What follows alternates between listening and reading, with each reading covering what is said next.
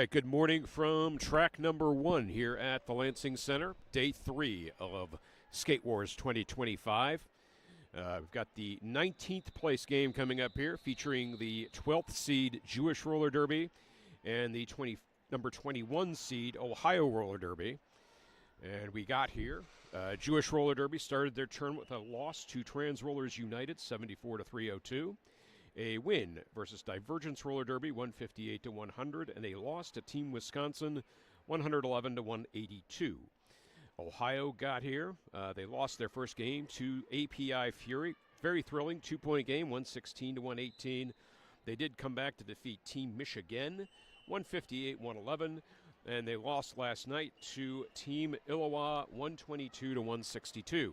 I'm Biff Mixalot, and I am joined by... Premature enunciation. Pretty excited to be here today. This is going to be the third and final day of Skate Wars 2025. Yes. Biff, you've been here all 3 days. Is there any skaters you think we should start looking out for going into this bout?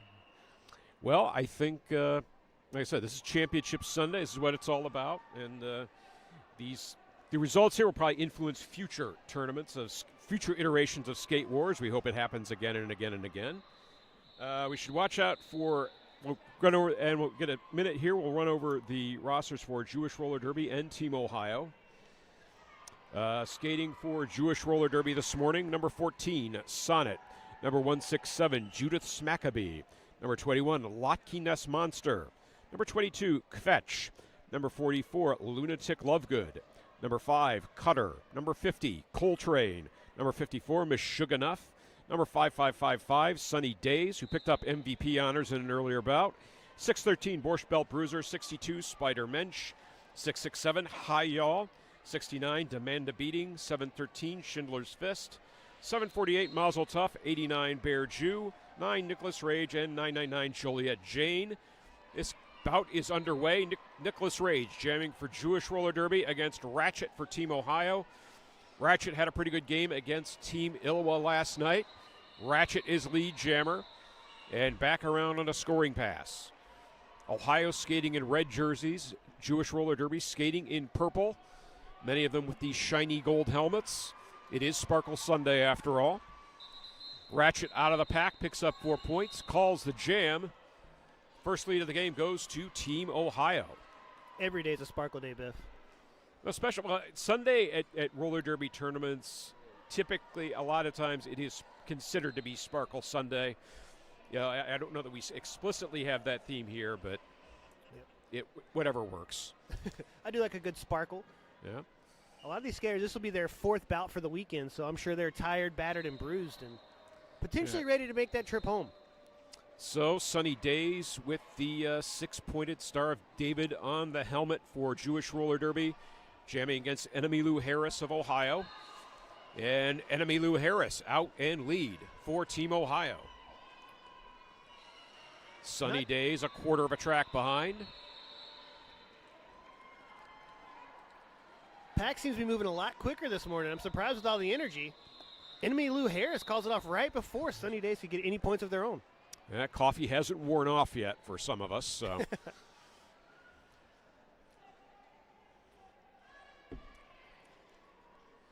Star Platinum, new jammer to the line for Team Ohio. I'm not a coffee person, so I'm still trying to get through my juice this morning. Mazel Tov, the jammer for Jewish Roller Derby. Definitely my favorite thing about roller derby. These names are fantastic. I love the plays on words. The names make it, yeah. So both jammers into the pack. Still lots of bobbing and weaving in the pack. It's like Mazel Tov has made the most forward progress of the two jammers. Now, if I'm not mistaken, Jewish Roller Derby is a borderless team, correct? They are. They've been kind of a fixture among the borderless teams. They're among the first to get started, along with Black Diaspora Roller Derby and Team Indigenous Rising. Indigenous Rising not here this weekend. But all three of those teams participated in the most recent World Cup in Austria. Oh, wow. And in preparation for that, they skate in other tournaments, including but not limited to Skate Wars. Both jammers still mired in the pack. We're almost a minute into the jam. No lead status has been awarded. Man, these defensive walls right here for both teams are really putting these jammers down. As soon as I say something, next thing you know. That's right. That's the commentator's blessing right there for Team Ohio. Oh, I like that, calling it a blessing. I've never heard it that. I've always heard it called a curse. It's often referred to as a curse, but this time it invoked a benefit to Team Ohio. True. So I like that. It's always from now on is the commentator's blessing. Never calling it a curse again. Okay. Jewish roller derby. Star pass to Spider-Mensch as the jam ends. 2 more points for Team Ohio. They extend their lead to 8-0. Jewish roller derby still at 0.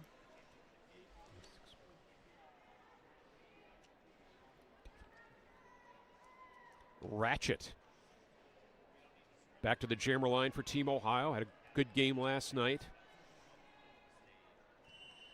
Picked up MVP honors for Ohio in that game against Illois.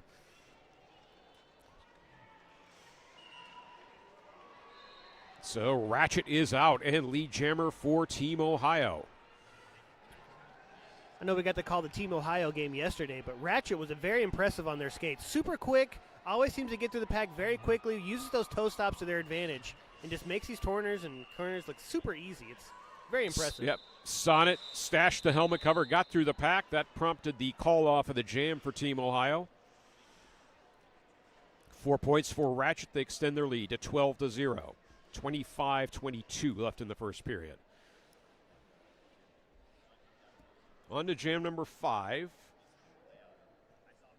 Nicholas Rage back to the jammer line for Jewish roller derby against enemy Lou Harris of Ohio. Each team with a full set of blockers to start the jam.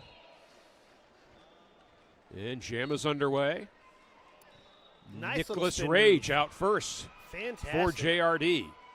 I do believe this is their first lead jammer. Yep. Wow. First of the game for Jewish roller derby.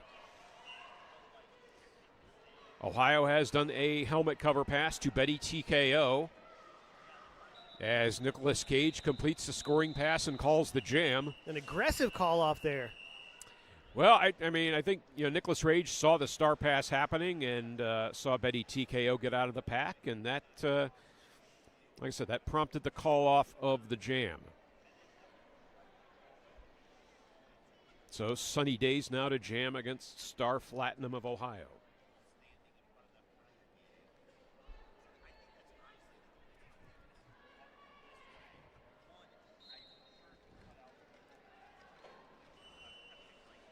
Star Platinum, 2 blockers to beat at the front, but Sunny Days finds an inside line.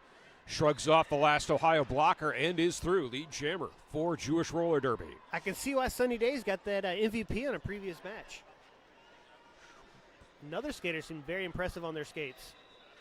Very broad shoulders to contain that 4-digit jersey number for Sunny Days. 5555. Sunny Days will call the jam, and that'll bring Jewish roller derby to 50% of Team Ohio's score. They trail now 6-12. There you go with those numbers again. Darn straight. That's what I'm here for.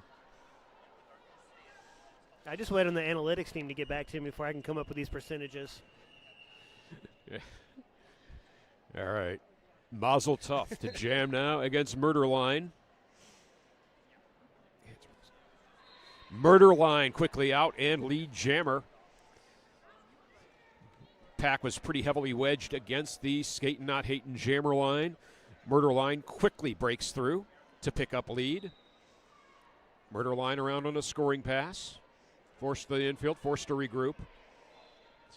It's been a pretty clean first half so far. I believe this would be the first penalty for either team, if I'm not mistaken. I think Jewish roller derby lost a couple of blockers to the penalty box earlier on, and another one heads to the penalty box. Murder Line, the jammer with lead status. Mazel tov. Drawn back into turn 1. Yeah, and Murder Line is through for 4 points. Mazel tov yet to complete an initial pass. Hands off the jammer star to Bear Jew. If you appreciate an Inglourious Bastards reference. Murder Line calls the jam 8-0 for Team Ohio. A small piece of me hopes that the Bear Jew carries a wooden baseball bat around with him. The jammer helmet cover doesn't quite carry the same weight, but it has status, but, I mean, honestly, I'd be scared either way, whether they were jamming towards me or had a wooden baseball bat, I think. Ratchet to jam for Ohio against Sonnet. Sonnet, I believe, a skater for Ann Arbor roller derby. Ratchet met and held up long enough for Sonnet to get through. Lead jammer for Jewish roller derby. Ratchet's in pursuit. Blockers regroup in the back straightaway. Betty TKO at the front directing traffic for Ohio. Both jammers forced into the referee lane. That will force Sonnet to call the jam. 2 points for each team. Ohio leading by 22-8.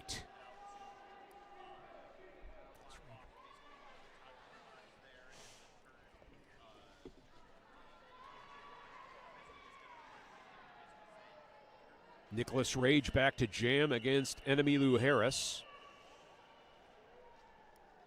With 20 minutes, 43 seconds left in the period. In this, the 19th place game at Skate Wars 2024.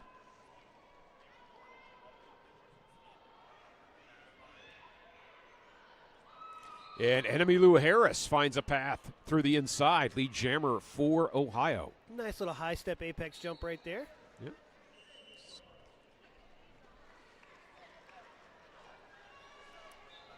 Nicholas Rage out as well. Enemy Lou Harris will call the jam. 4-0 to Ohio.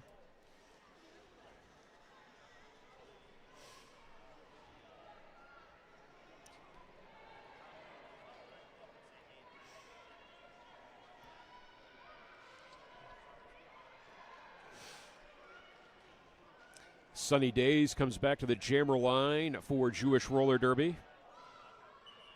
I believe that's Star Platinum jamming for Ohio. And Sunny Days quickly through.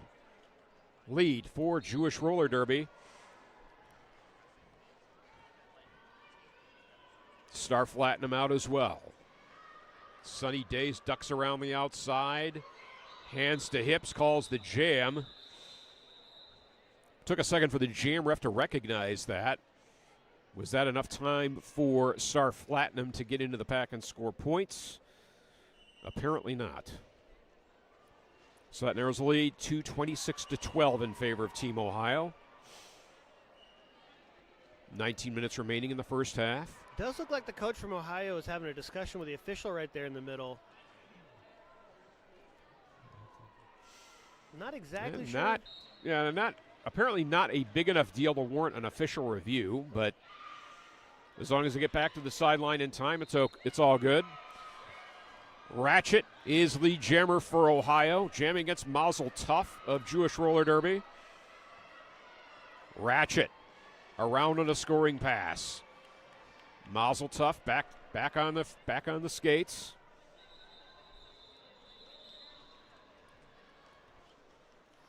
Jam is called.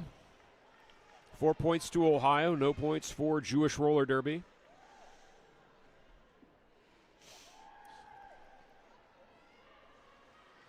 Fans are already here hooting and hollering. I'm not sure if you hear that already. Yeah, a little bit. Got games going on the other two tracks. Someone's able to wake up early and get that mojo going. Yeah. And Ohio calling a timeout. And while we've done that, why don't we take a why don't you run through the roster for Team Ohio? Team Ohio is in white, starting with 0-3 Ratchet, 1-0 Taco Bout Pain, 1-0-1 Terra Hole in 'em, 1-1-1 Slamwise Gamgee, 1-4-3 Bruta Chris, 1-6-8 Mojo Andersmash, 2-8 Killer Queen, 3 Betty TKO, 3-3-3 Stellar Luna, 4 Coco Sparks, 4-2 The Indominus Hex, 5 Foxy Force, 6-6 Shipwreck, 7-1 Star Platinum, 7-4 Enemy Lou Harris, 860 Carpet Burns, 988 Maloik, rounding out 99 Murder Line. Ooh, I Okay. just realized that rhymed. 99 Murder Line. Yep. Think that that makes was sense. think it was done on purpose. Of course it is. I thought This so. is Derby. Of course these things are done on purpose. A lot of thought goes into some of these names. It's like Timeouts. It's like when you put the name and the number together and it makes sense. Yeah, even better. It's fun to say. Sometimes I'm reading some of these names and I don't get them at first, and then the bell and the light goes off in my head, and I'm just like, oh, that is so good. All right, back to action. Timeout is over. Stellar Luna jamming for Ohio against Sonnet of Jewish Roller Derby. Sonnet picks up lead.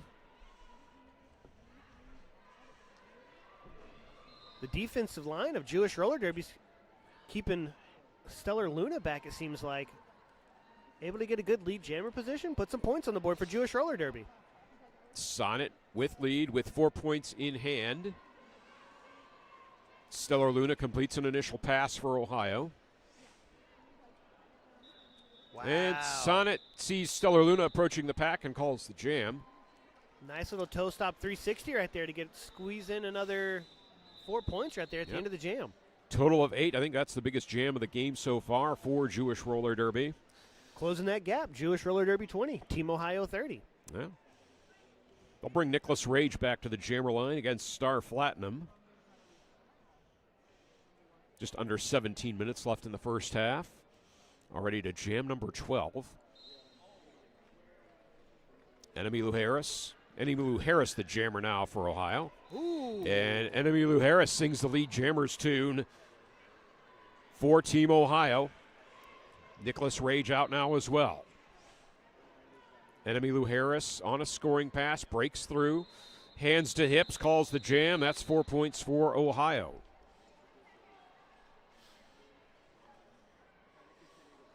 Ohio extending their lead to 34-20.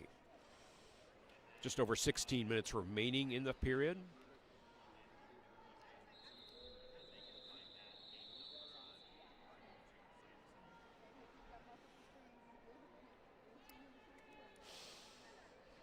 Team Ohio dialing 99 for Murder Line to the Skatin' Not Hatin' Jammer line against Sunny Days of Jewish Roller Derby. And Murder Line, Almost Murderline able to sneak out. had some momentum going there on the toe stops, but got tripped up at the very end. Was forced all the way back behind the jammer line. Both defenses doing some recycling here. Yep.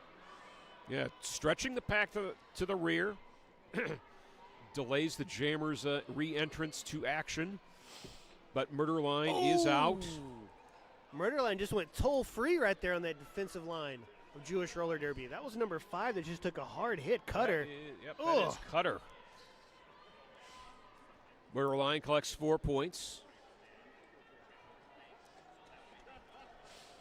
Apparently neither jammer with lead status. Sunny Days shrugs off the last block, picking up 4 points for Jewish Roller Derby. Murder Line. The outside, Line. back to the inside. 4 more for Ohio. Sunny Days on a second scoring pass for Jewish Roller Derby as Murder Line starts their third. I want to rewrite the Neil Diamond song from Caroline to Murderline now. Instead of like bump, bump, bump, you say bring the pain. Ah, okay. Oh.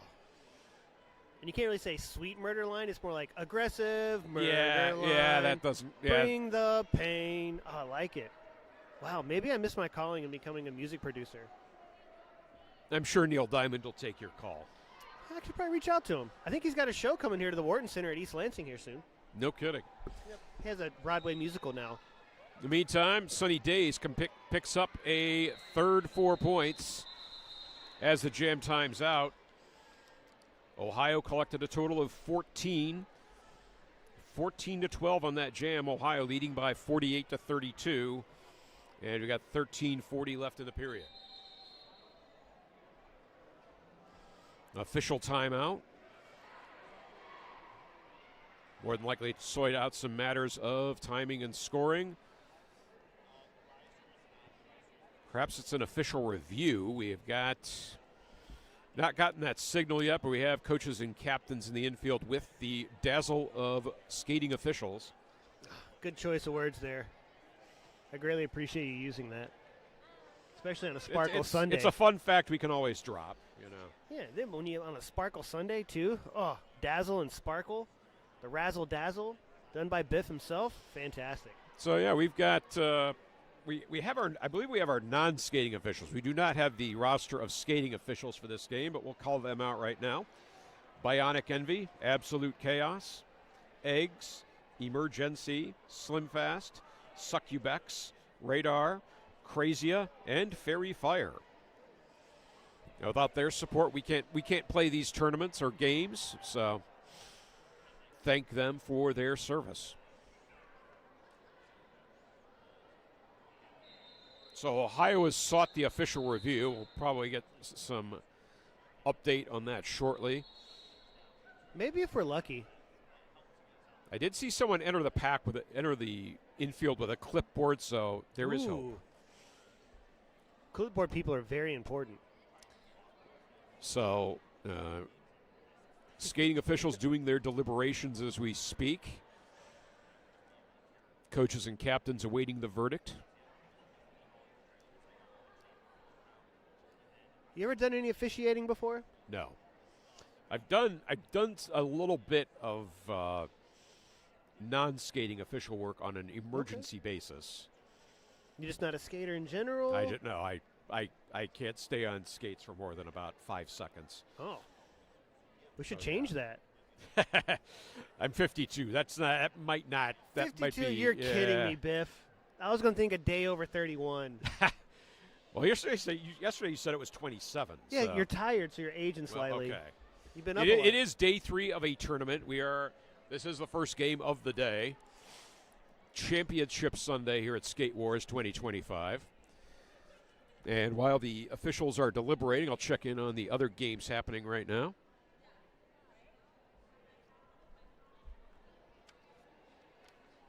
Team Maryland is up 152 on Divergence Roller Derby.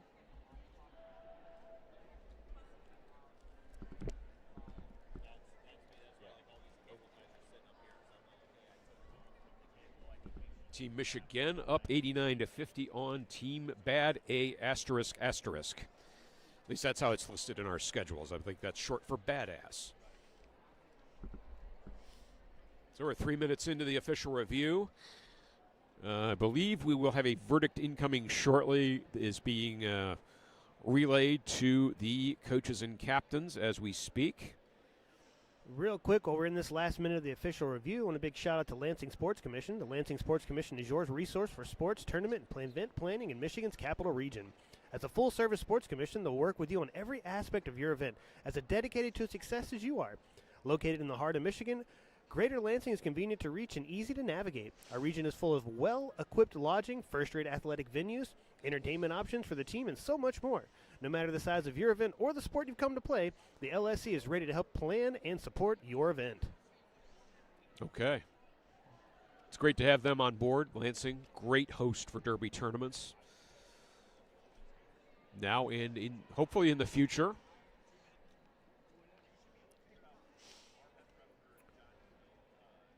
Ooh, still more deliberating going on.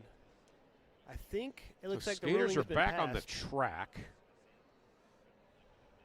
I'm assuming the ruling has been passed down, it looks like.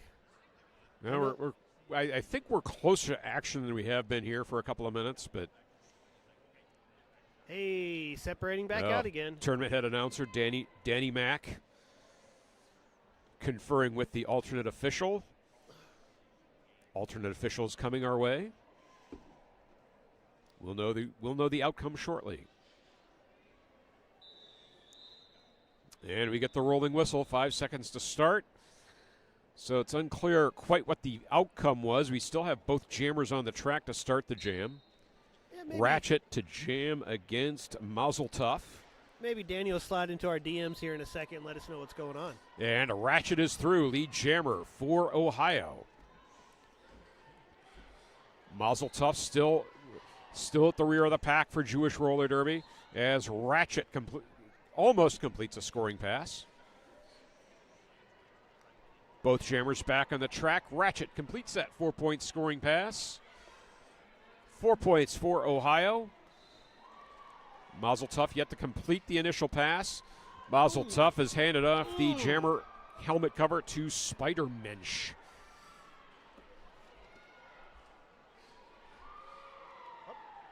Looks like old DM's over here about to give us some information on that last official review. Ratchet continuing the scoring pass with lead, 8 points in hand. Ratchet seem to be picking up where they left off yesterday. Super quick on the skates, putting as many points up as they can. There was a key point in the second half of the game against Iowa. Ohio was down by roughly 30 points. Ratchet picks up a 22-point jam to bring them within 10. So Jewish Roller Derby completing the star pass to Spider-Mensch. Spider-Mensch with one blocker to beat at the front, going chest to chest with Maloik. Oh. Maloik, the longtime skater with Burning River Roller Derby. Ratchet will call the jam after picking up 16 points. And it looks like Jewish Roller Derby will now be requesting an official review. I do believe that would be the largest jam so far of this bout. Yep, biggest jam of the game for Ohio. For either team, really.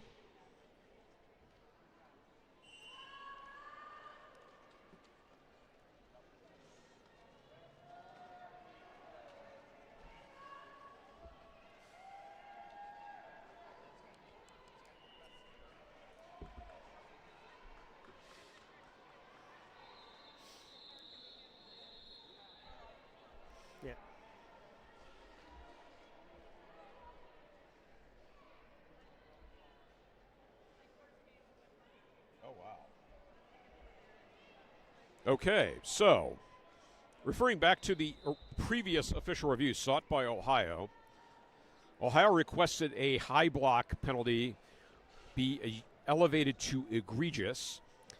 The result of that is number 713, Schindler's Fist, being ejected from the game for an egregious high block. Oh. Ohio retains the official review. So wow, Ohio has that. Yeah, that's a big deal. Yeah, I can't wait to see that on a replay later. Okay. That was wild. Yeah. I didn't notice that. I don't know if it happened on like turn one or something like that, but I didn't notice too high of a block that happened there. Well, it was enough. Like Ohio probably had a better perspective on it from their angle on the track than we did. Ooh. So and that's again high why blocks are dangerous. You can't mess with that. So noggins are important. Indeed. And so are ankles and water. Knees. Yeah, that's all. Yeah. So I think deliberations taking much less time this go around. Coaches returning to their respective benches.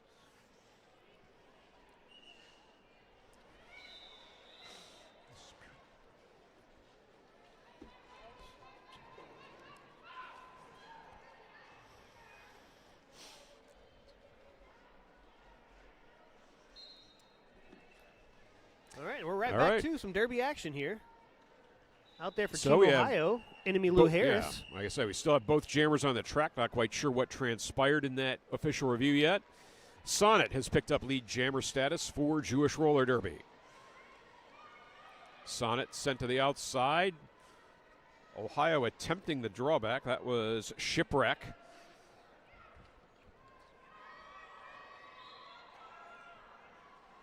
Oh. Sonnet was lead jammer, and apparently Ed picked up a penalty. So to the penalty box for Jewish Roller Derby. Ohio now on the power jam. Enemy Lou Harris. Power jam. Good old monster truck reference there, if you didn't know. Enemy Lou Harris, jammer of record for Ohio. Pack sets up the exit of turn 2. Ohio's blockers swing into offense. Jewish roller derby setting up a tripod at the front of the pack. Ooh. Anchored by Joliet Jane. And enemy Lou Harris is out. That's 4 points for Ohio.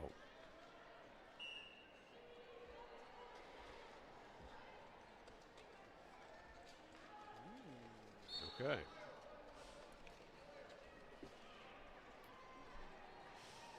So we do have an outcome of that official review. We'll get that at the end of this jam. Sonnet's penalty has expired.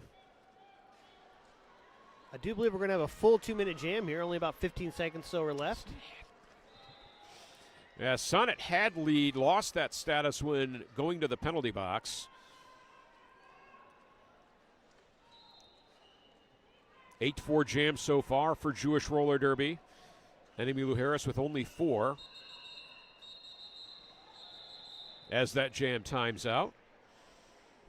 So a total of 11-6 in favor of Jewish roller derby.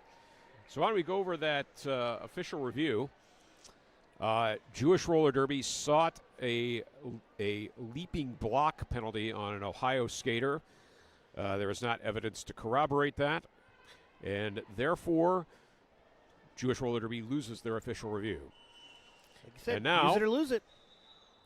Ohio, in that spirit, has requested an official review.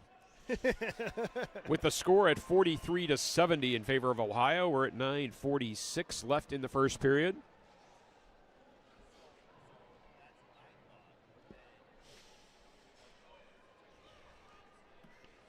Those officials are having to work extra hard this morning.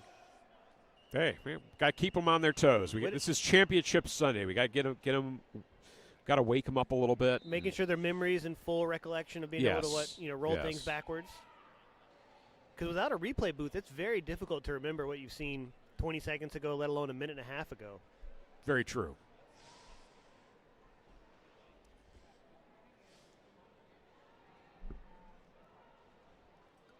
I mean, granted, we do have live streams going right now, so if you at home wanted to take there, pause the live stream, back it up a little bit, you can actually collaborate with what the officials were seeing, or collaborate. Collaborate? I'm not sure if the camera angle for the live stream, from what I have seen of it, would be very helpful to the officials in this context. Mm-hmm. Well, I mean, but the people at home could still sort of kind of take a quick peek. They could guess.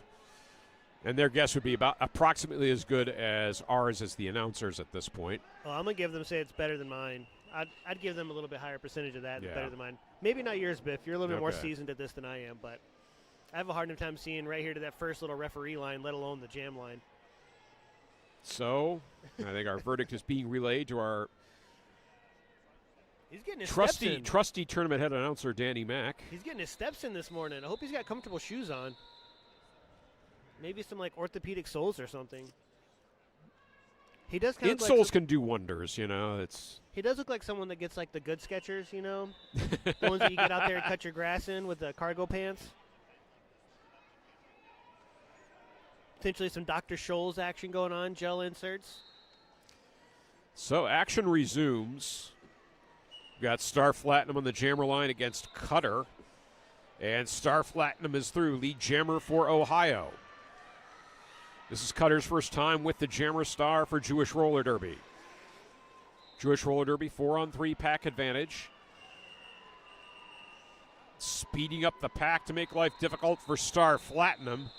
Ooh, looks like one skater went down from Jewish roller derby, which allows for, I believe, a 1-point pass for Team Ohio. So that was a quick call off for Star Platinum, picking up only 1 point for Ohio. They lead now 71-43. Ratchet back to the jammer line against Nicholas Rage.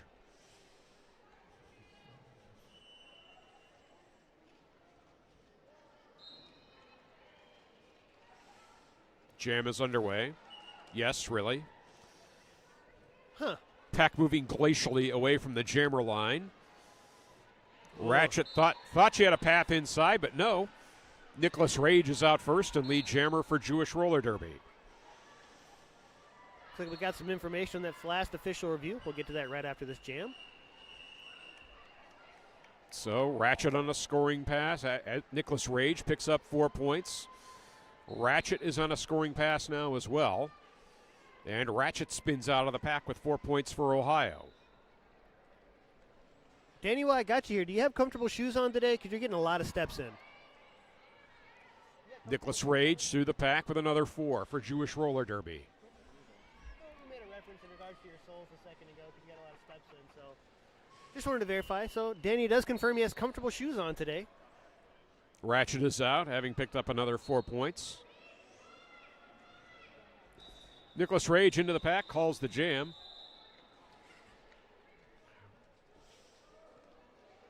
So an 8 to 11 jam in favor of Jewish Roller Derby. Closing that gap. Yep, 79-54.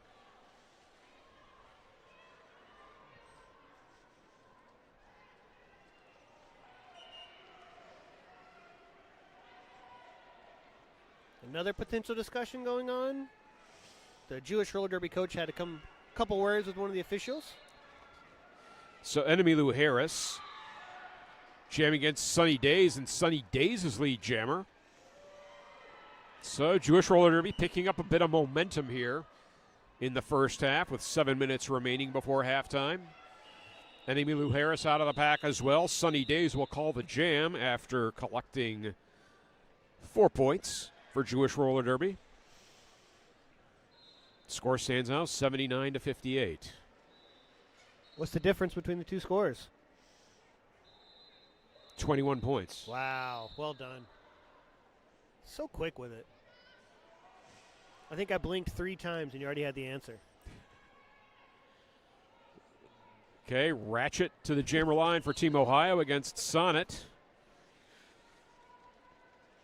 I'm not going to lie. Yeah. I had a hard time understanding Danny's writing over here, so did you catch that last official review? I did not. Maybe we need to request that again, but whatever happened, Ohio lost the official review. So yeah. that's the. I guess that's the important thing. That's the main outcome of what happened there. Jam is called. 1 point for Jewish Roller Derby, no points for Ohio. We have a 20-point game right now with under 6 minutes left in the half. See, I could have done that one. Yeah, that that's math nice, I could have got. Easily divisible, Easy answer peasy. there. Star Platinum jamming against Cutter. Yeah, I started to run out of toes and fingers a while ago to keep up with the score, so.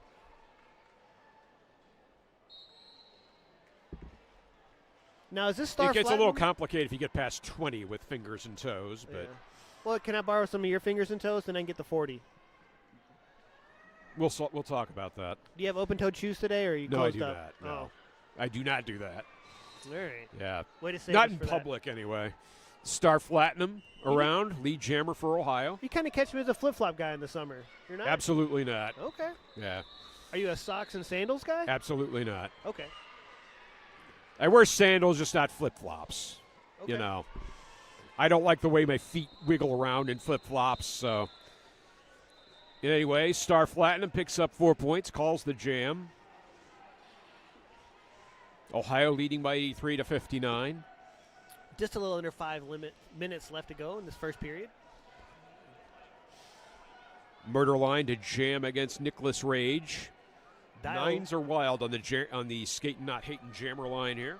Number 9, Nicholas Rage. Dial 99 for Murder Line.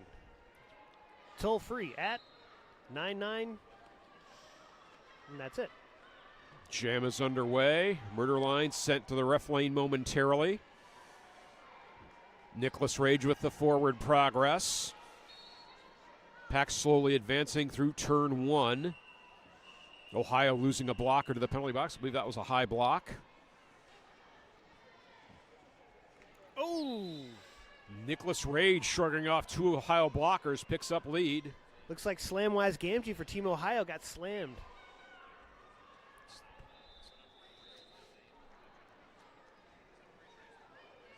Murder line completes the initial pass. Nicholas Rage does a brief apex hop, calls the jam. That's 4-0 to Jewish Roller Derby. They trail 63-83. Back to those 20 points again. Keeping it close. I like it. Okay. I think this is going to end up coming down to the wire. Yeah, this is a very, very evenly played game to this point.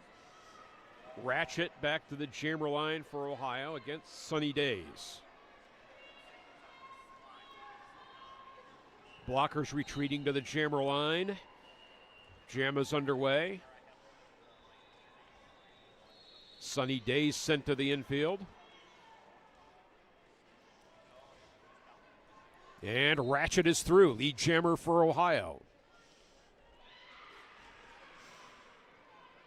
Sunny Days through as well.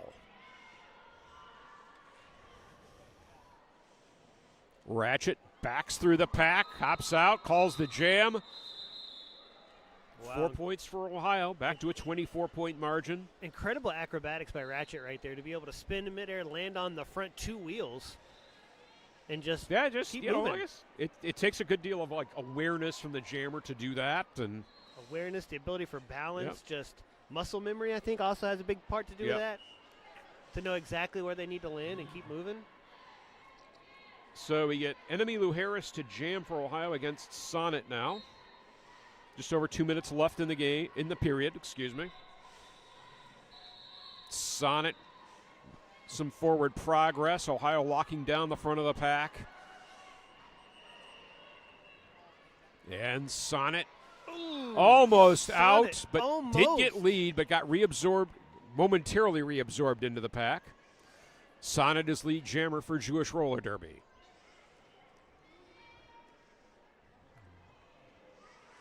Enemy Lou Harris, the jammer for Ohio, breaks out.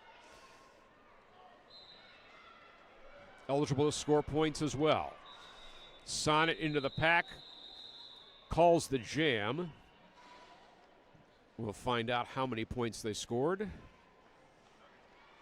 3 points to Jewish Roller Derby, 87 for Ohio.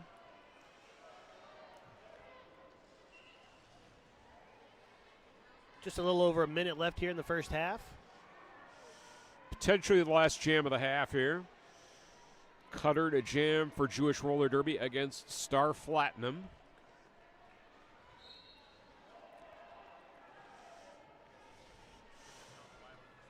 Jam is underway. Star Platinum looking for an outside line. Ooh. Cutter trying to find a path to the inside. Lots of bodies hitting the floor over there. One Jewish Roller Derby blocker to the penalty box. Pack advancing through turns 1 and 2. Ooh. And Star Platinum is out first. Lead jammer for Ohio.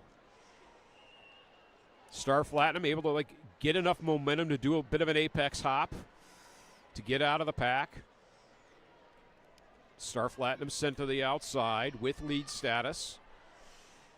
Cutter yet to complete the initial pass for Jewish Roller Derby. Maloik and others holding up Cutter's progress at the front of the pack. Shipwreck goes Edmund Fitzgerald on a Jewish Roller Derby blocker. Meshuggah doing some recycling. Star Platinum drawn back into the back straightaway. And Cutter finally breaks free.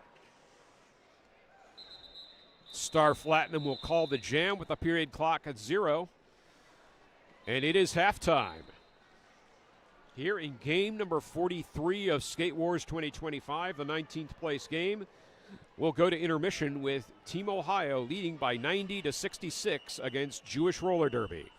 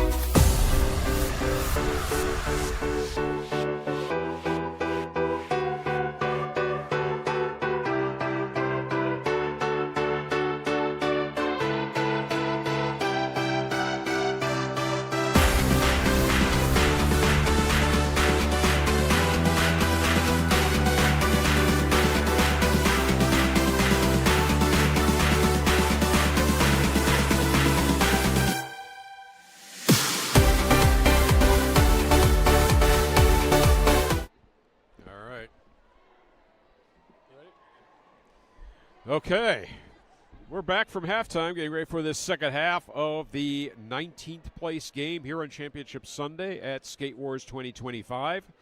We have Team Ohio taking on Jewish Roller Derby. Ohio leads by a score of 90-66.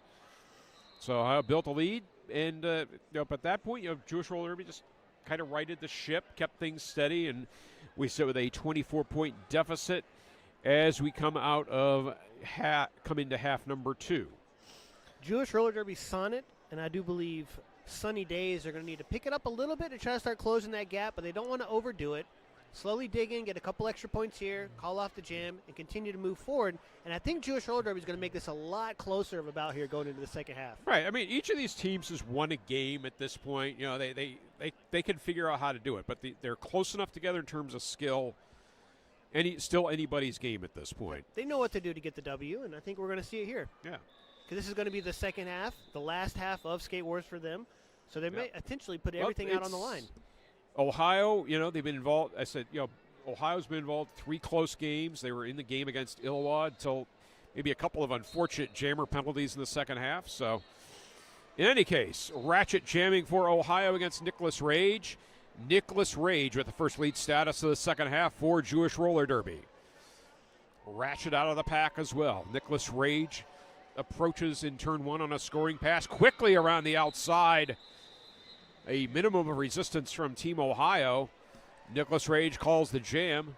Quick 4 points. Yeah, 4 points. I think that's what Jewish Roller Derby is going to need to do. Get a quick 4 points, call it. Quick 4 points and call it. Don't give Team Ohio any chance to get any points on the board. Well, I guess that's anybody's strategy in the long run when I really think about it. Indeed. Yeah, very true. Don't let the other team score. And that comes to play with any sport when you really think about it. Enemy Lou Harris to the jammer line for Ohio against Sunny Days. And Sunny Days has picked up MVP status in a previous bout, and Sunny Days is lead jammer. Enemy Lou Harris in hot pursuit. Pack speeds up, comes to a halt at the apex of 1 and 2. Sunny Days calls the jam. Did Sunny Days sneak by? Oh, it looks like they didn't. Neither points. jammer scored any points on that. It looked like Sunny Days maybe called that a hair early. It's getting close. So a 0-0 jam. Score stands 90-70 in favor of Ohio. Call that jam tied because it was a wash.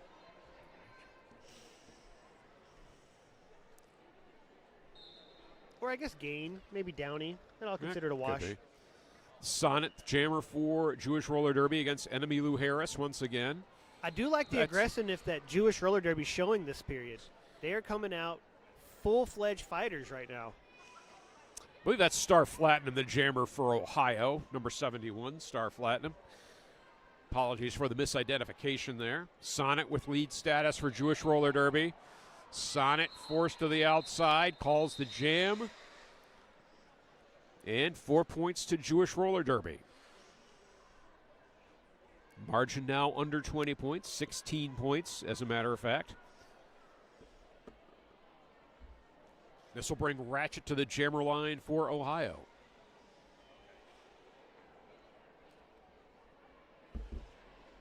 Against Cutter of Jewish Roller Derby.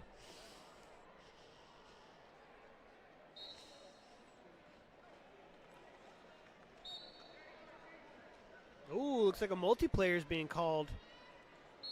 But I'm not sure on who yet. Yeah, we haven't seen anybody go to the penalty box yet.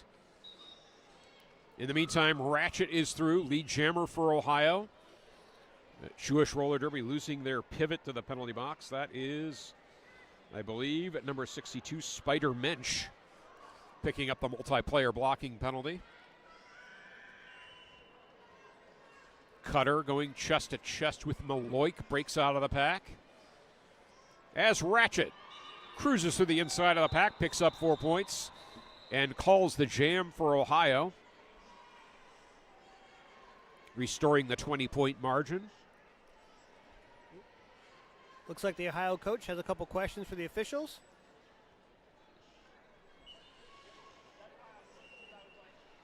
Mazel Tough returns to the jammer line for Jewish Roller Derby against Enemy Lou Harris. Quick official timeout here.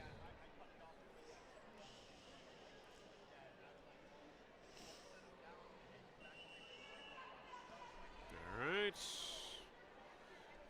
Well, thank Capital City Market, offering low prices and a beautiful assortment of fresh produce and local Michigan-made products. We also feature a full grocery selection, including the Meyer brand and national favorites that you already love.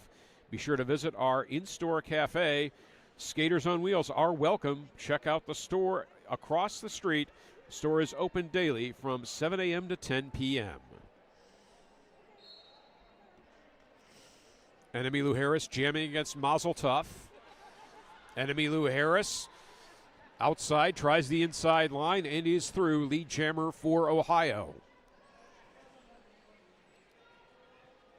Mazel Tov wedged against the outside track boundary right now as Enemy Lou Harris gets through for 4 points.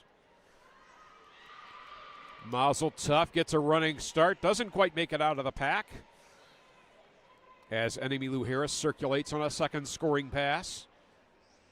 And Enemy Lou Harris is through.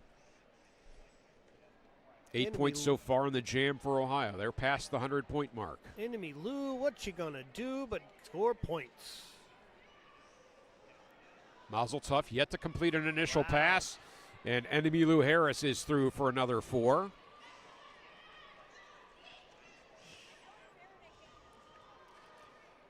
Mazel Tov handing off the helmet cover to Spider Mensch as Enemy Lou Harris completes a 4th scoring pass. 16 on the jam for Ohio.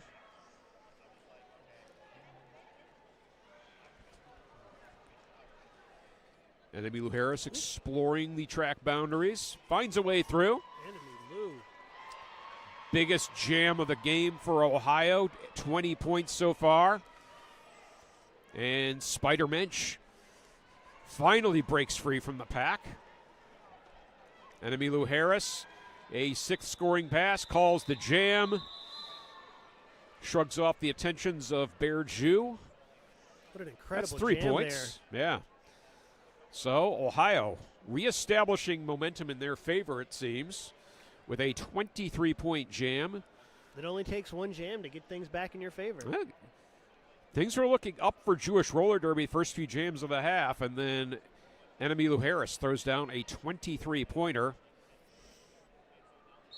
24 minutes left in the game. Nicholas Rage jamming against Star Platinum. Nicholas Rage out and lead for Jewish Roller Derby. Star Platinum breaks out of the pack now as well. Nicholas Rage on a scoring pass. Pack stalls in turns 1 and 2. Nicholas Rage drives the skate, spins out, calls the jam. Gets the quick 4 points and calls it off. Yes. Now Star Platinum was coming to the pack at speed. Probably a smart move there for Nicholas Rage to end the jam.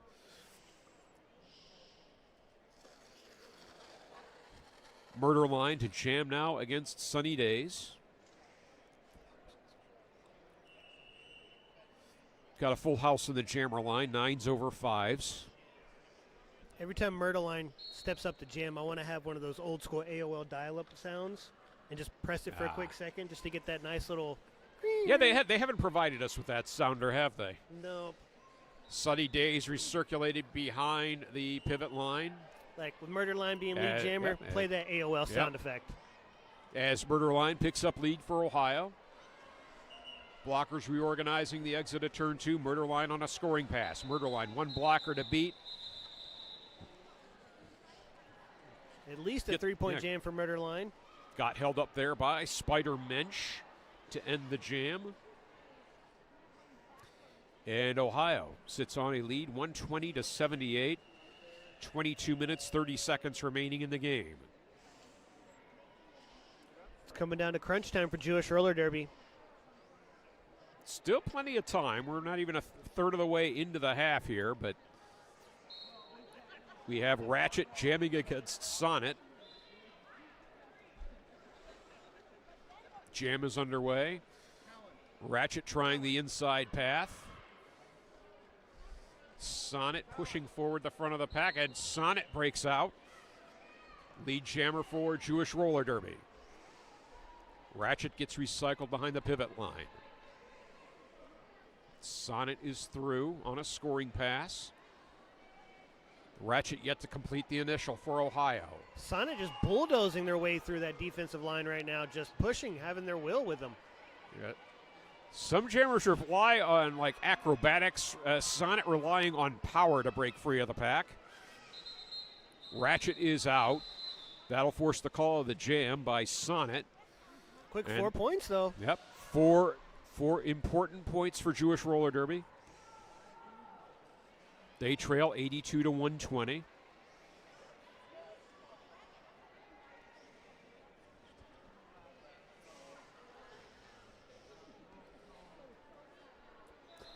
Looks like Cutter will be the jammer for Jewish Roller Derby and setting up for a running start against enemy Lou Harris. Looks like it's going to be a team timeout, I think. Maybe. Or an official timeout? Yes. It's indicating an official timeout right now. Don't see any indicators blinking for a team timeout. Yeah, it looked like when the coach came out on the track, that's why I thought it was either a potential official review or team timeout, but yeah. Anyways, they're all just getting to hang out and talk now. Yep. That's what we can do in roller derby.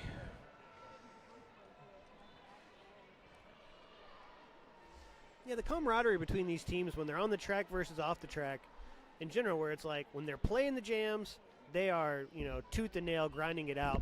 And then in between the jams, everyone's best friends, high fives, hugging, dancing around. Yep. And Lots of fraternization in this sport. And yeah, it's a lot of fun. There's not too much like toxicity that I've seen between any of the teams where they just don't get along. It seems like everybody gets along with everybody and has like a good time. It's a very good group of individuals that are involved in the roller derby community.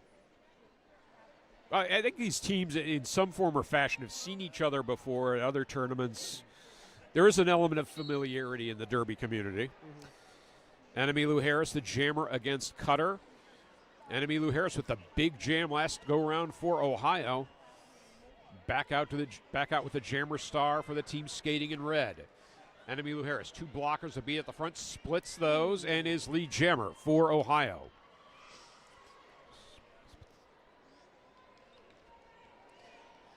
Cutter still to complete an initial pass for Jewish Roller Derby. Oh!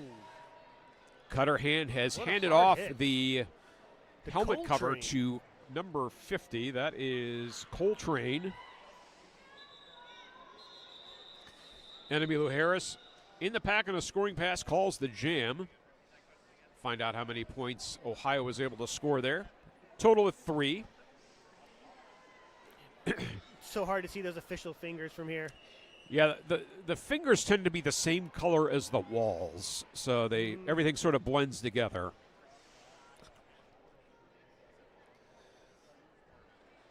Murder line to jam now against Nicholas Rage.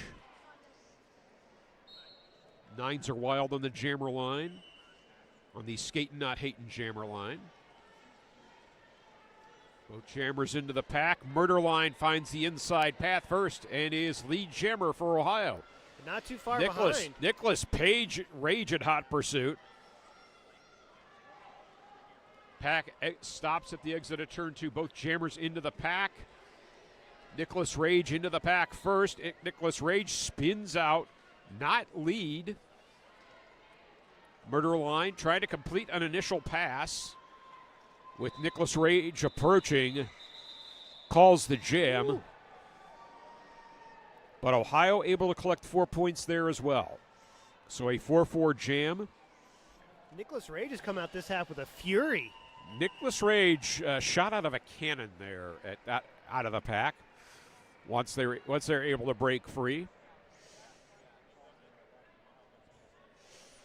Enemy Lou Harris will return to the jammer line against Sunny Days.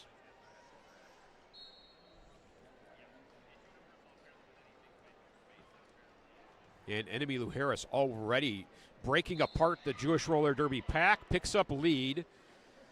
Quick recycle. Got immediately recycled. Wow. Sunny Days showing off the skate skills as well. Yeah, Sunny Days just on the initial, having just completed the initial pass, is eligible to score points. And enemy Lou Harris will call the jam. But Sunny Days able to collect 4 despite not being lead jammer. That's some great skating skills right there. Not lead, still able to get a full pass and 4 points. Good pack work there by Jewish Roller Derby. Once the Ohio jammer broke free, they able to quickly get them back into the pack and slow down the momentum. So 37-point game. Star Platinum to the jammer for Ohio against Sonnet. And Sonnet, yeah, quickly through in lead jammer. Or jam ref is waffling here a bit. Sonnet is lead jammer. Star Platinum yet to complete an initial pass. Ohio forcing Sonnet to the outside track boundary. Star Platinum is through. Pack advancing to turns 3 and 4. Sonnet bumped out by Coco Sparks,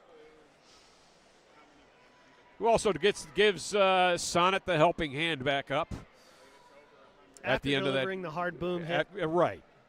Like, hey, love and shoves right there, all in one sequence.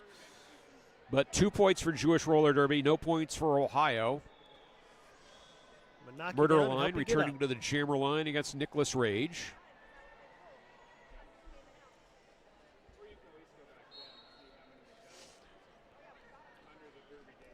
Murder Line tried the outside line. That allows Nicholas Rage to get through the inside and pick up lead status for Jewish Roller Derby. Oh, power jam for Nicholas Rage. And a jammer penalty to Ohio. That's got to put Nicholas Rage on the power jam.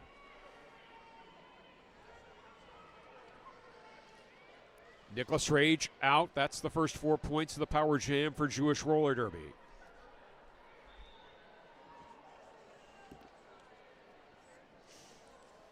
Jammer penalties, the downfall of Team Ohio against Team Iliwa last night. And midway through the second half, not what they need here. Nicholas Rage on a second scoring pass. He's forced to the infield, will have to recycle as the penalty to Murder Line is expired. Nicholas Rage calls the jam. And 4 additional points for Jewish Roller Derby. They get 8 total. I think 7 or 6. 6. Oh, wait. 4. They're just making Score up numbers is changing second by second. They eventually settle on 7 for Jewish Roller Derby. So score stands at 127-99 in favor of Ohio. We are halfway through the second half. Ratchet jamming against Sunny Days. Ratchet trying an inside path, as is Sunny Days. Ratchet wedged to the inside track boundary by the Jewish Roller Derby pack. That gives Sunny Days a seam, and Sunny Days is through. Lead jammer for Jewish Roller Derby. Ratchet powers out of the pack, completes the initial pass for Ohio. Sunny Days around the outside, thinking about calling the jam, and does so. Bringing it back, jam by jam. So now we have a 24-point game. Little by little, brick by brick, Jewish Roller Derby getting back into the game. And we have a team timeout taken by Ohio.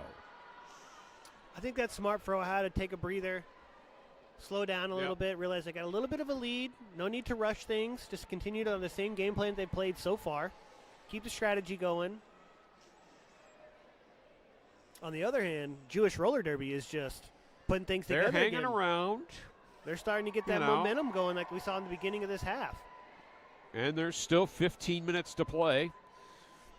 I mean, we saw a 23-point jam by Ohio here, just a few minutes ago. Yeah, without Seems that 23 that points. Jewish Roller Derby could easily replicate that at this point. Yep, without And that. that's the margin in the game right now.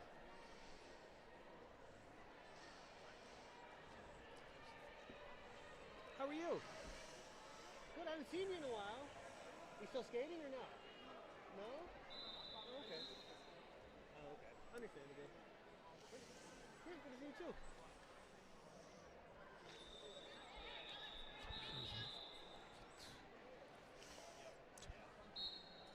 All right. Timeout is over. We get Sonnet back to the jammer line for Jewish Roller Derby against Enemy Harris. Oh, back to it then. Yep, Sonnet is out in lead. Enemy Harris has passed the helmet cover to Maloik.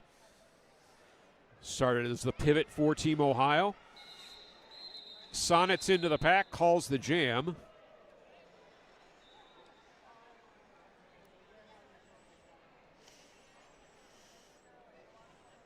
And not sure how many points Sonnet was able to pick up. Looks like maybe 2 or 3. Your eyes are better than mine. 3 points it is. Oh, wait, there's a scoreboard in front of us. Yeah. Finally get the answer. Lead stands at 21. All right. New jammer to the jammer line for Jewish Roller Derby. That's Hayal. Jamming against Stellar Luna of Ohio. 13 minutes, 13 seconds left in the game. Ohio clinging to a 21-point lead. And Stellar Luna is through, lead jammer for Ohio. Stellar Luna's on that speed trick right now. Ooh. And Stellar Luna quickly around the outside. Hayal has passed the jammer helmet cover to Coltrane, number 50. Stellar Luna on a second scoring pass. Stellar Luna into the pack, calls the jam. Did Stellar Luna keep Jewish Roller Derby off the scoreboard? And it appears that she did. Looks like it. So a 7-point jam there for Team Ohio. They lead by 134 to 106. 12 minutes left in the game.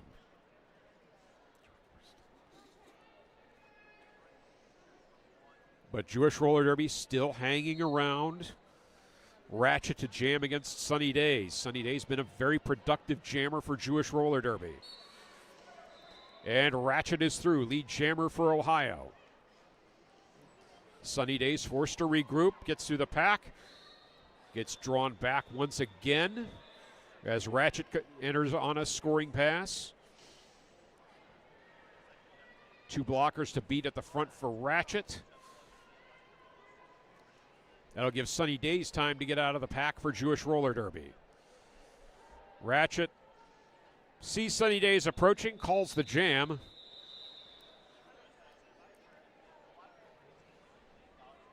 And looks like 2 points for Ohio, no points for Jewish Roller Derby. Score stands 136 to 106. Nicholas Rage now to jam against Enemy Lou Harris.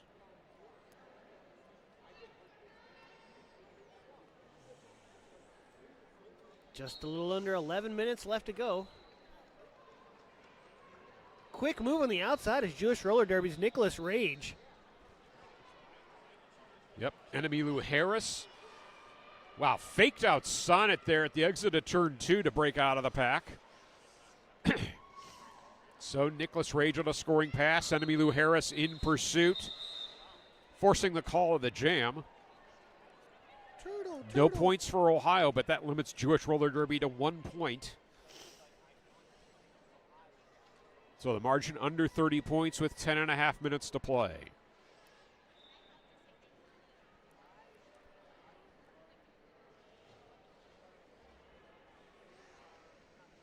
Ratchet to jam now against Mazel Tov.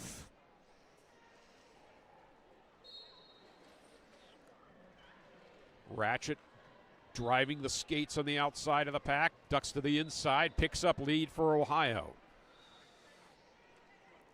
Mazel Tov still stuck at the jammin', skating, not hating jammer line. Ooh, sneak on by. Mazel Tov spun out of the track by number 101. That's Terrell Hole in you.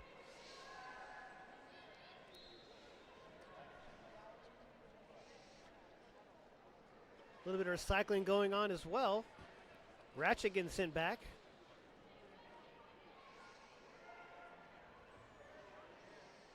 So Ratchet spins to the inside, picks up 4 points for Ohio.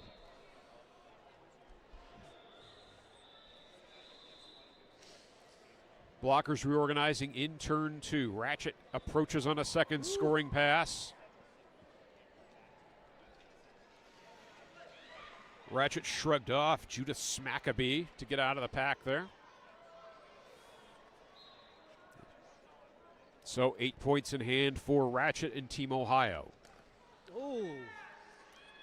Spider Medj delivering a key block there on number 28 for Ohio. That's Killer Queen. Mazel Tov finally completes the initial pass for Jewish Roller Derby. But right behind is Ratchet. Yep. Ratchet with 12 points as both jammers approach.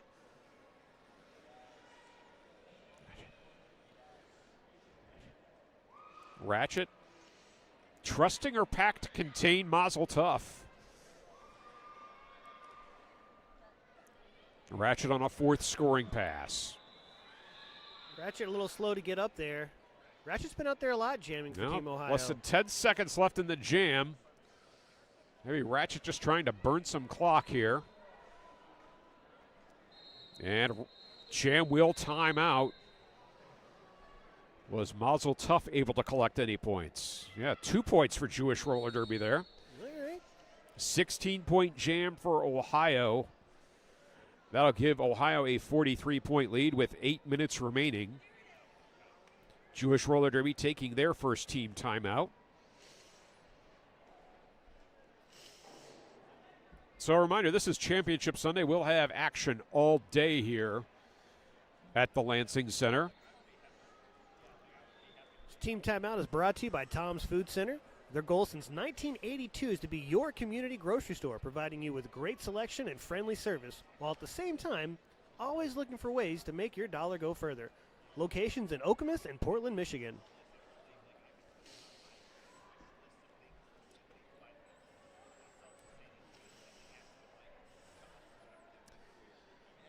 So winner of this game takes 19th place. And for Ohio, that represent a 2-position improvement on how they entered the tournament as the 21st seed. Jewish Roller Derby slipping to, it would be 20th place here. So there is no real formal ranking structure for these state and borderless teams, but I would believe that the results of this tournament will influence the seeding for future editions of Skate Wars. Okay. Now, do you know how many years Skate Wars has been going on? No, this is the second in its current format. I think there was a tournament before that with Mitten Kittens. Okay. In any case, Sunny Days, lead jammer for Jewish Roller Derby. Enemy Lou Harris, the jammer for Ohio, out and eligible to score points. Sunny Days into the pack, calls the jam. Quick. Picking up 4 quick points for Jewish Roller Derby. The clock is not the friend of Jewish Roller Derby at the moment. They trail 112 to 152. Less than 7.5 minutes remaining in the game. I'm not sure if the clock is anyone's friend in the long run. In life, yes. I mean, but in this particular juncture of the game, it is not the friend of Jewish Roller Derby. Ooh. Sonnet. Oh, well, Sonnet senses the urgency, picks Quick up out. lead for Jewish Roller Derby. Stellar Luna, the jammer for Ohio, has broken free of the pack. Sonnet into the pack, calls the jam. 2 more points for Jewish Roller Derby, none for Ohio. Hey, if it's going to take 2 points at a time, Yeah, I mean, they can do it. It's just going to take. It might need 20 to break more off a jams. bigger chunk at some Yeah. point. So a 38-point margin with 6.5 minutes remaining. All right, Nicholas Rage is up for a good 20-point jam here. I can feel it brewing. It could happen. The announcer's blessing Yes. right here. That's right. Try to evoke the announcer's blessing for Jewish Roller Derby at the moment. Nicholas Rage jamming against Ratchet. Ohio pivot to the violet spicy skates, spicy designs penalty box. And there it is. Here we go. Nicholas Rage, lead jammer for Jewish roller derby. And that pesky Ratchet right behind. Yeah. Jewish roller derby's pack containing Ratchet to this point. But Nicholas Rage quick to call that jam after picking up only 2 points.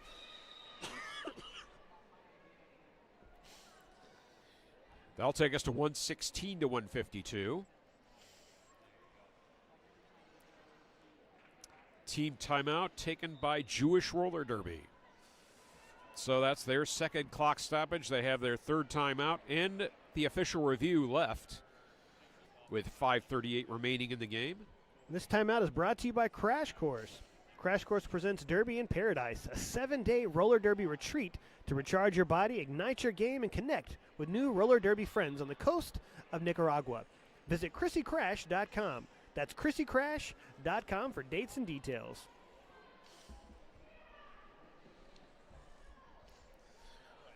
So sunny days to jam against Emmylou Harris once action resumes.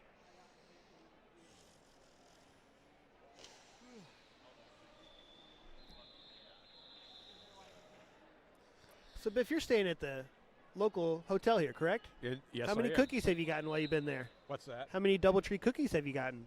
I only got the one at check-in. So you know you can get as many cookies as you want. All you got to do is just when you go past the front desk, just say, hey, can I get a couple cookies? And they'll give them to you. Okay, that's good to know for future reference. But sunny days jamming against Emmylou Harris. And Emmylou Harris at a clutch time gets lead for Team Ohio. Sunny days in pursuit. Pack scatters out of turn 2. Emmylou Harris through, calls the jam. And that's 4 points for Ohio. Those are good cookies, by the way. Oh, they're fantastic. Yeah. Especially when you get them warm. You know, that's always good. They have that little heater that stays back there, so they're made and they stick inside there. We try to go stay at a DoubleTree just for the cookies. Okay. Star Platinum to jam against Sonnet now. And Ohio's got Sonnet wedged against the jammer line. Sonnet breaks out. Still no lead. Star Platinum finding the inside path. Gets sent to the infield. And looks like Sonnet picked up a penalty somewhere in that process. And that's a jammer penalty at an inopportune time for Jewish roller derby. Star Platinum out, lead jammer, and on the power jam for Ohio. This could seal the game. Star Platinum unbothered around the perimeter of the track. Picks up 4 points, calls the jam with under 4 minutes remaining. We have an official timeout, maybe a team timeout? I think it's an official review being sought by Jewish roller derby. That's the signal I'm seeing from the jam timer down front.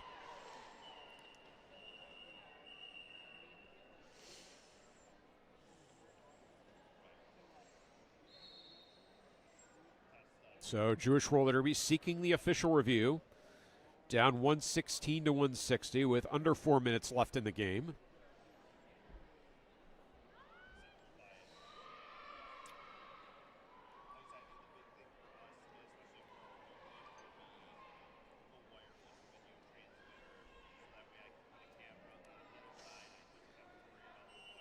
So following this game here on track number 1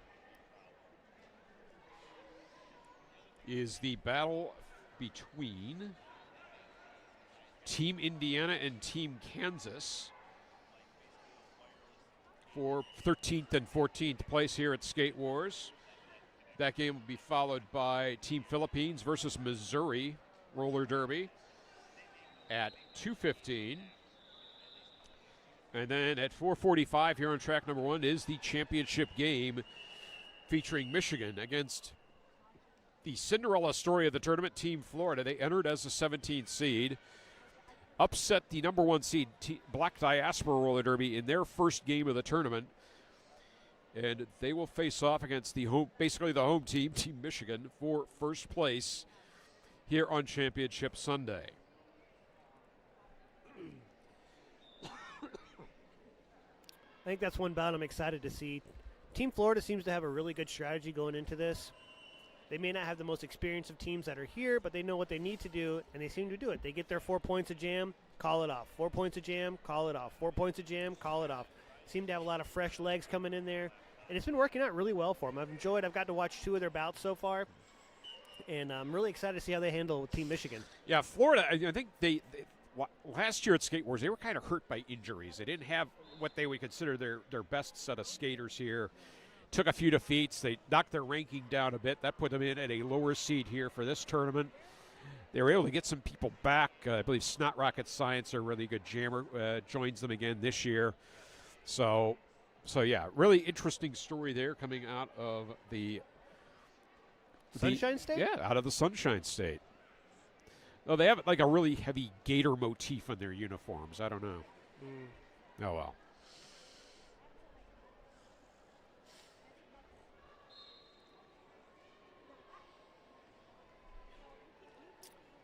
I spent the majority of my 20s in Florida. It's a beautiful place. I lived in the Destin area. Just absolutely loved it.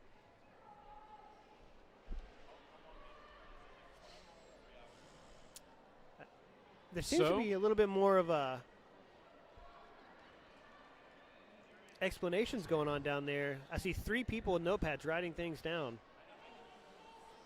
Yeah, it would almost I would have to believe that it has something to do with the penalty to Sonnet, but Sonnet remains in the penalty box as this jam starts. Ratchet with the Jammer Star for Ohio on the Power Jam start. And Ratchet gets sent to the infield by Spider Mensch. And Ratchet breaks free. Lead jammer for Ohio. Penalty to Sonnet has expired. Pack sets up the exit of turn 2. Ratchet on a scoring pass. Ratchet. Man, splits the pack. Wow. Ratchet, super impressive Escapes the web of Spider Mensch. Spider Mensch.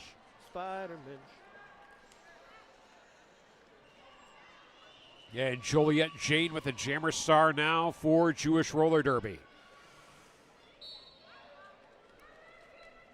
Ratchet into the pack on a second scoring pass, calls the jam. Joliet Jane. Joliet Jane able to collect 2 points. 8 points for Team Ohio. And a big hurrah coming from the Jewish Roller Derby bench.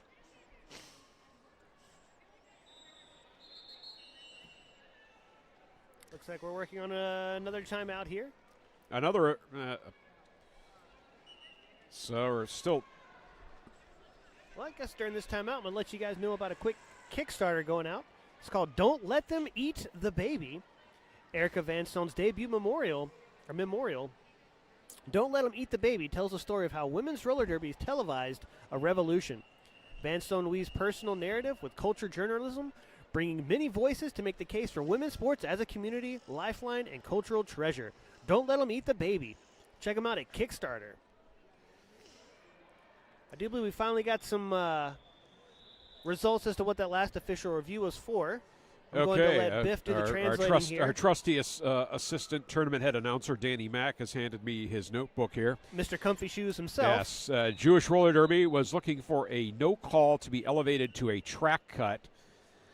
Crew decided that the no call will stand. Jewish Roller Derby loses their official review. So they've lost that card for the remainder of the game. Murder Line, the jammer against Mazel Tov.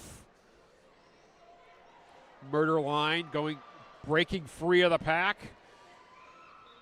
and is through. Lead jammer for Ohio. So less than 2.5 minutes remaining in the game. Murder Line with lead status. Sonnet, the jammer for Jewish Roller Derby. having received the star pass. Quick call off after 4 points for Team Ohio. But it does look like Jewish Roller Derby snuck in 2. I do believe 2. Well, Sonnet kind of the key jammer for Jewish Roller Derby. I mean, they've called on multiple times here with the star. And another new jammer to the line. It is number 22, Kvetch, jamming against Star Platinum. Kvetch into the pack. Kvetch. No kvetching about that. Lead jammer for Jewish Roller Derby. Number 22 said, "Catch me if you can." Yeah. Star Platinum, the jammer for Ohio. Kvetch. Zipping on through there. Yeah. And the Jewish Roller Derby bench definitely not complaining about Kvetch picking up 4 points. Star Platinum breaks free for Ohio. Kvetch on a second scoring pass will call the jam. And that's 3 more points for Jewish Roller Derby. Score stands now 127 to 172. Jewish Roller Derby will take their final timeout with 55 seconds remaining on the period clock.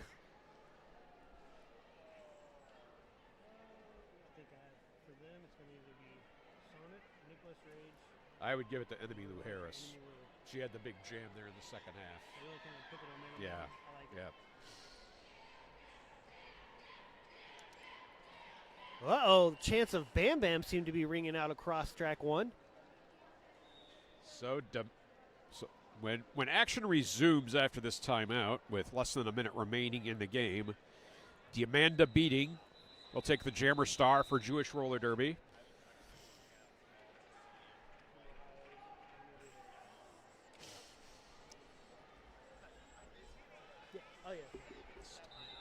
Stellar Luna, the jammer for Ohio. Less than a minute in the game, possibly the last jam. Final throw of the dice here for Jewish Roller Derby. Diamanda Beating, the jammer. Diamanda Beating going against a tripod at the front for Ohio. Stellar Luna exploring all the boundaries of the track. Pack advancing slowly into turn 1.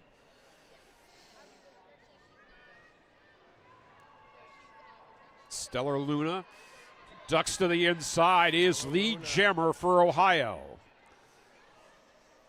Diamanda Beating yet to complete the initial pass for Jewish Roller Derby. Stellar Luna into the pack on a scoring pass. 12 seconds remaining on the jam clock. Helmet cover has been passed to Nicholas Rage. And Nicholas Rage breaks out, having completed the initial pass for Jewish Roller Derby. Stellar Luna will call the jam once the period clock hits 0 after picking up 8 points for Ohio. Closing it out at 180 to 127 as our unofficial final score. And our MVP for this game, I know we haven't done the best job of announcing this during the games themselves, but it was Enemy Lou Harris, number 74 for Team Ohio. Key jam there in the second half. I think that really shut that momentum of Jewish Roller Derby down. Cemented the lead there for Ohio, and Ohio comes away with the victory, 180 to 127. They will finish 19th in the 2025 edition of Skate Wars. So once we get the final whistle, we will sign off. A couple more head shakes and high fives going to go around here. Yep. I see the head shakes. Head shakes. And I think there's been a rolling whistle somewhere in there. So that is our official final score. Ohio 180, Jewish Roller Derby 127. And this really was a very close game throughout. I mean, Jewish Roller Derby was able to just hang around. They didn't go away easy. Just couldn't get that final bit of momentum to carry them over the line. Like you mentioned earlier, that one good jam from Enemy Lou Harris kind of slowed down that momentum that Jewish Roller Derby was building going into that second half. Yeah, Jewish Roller Derby came out at halftime. They got lead jam, few jams in a row, and then Enemy Lou Harris comes out, throws down the 20-pointer, and it's kind of crushing when you think about it. It like hurts your soul when you're finally getting things going, and then something like that happens. But big shout out to all these skaters to be able to put up, multiple bouts in one weekend. I believe this is the 4th bout for each team, traveling from all over the world. Congratulations to all skaters that are here and able to make it. Okay, and with that, we will sign off.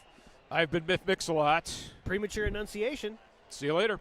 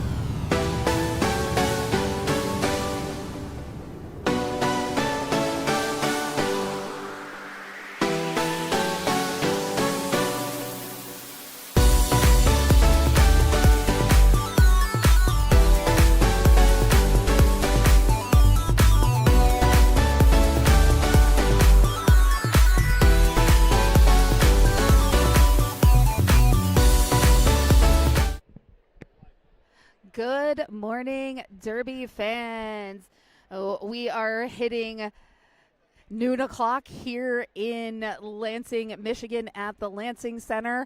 Oh, we are about to get underway. Our game of the day here, Team Kansas versus Team Indiana. If you haven't been watching all weekend, Team Kansas is currently in the blue with yellow accents. Team Indiana wearing white. I'm Pinky Donchadero. I am Bear Thrills. Welcome to Championship Sunday. Championship Sunday, Sunday, Sunday. And we're about ready to get underway here. I see our skaters all bunched up at the line, ready to go. We're going to start off with number 00, Roulette Wheels, jamming for Team Indiana up against Steel for Team Kansas. Roulette Wheels out quickly with lead jam for Team Indiana. Looks like she had no trouble taking that inside line.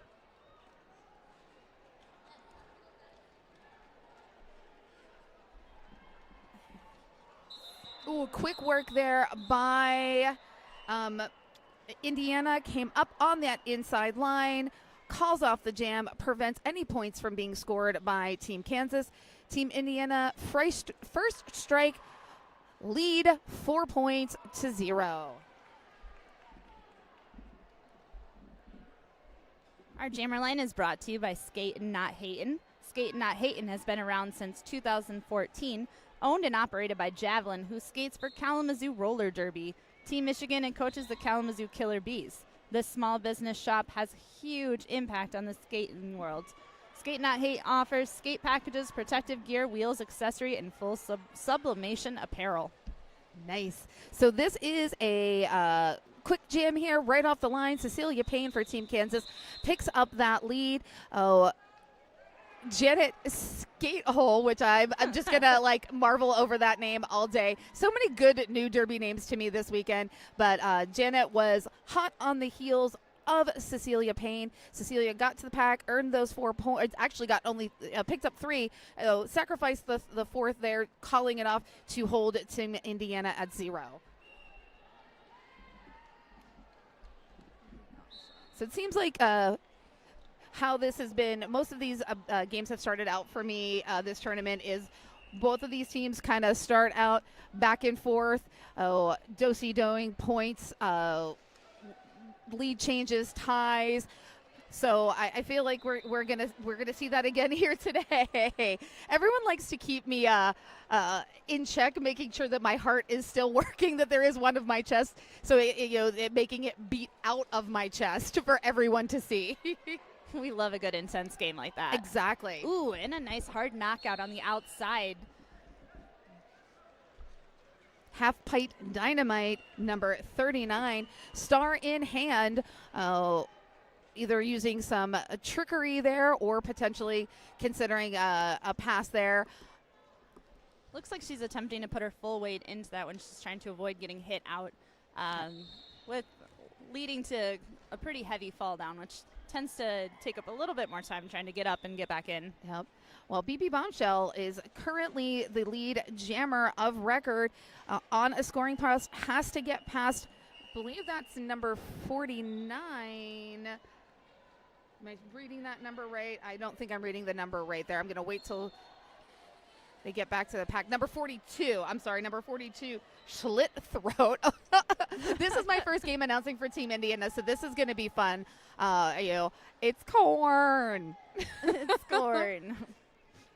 Speaking of corn, before this game took off, the team, what was it, Team Kansas? I think it's Team Kansas. I don't know. They're both in an area where corn grows. But Team Kansas has I would call it like a mascot, but it's like a piece of corn on wheels called it's Roller actually Coaster. Team Indiana who has it. Oh, Indiana. Okay. Yeah. Both corn places. Yeah. Yes. This roller coaster is 51 pounds of corn inside of it.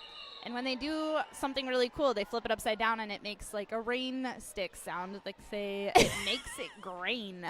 Oh my God. Is it so I was thinking about this with Rippy Longstocking. Rippy isn't familiar with this because Rippy's from North Carolina. I'm from Pennsylvania, and so we're Rust Belt. We're kind of on that gateway into the Midwest. Have you ever seen the little? It's like a rain stick, but it's a moo. When you turn it over, it moos, and it's the coolest thing. And when I was a kid, I was obsessed with them. That sounds amazing. That would be a really good, hey, class, I need you to quiet down. Listen to this moo sound. Exactly. It literally is. It's just like a little container, probably cow print, and you flip it over, and it moves. And the same thing back and forth. I'm going to have to find one so that y'all know about it. So we've got Ricky Bobby with lead jam for Team Indiana. Ricky Bobby going to do a little shake and bake there, call it an off.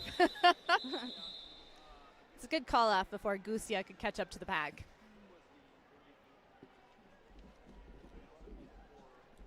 Please, somebody in the Derbyverse, tell me you know what I'm talking about with the little moo canister. I think someone's just going to bring you a moo canister so you can just have it on hand now. I would appreciate that. Gift your announcer a moo toy.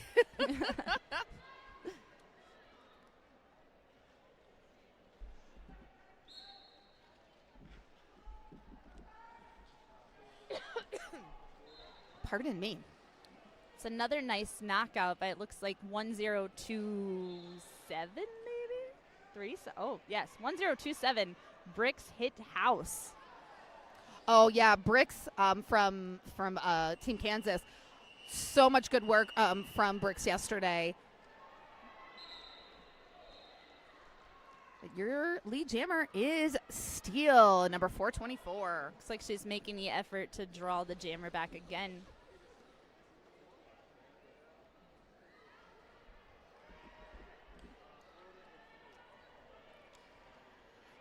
Sarge having a tough time here, still on that initial pass.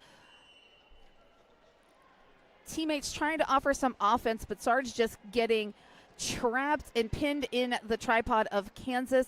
But Sarge finally able to make that connection. The Renaissance painting pointing to number 222, McCoy, bangs McCoy to hand over that star.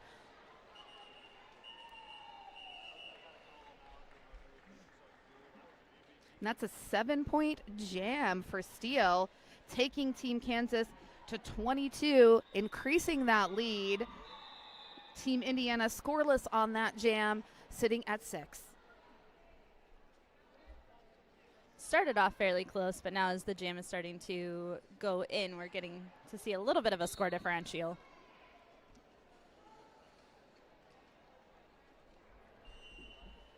Roulette wheels jamming up against Cecilia Payne.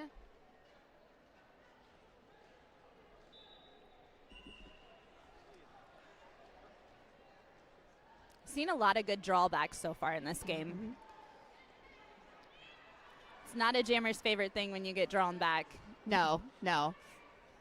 And Cecilia Payne on those toe stops, continuing to push forward, and is able to get the Indiana blockers out of play, picks up lead.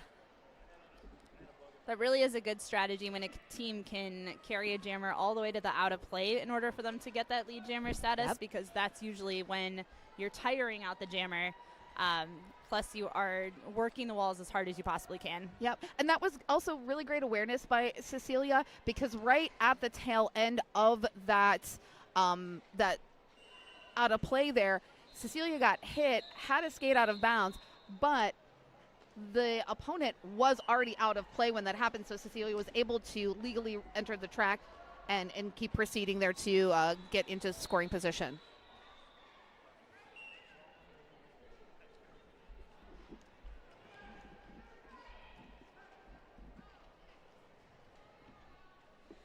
So again, I know that we mentioned we are here on Championship Sunday. Yeah, don't forget to tune in later on this same stream, track 1. Michigan is going to face off against Florida for that first and second place. That is going to be an insane game to watch. Absolutely insane. There's going to be so much crowd participation in that one, too. If you want to go back and prepare yourself for excitement and do your homework, watch track 3 the last game of yesterday, Team Florida versus New York All-Stars. That game was a masterclass in down to the wire. And I feel like Team Florida is going to do that again with Team Michigan. Absolutely. We've got a lot of great jammers that are facing off against each other in that one. So Janet Snakehole, currently lead jammer. Hands on hips, not ready to call it off, just maybe, on a little bit of a leisurely skate there while waiting for the team in Indiana to set up and prepare some offense. We did get a star pass from BB Bombshell to Triple B. And Janet Snakehole biding time, sees Triple B making it there and calls it off. A nice little bean dip there at the end to score last points and call it off before the pivot turn jammer could make their way around. So that was a nice jam there, kind of exactly what Team Indiana needed. Got a big 12-point jam. This is our highest scoring jam of this game thus far, bringing Indiana up to 18, kind of closing the gap there with Kansas sitting at 30.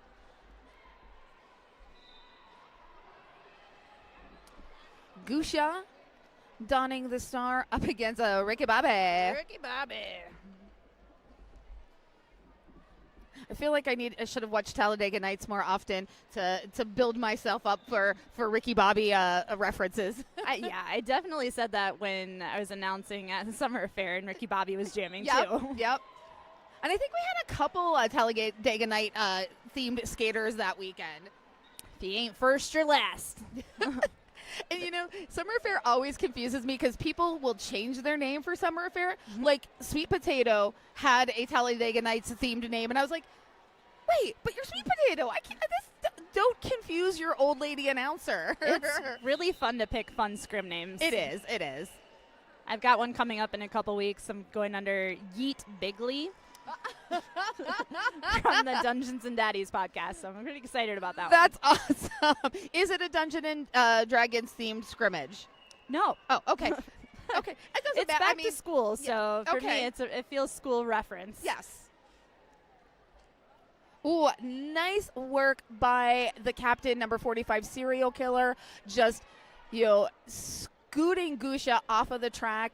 Gusha having to take the draw back there, losing some track position. And, this is actually I'm sorry, that was Huntress that the Serial Killer took off the track because Gusha was in the penalty box. That was a power jam for Team Indiana. And this is a now lead jammerless jam. We're going to go to the expiration of the clock, which is just under 5 seconds. A lot of skaters need a lot of time and dedication to practice these 2-minute jams. As it does take a lot of energy. 2 minutes may not feel like a long time just being out there, but it is draining. So Absolutely. But you know what? That was a crucial moment here in this game for Team Indiana. Picked up 7 points, bringing them to 25. So we've got a 9. No, my math is bad. We have a 9-point game. That's a really close game. Yeah, it's a very close game.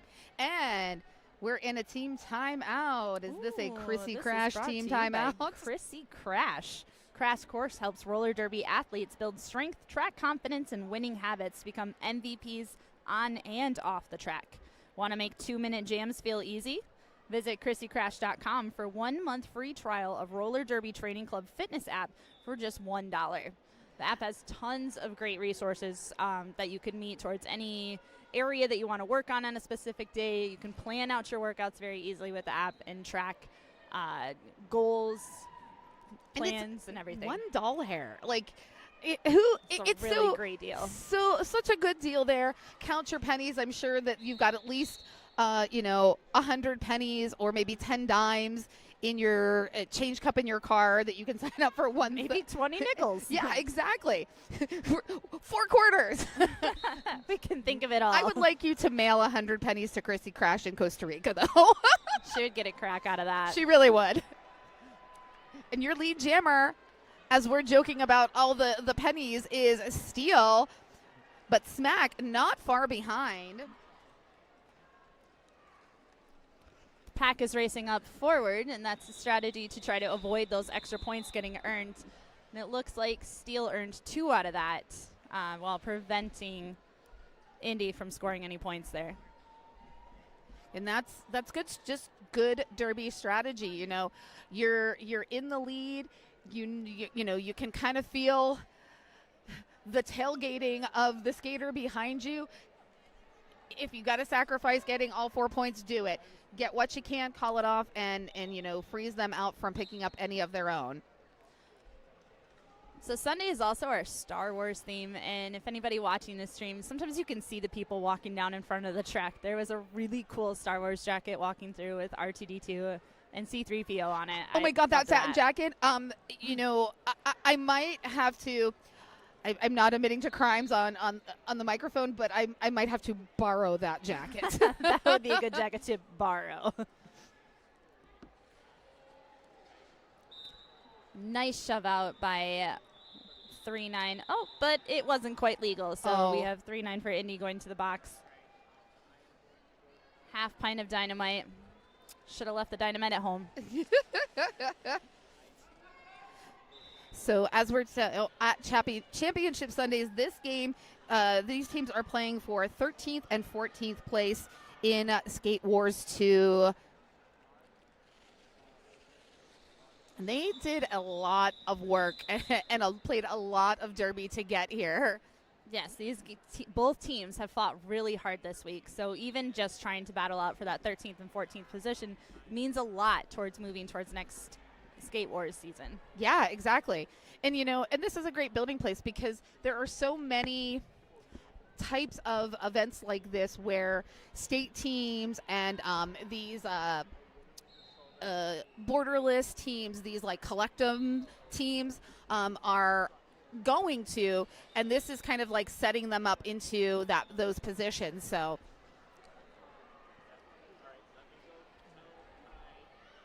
and again, we've got number 55 BB Bombshell jamming against Batty. Oh, Batty with a nice 1-foot flip around on that inside line to pick up your lead jammer status for Team Indiana. That was beautiful footwork on trying to balance out those hip openers and getting around. Yeah, my hips are so tight, I would never be able to do that. I just can't do it on the side that matters inside the track.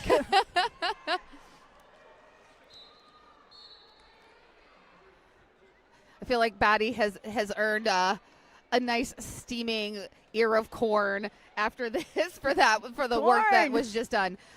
Corn. It's got knobs. Easy to hold. And we had a star pass there at the end.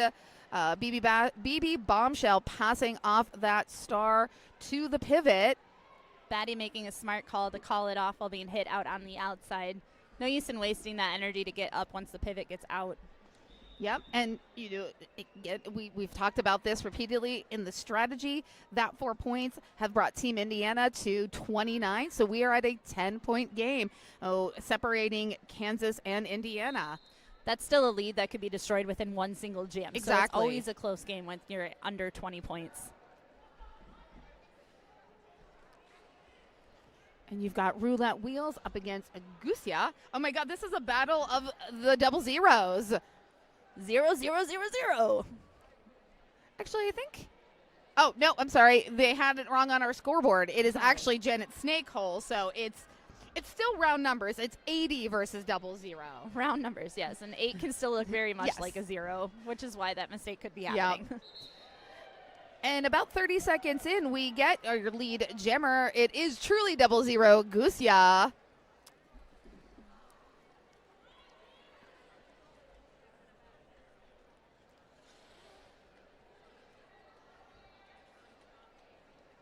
Ooh, again, nice work making that sideways maneuver there, that side surf on the inside to get out of that pack for those first 4 points in this jam. Gusia had a very solid, good lean forward and the tiptoe around that inside edge, taking up as little space as possible to get through the pack. Gusia taking a hit going down on a knee, making, getting as small as possible, popping right back up and getting some offense. Nice offense there by, is that number 999? Ebella Virus. Ebella Virus. What a great name. Bella. Huntress was doing some solid blocking there on that last round. They will do every effort possible to not let a skater by. I would not want to be hunted by Huntress. No. You want to stay out of the sights of Huntress. You don't want to be in the scope. Right, and we've got number 424, Steele, going against Sarge. And Steele easily out of that pack. Lead jammer.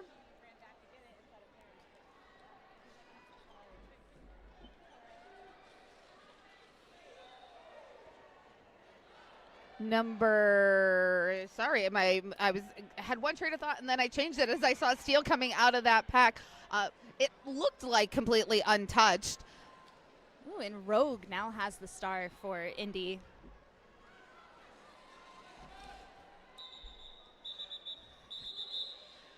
Slit throat, kind of throwing hands in air, and like, yeah, I hit, but I went back. I went back. I'm sorry. I apologize. Rogue also tends to come out in a fun corn costume at events like these. I haven't seen it yet this weekend, but it is a riot. I mean, I very much appreciate the corn themed. With how much corn we're talking, I might need to get something with corn in it I later. mean, really, I'm not one to like, shall I say, I mean, it's not bashing another state, but, I drove from Pennsylvania to Missouri once, and pretty much all through Ohio and Indiana, it's nothing but corn. It's corn. It's corn. It's flat and corn. It made the drive pretty quick because I wasn't like, oogling and stopping for the scenic views because it was just corn. Just want to get past it all. It's corn. Like, I just want to get there. That's Celia Payne and Batty as your respective jammers. If you're just tuning in again, Team Kansas in the blue with the yellow accents and Team Indiana in white. Celia taking the cut with trying to step out of bounds there and back in too quickly with a white blocker headed back. But was doing some great hit moves to rotate around the blockers. So we have no jammer as Celia Payne is sitting in that penalty box. I don't see that it has been updated. Oh, it's my penalty board is starting to update. And that was a cut track for Celia Payne. I'd say the refs are doing a really good job at watching the cuts this weekend. I'm seeing a lot of solid calls with that and a ton of forearm calls getting called.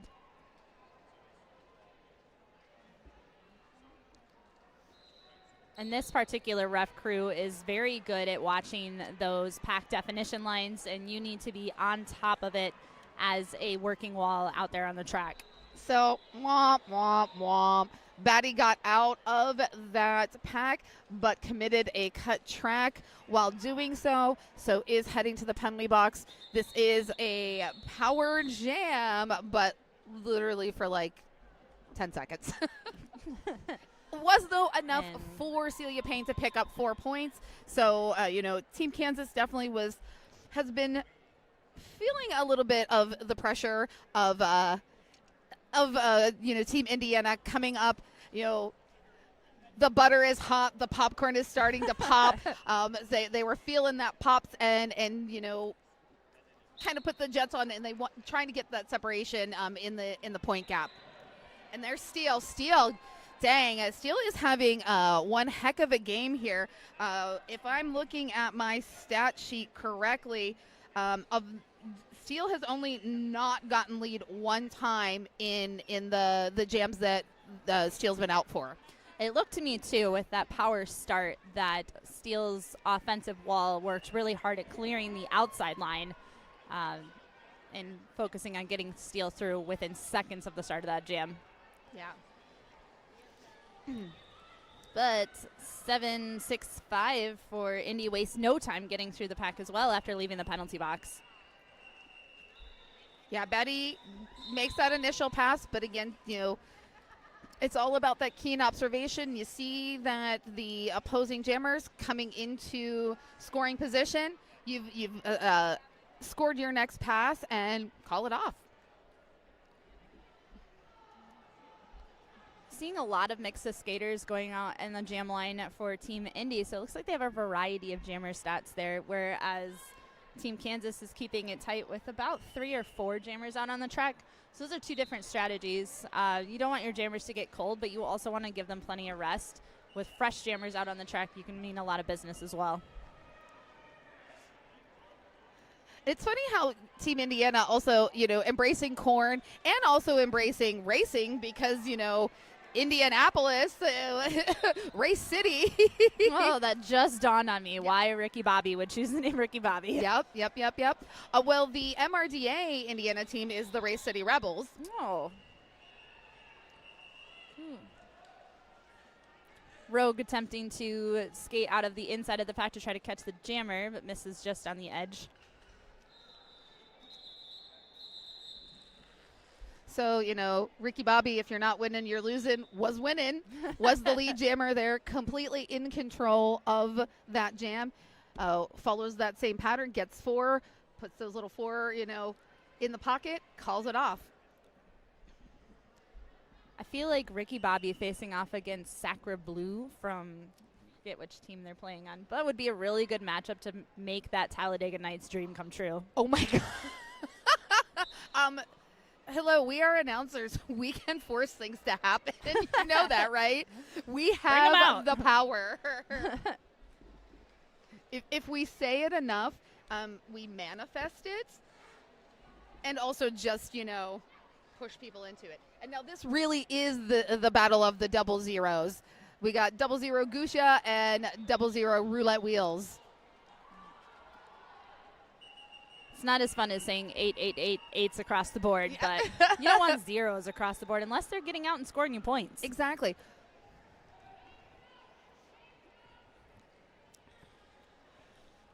I'm wondering, it would work either way, but I'm wondering what Roulette Wheels is betting on, black or red.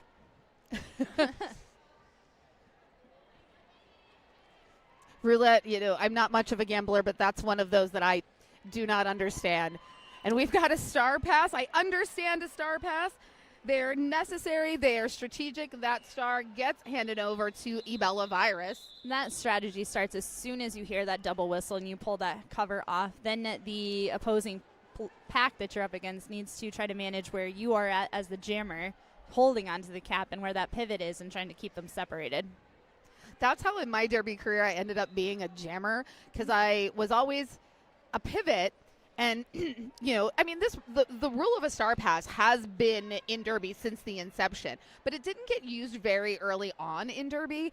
Kind of like late 2000s is when it became really more in, like, I want to say like 2010, 2012 when it became a thing.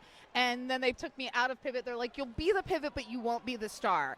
So then I said, I want to start practicing jamming a little bit so I can take the pivot cap again. And then they realized I was fast. And then they were like, here, just have the star. As soon as they realize you're fast. Yeah. I was like, this is a terrible idea. I'm not good at this. Because I was fast, but no one actually taught me how to jam. Like, what to look for. It's only one of the skill sets in that toolbox that you need to be a solid jammer. Also, don't forget to tune in at 3 p.m. on track 2 for the third place game between Pennsylvania and New York. That will be a very intense game to watch, along with 5th place between Cali and Texas on track 3 at 2:45. Oh, I'm excited. I'm calling that one. Yay.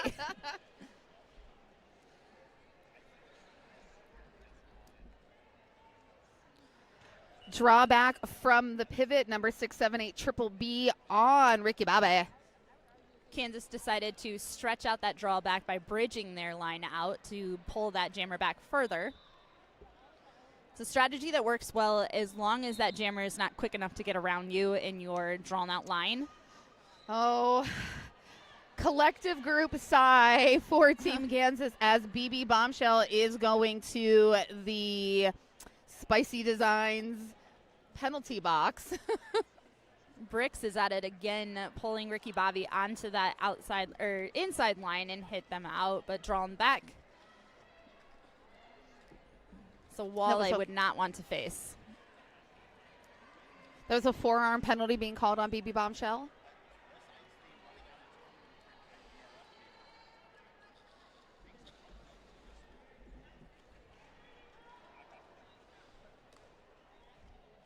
BB Bombshell released from the penalty box, coming up hot, but immediately getting pinched off by this tripod. But amazing attempt there by number 1337, Luna Shovegood, offering offense to BB Bombshell. We had an offense circling around like a bee in that one, and then even Bricks, while tracking the jammer back, played a little bit of offense on the way back to pulling the other jammer back. Yes. And have I mentioned that I love your baddie earrings? Oh, thank you. They're so cute. If you visit the True table this weekend for merch sales, I believe one of their skaters is actually selling these. We played against them earlier this year and one of our home games, and I bought the earrings then, and I was amazed with how many that she had made. Yeah, it looks like, I mean, I assume they're 3D printed. Yes. They're really awesome. So many talented skaters in Derby skating wise, and then off Derby in their own, human real lives doing cool things. Derby skaters tend to be really creative. Yes. And that's not surprising at all. Nope. And again, not surprising, Gusha picking up lead for Team Kansas. We had a little bit of friendly fire action on both teams coming out of that one. Roulette Wheels opting for that star Stasharoonie. Oh, trying to offer a tiny bit of distraction, a little Penn and Teller. I'm over here, but something is happening down here to get out of that pack. Sometimes too, when you draw a jammer back, you really kind of have to be obvious about it. Not for the skater that you're trying to track, but for the refs. Yes, exactly. So with that call off, there was 6 points earned by Gusha, taking Team Kansas to 76, Team Indiana at 43. That's going to take us into the half of this 13th, 14th place game on Championship Sunday. And if you are tuning in and you have the ability to watch multiple screens on track 1, Jersey All-Stars are playing Team Salam. Jersey All-Stars in the lead. And then on track 3, that's Team Wisconsin against Team Illawa. That is not an easy blend sound to It make. is not, but get some Team Illawa merch. It's really cool. It's the typical like Midwestern spaceship sucking up. It's normally a cow. It's actually a skate on their merch, so it's really awesome. cool. And Wisconsin has awesome cheese-themed merchandise, so I love the cheese. I do. I love some cheese. So we're going to take a quick break here. We've got a 10-minute intermission. I might be going and buying some merch here supporting these teams. And we will be back to see what this second half brings. I'm Pinky Donchadero. And I'm Bear Thrills. We'll see you soon. Bye. How you feeling? Good. You're doing it.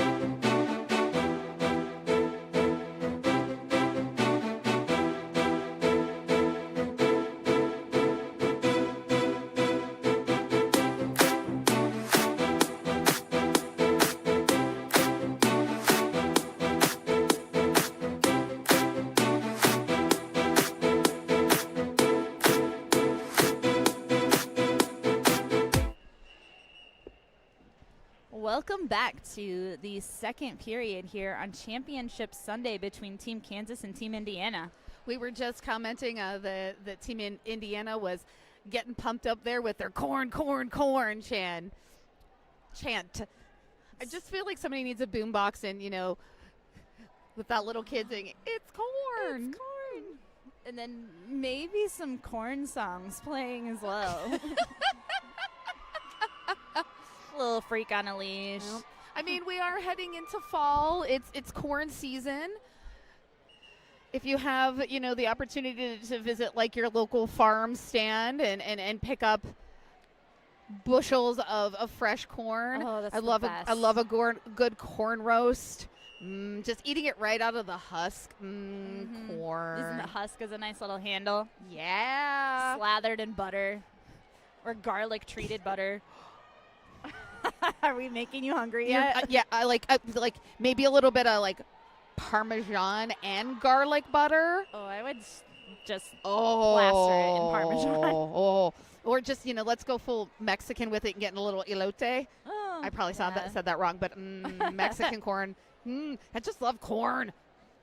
So we are going into this half with Team Kansas in the lead, Team Indiana at 43. Not an insurmountable lead.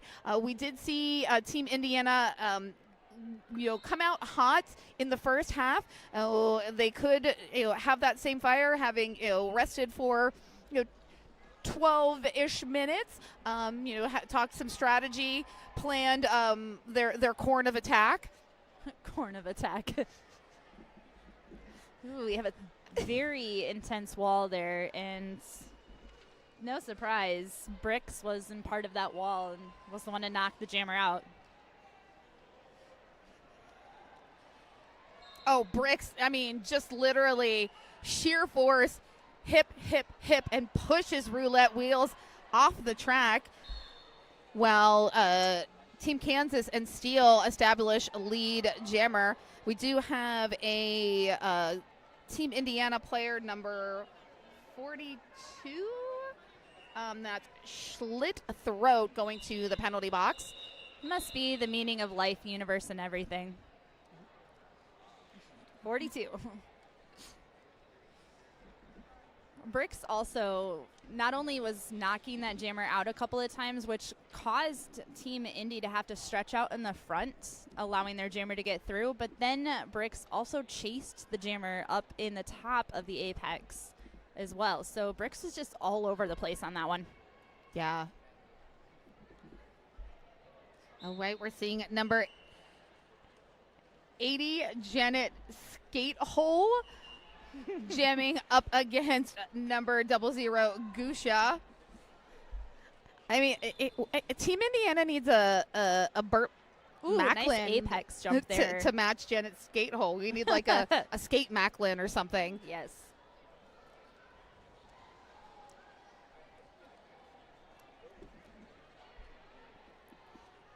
Gusha with the lead jam, but Janet skate hole able to also complete the initial. Janet was able to toe stop run out of that in the apex. I'm seeing a lot of that happen more often versus trying to duck run out of an area. It seems to be pretty effective. And Team Kansas okay with just picking up the three. And it's not just the three. That's 3 hard-on points. Sometimes you have to sacrifice the 4th point to, shut out your opponent.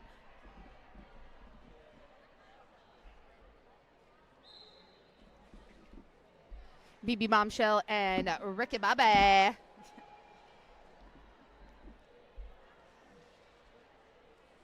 Ooh. Ricky holding on one toe stop there, trying not to get hit out.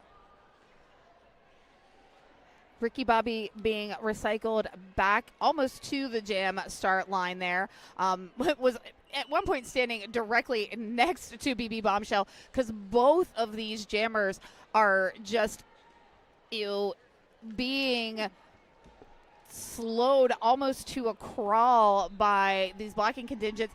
But you know what? Ricky Bobby sees that there is daylight.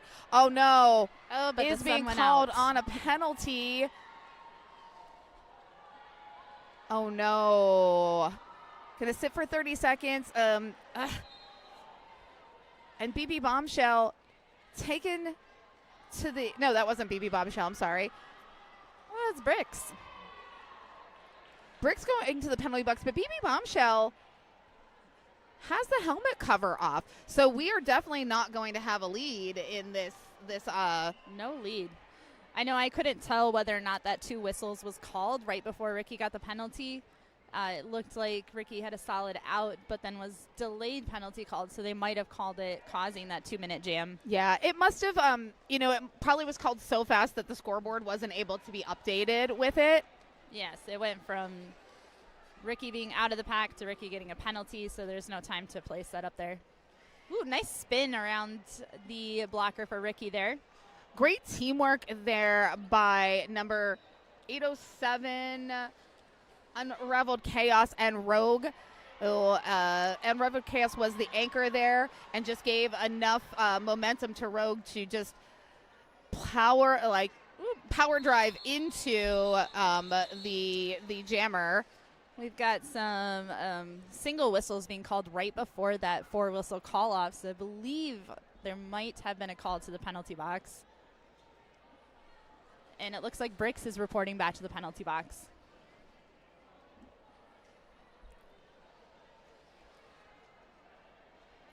Which means skating off the track after that 4 whistles and reporting to the penalty box means you're sitting for a whole 30 seconds when that jam starts. So that gives the advantage to Team Indy. Except we got a lot of whistles being blown, so there is a call off. Looks like we're going to get a timeout. A little bit of playful frustration from both teams there. Like, man, we were going to do it. We were ready. Aw, man. It's always the worst feeling if the refs see a situation that they need to fix, whether it be the scoreboard or whatnot, and you've bursted through. You were like ready to take that lead seconds away from it, and then they're like, oh, no, just kidding. We need to restart that one. But with this reset, I do believe that Indy will still have the advantage at the start. It looks like we have 2 Kansas City blockers sitting now. So that will give a good, strong 2 versus 4 advantage to Team Indy at the start.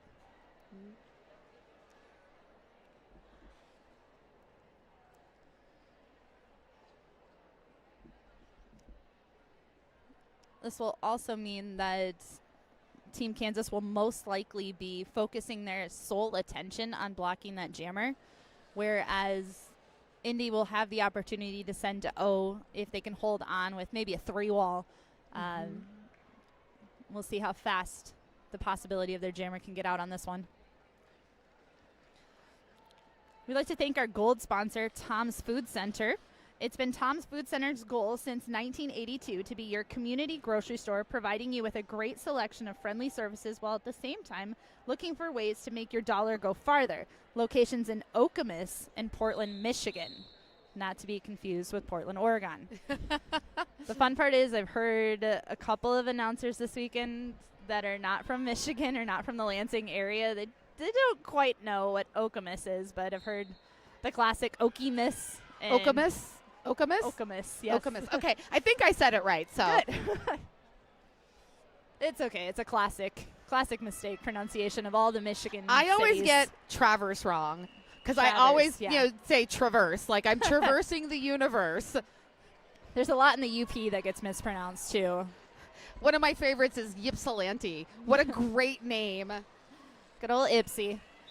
It's like a fast call off. It looks like 0-0 for Team Indy. Roulette Wheels did a great spin around that outside edge to throw her hips forward and score some points there on looks like all 4 were scored.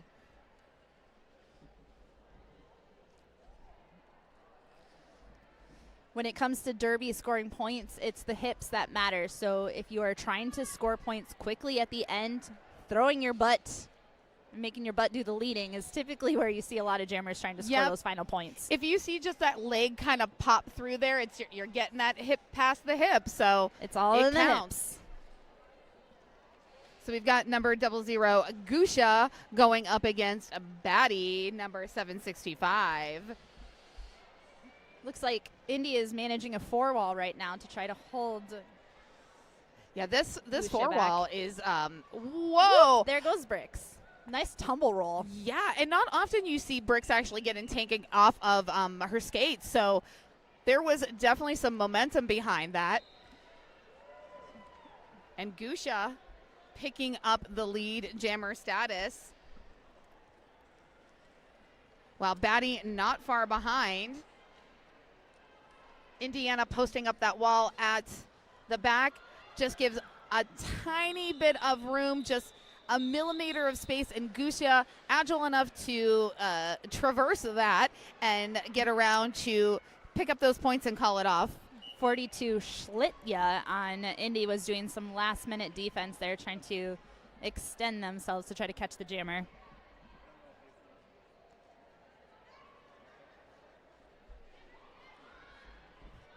BB Bombshell v. Sarge. Feel that, we're very military based at the moment here. Hooah! Ooh, Sarge working on that inside. Goes down but pops up so quickly, just trying to get back in. Lots of tiny little chippy hits. Yeah, Sarge is working a lot of juking back and forth with quick movements to try to separate that pack. It's a strategy versus trying to push through a pack. If you can. Those little chippy shoulder hits, I'm gonna break through here. I'm literally breaking the wall. I'm a lot of chiseling fast at it. pecks. Little bee stings. Bees will give that momentum if they possibly can. At least the ones that don't lose their stinger immediately once they poke you.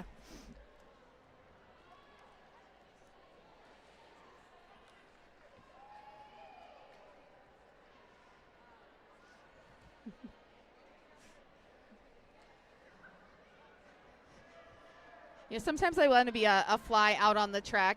We just saw Steele and Janet Snakehole comparing. I don't know if they're showing somebody else's numbers imprinted on their body or sharing bruises. Maybe hey, I have a tattoo that you would like. We have 2 seconds to become friends, and now we're enemies. Yes.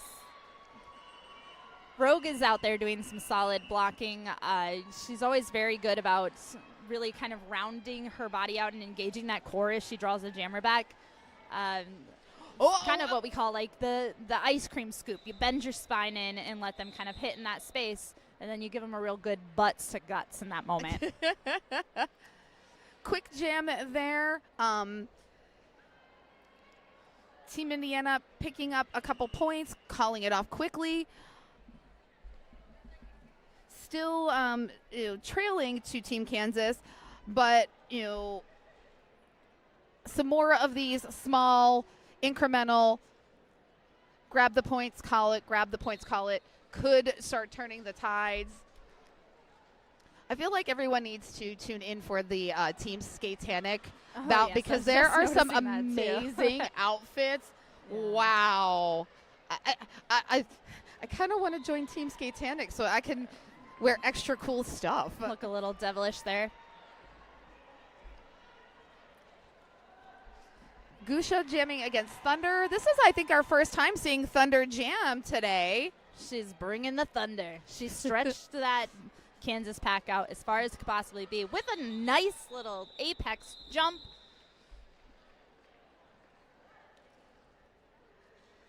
Four points. We've hit the century mark, or the first bucket has been filled. We're at 101 for Team Kansas. Team Indiana has half of a bucket filled. That they reminds still have me time. to drink. I'm going to drink my water. Everybody, take a drink. Just stay hydrated.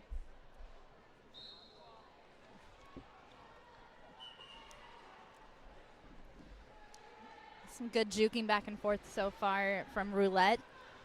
And Bricks just digging in, getting into that, really low-centered tripod. Sometimes when a jammer starts juking back and forth like that, their goal is to try to get you to start moving, but Brooks is saying, no, I'm staying right here and I'm right on you. Yep.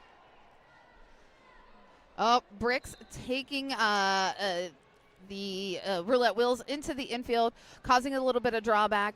Also, roulette wheels opting to remove that star cover. And a quick and unnoticeable star pass to Rogue, right through the center. Rogue has time to get through because Blue Jammer for Kansas is in the box but standing. So probably set the full 30 on that. Oh, Rogues with Fast a hit nice movements, spin. but Bricks was there. Yeah. I mean, Noped her. Bricks made the hit, causing the spin and taking Rogue out of off the track. You can see Indy practicing their 2-wall work up at the front. Ooh, Rogue tried to dip low under Bricks, but again, Bricks is like, no way. So we again have a no lead jam. Jam going to go to the expiration of the 2-minute clock. This will be our third one this game.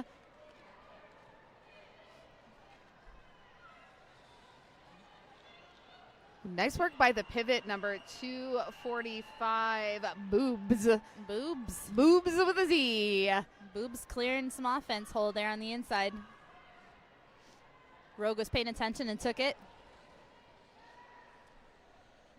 Woo! Flailing the body to get through with a shoulder hit on the outside as Rogue was trailing toward that direction. So 2-7 on that jam in favor of Team Indiana. Nice higher scoring jam for Team Indiana, which increases them to 60. Again, if you're watching multiple games, tune into track 3. API Fury is going to be taking on Skatanic Temple. And we've got Ooh, the Ricky crowd is going cheering. wild. Ricky Bobby! Bringing in the thunder. Ricky has a full smile on right now. She's very happy about that move. And Ricky wants to go fast. Foot on the gas. Yeehaw.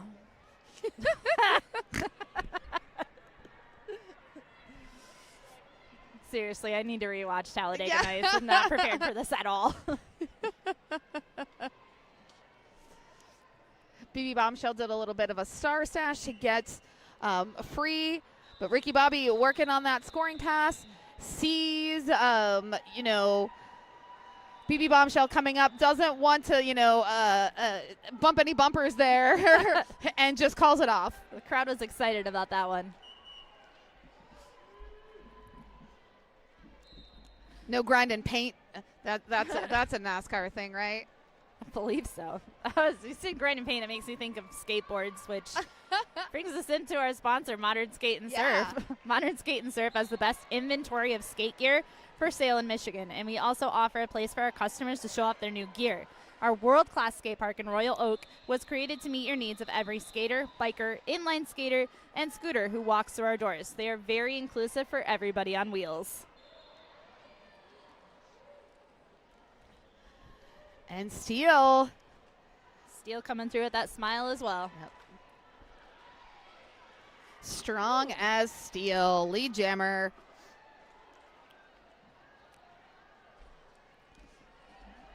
Ooh, Steele does a little bit of a 180 spin. Oh, that was a full 360 spin to spin through the inside area of the apex to score those 4 points and called off the jam through the spin. So very efficient and fluid on that one. Yeah, so track 3, API Fury, Skatanic Temple. We're winding down on track 2 with Team Salam versus Jersey All-Stars. Jersey All-Stars in the lead, 24-point lead. Team Indy jammer Batty was doing a little bit of defensive work on that jam start before she tried to start pushing through. But that did not stop Gusia from getting through.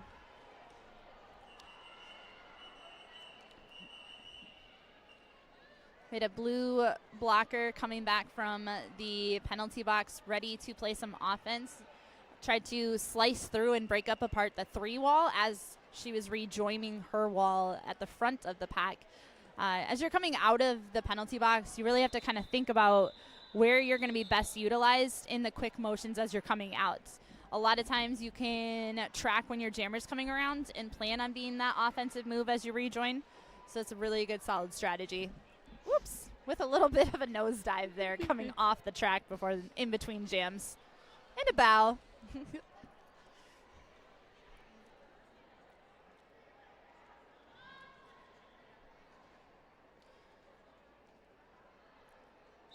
Oh, we've got a jammer change-up for Team Indiana, where we've got number 18, Smack.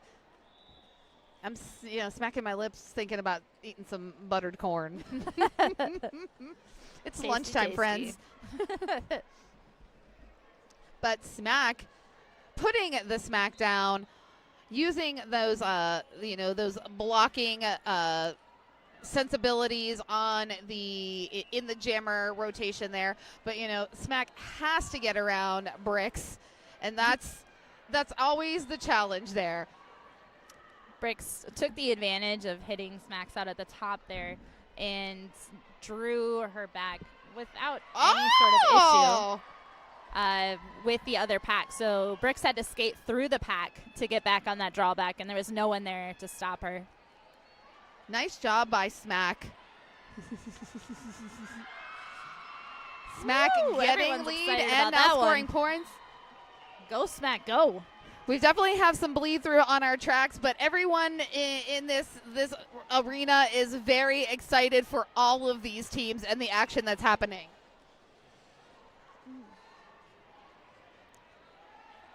Mini-Me took no trouble there, leading Smack off the track, using her hips on the outside edge. Star pass to Boobs. And Smack calls it off as Boobs comes around.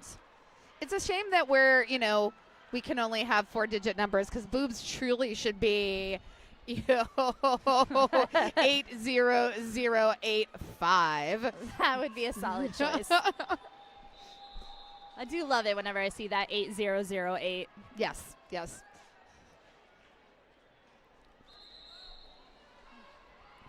All right, and we are going to have a crash course timeout. Crash Course presents Derby in Paradise, a 7-day roller derby retreat to recharge your body, ignite your game, and connect with new roller derby friends on the coast of Nicaragua.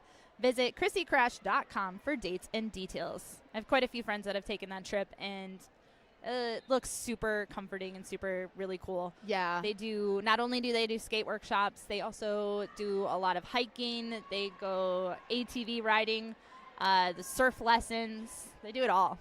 Yeah, so this is going to be a little different, because I think the last one was in Costa Rica, Yes. where Chrissy is actually based. So, yeah, I remember when Chrissy was just starting kind of the digital nomad venture, and went to Costa Rica, and then that crazy little pandemic happened and kind of stuck off. Chrissy in Costa Rica, and Chrissy was like, okay, this is not a horrible place to be, and I think I will just stay here. Yeah, she documented over all the socials the process of her building her home and everything, and it was really cool to follow and see. Her and her pooch having a great time out there. And we've got Steele. Steele again, easily slices through those packs. Like a steel knife. And it seems like Steele does it all. Steele gets out on the edges, on the lines, in the middle of the pack, spins. Looks like she's prepared to call it off, but she's being signaled from her bench to keep going. Or she's trying to fly. Flap, flap. Steele has wings. She'll have to talk about Gusia about that one.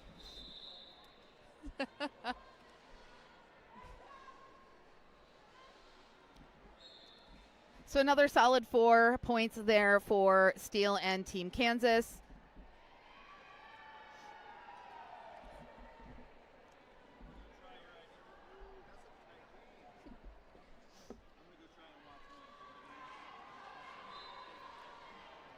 Just looking at the other tracks, lots of lots of whistles. You definitely get a little bleed through over here. And I'm sure, I know that some of my teammates at home have all 3 tracks up on various devices trying to watch as much Derby as possible.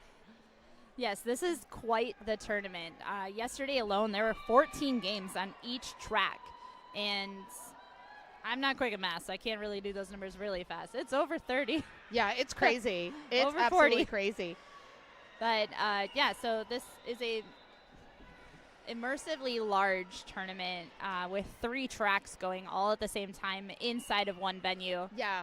It was funny. We were talking. Each track has a different brand of whistle, or a different particular. Like I think it's all Fox is the brand, but they're all different versions of it, so they have different intonations, so you can tell the difference between the tracks.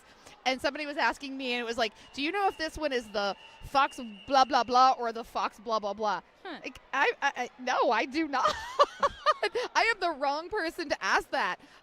No, I am not a whistle aficionado that I can tell you which tone is which whistle. I also cannot pick out the sounds. I just prefer to use my pearl because it's purple. Yeah.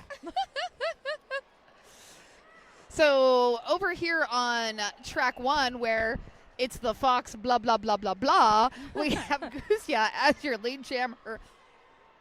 Rogue Bean just released from the penalty box. Does an incredible slide around the outside to sneak around bricks. Not an easy task. And that was a star pass to Rogue. It was a solid edge work to try to kind of drift around that blocker. Ooh. It was a big flailing hit. But that would be a situation where she feels like maybe that would have been a hit on the back, but it looked more like she wasn't fully established in her position. So in order for it to be established as a back block, you do need to be established in your position, because if you just slide into that position as the skater is coming in and they have no opportunity to change their trajectory, then that wouldn't be considered a back block. BB Bombshell going up against Smack. Whoop. We have a direction being called on Huntress as the pivot. So now our indie jammer must battle without a pivot if needed. Tries to tiptoe through the inside edge, but gets knocked out and drawn back by 8 on Team Kansas. Or 9 maybe. I think it might be 9 Nova Klutz, because I was also thinking in my brain, wow, the sparkles were drawing me to all that action and all that sparkle moving Smacks to and from on the track. But Smacks does unfortunately suffer a penalty, is sitting in the penalty box. That's our Mac was trying every possible move in that wall, and unfortunately trying to move that resulted in a penalty, but we didn't quite see what that penalty. Oh, there goes the RC car, if you can see across the screen, moving with a camera attached to it. Yeah. Hopefully not on the track, but it is trying to get some track action there. I'm impressed with the control, because I would not be able to, and that would immediately go out on the track and cause a problem. So, first time in all of my Derby career, and mind you, I'm at 19 point blah, blah, blah seasons here, I have seen a ball on the track. A ball. A ball finally was in roller derby. Look at that. We were in the UK at a sports hall, and there was football, aka soccer, happening out on the behind it, and someone kicked a soccer ball, and it came directly through the door and onto the derby track. Nice. So yeah, looks like the Salam versus Jersey All-Stars game has wrapped up, and the score for that one was 142 Salam versus 161 Jersey All-Stars. So that was a very tight, close game. A very tight game. And now both of those teams are done for the day. They can take a rest and congratulate themselves on all the hard work that they have endured this weekend and get some food, maybe enjoy an adult beverage of some as soon sort. as you finish, you get to enjoy the adult beverages. Yes. So Maybe while go get a we- massage. I talked to some of the Jersey All-Stars on my way in, and there was one of them definitely had a massage booked for after this, which is That is genius. a smart play. I like to get my chiropractor appointments after every time we have a game or a special tournament. So scheduling a massage right away is great. Me too. I'm with my chiropractor on Wednesday, because even as an announcer, you're sitting a lot of the weekend, so that kind of throws your hips out. My neck and whatnot gets out. Like, one of my teammates, Hurricane Heather, actually told me, because I said after a bout of announcing or a tournament of announcing, I'm sore. Like, I'm physically sore. And Heather said, well, yeah, because you've played roller derby, and when you're watching this, you're tensing your body the same way that we are when we're on the track. You're feeling those hits just the same. And I went, you're right. So this was an official review. Our alt ref is coming over to give us the skinny and let us know what is happening.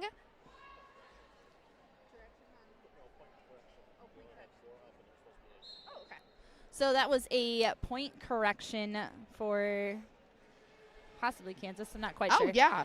But they only had 4 points listed, but needed 8 points. So they fixed that to a 4-point difference there. Okay. We also want to thank our platinum sponsor, Capital City Market. Capital City Market offers low prices and beautiful assortment of fresh produce and local Michigan-made products. We also feature full grocery selection, including the Meyer brand and national favorites you already love. Be sure to visit our in-store cafe. And they also welcomed skaters to come on wheels if they needed to check out the store across the street. The store is open daily from 7 a.m. to 10 p.m. We also have a market like that in Grand Rapids, and it is really nice. We really enjoy going to that place. So if you need to go back and rewind that. We had Steele versus Higgs Bosom at the front of the pack. Steele playing defense on Higgs. Kind of hit Higgs there. So then the pack was able to swarm around and bring Higgs back into the pack, a.k.a. eat the baby. And Steele took off, grabbed lead, got points, called it off. Speaking of eat the baby. Don't let them eat the baby is our track one sponsor. Erica Van Stone's debuted Memoirella, Don't Let Them Eat the Baby, tells the story of how women's roller derby televised a revolution. Van Stone weaves personal narrative with cultural journalism, bringing many voices to make the case for women's sports as a community lifeline and cultural treasure. Don't Let Them Eat the Baby is told in a raw, unrelenting style by one of roller derby's architects. Now more than ever, the world needs a safer sport places like roller derby, a sport steeped in authenticity and belonging. In her debut Memoralia, that's a word, Van Stone shares why roller derby is the greatest sport ever sold. So Huntress, we've been talking about being out there hunting down the opposing blockers, is now got her sights on hunting down holes in this pack as the jammer. And that is actually a solid strategy. In fact, Snot Rocket Science was talking about that at Summer Affair, about how you may be stuck in that wall, but you should be looking where you want to go, not where you are. Yep. So look at that open space on the track where you want to be, not at the backs of the blockers that you're stuck behind. So I'll give you back a way back in the way back machine with Snot Rocket Science. We went to Virginia to play the Dominion Derby Girls. It was one of Snot Rocket's early games with Steel City. And I remember being in the hotel very, very late at night, and Snot was like, I'm not really sure if I'm going to keep doing this. And I need to I need really good skates, and I want to invest in them, but That's a lot of money for what I want. And like, I just don't know how much longer I'm going to do this. And here we are Wow. 19 years later. 19 years later, and she's one of the top jammer names in Derby. Exactly. And people buy their skates based on what Snot has worn over the years. She's even made a career out of Derby. She really has. I mean, she's a Derby coach.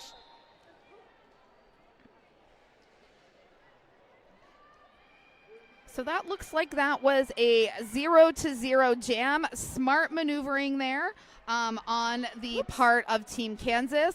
Huntress was becoming a threat, and just call it off. Keep it even Stevens. Huntress was ready for that attack. Yep.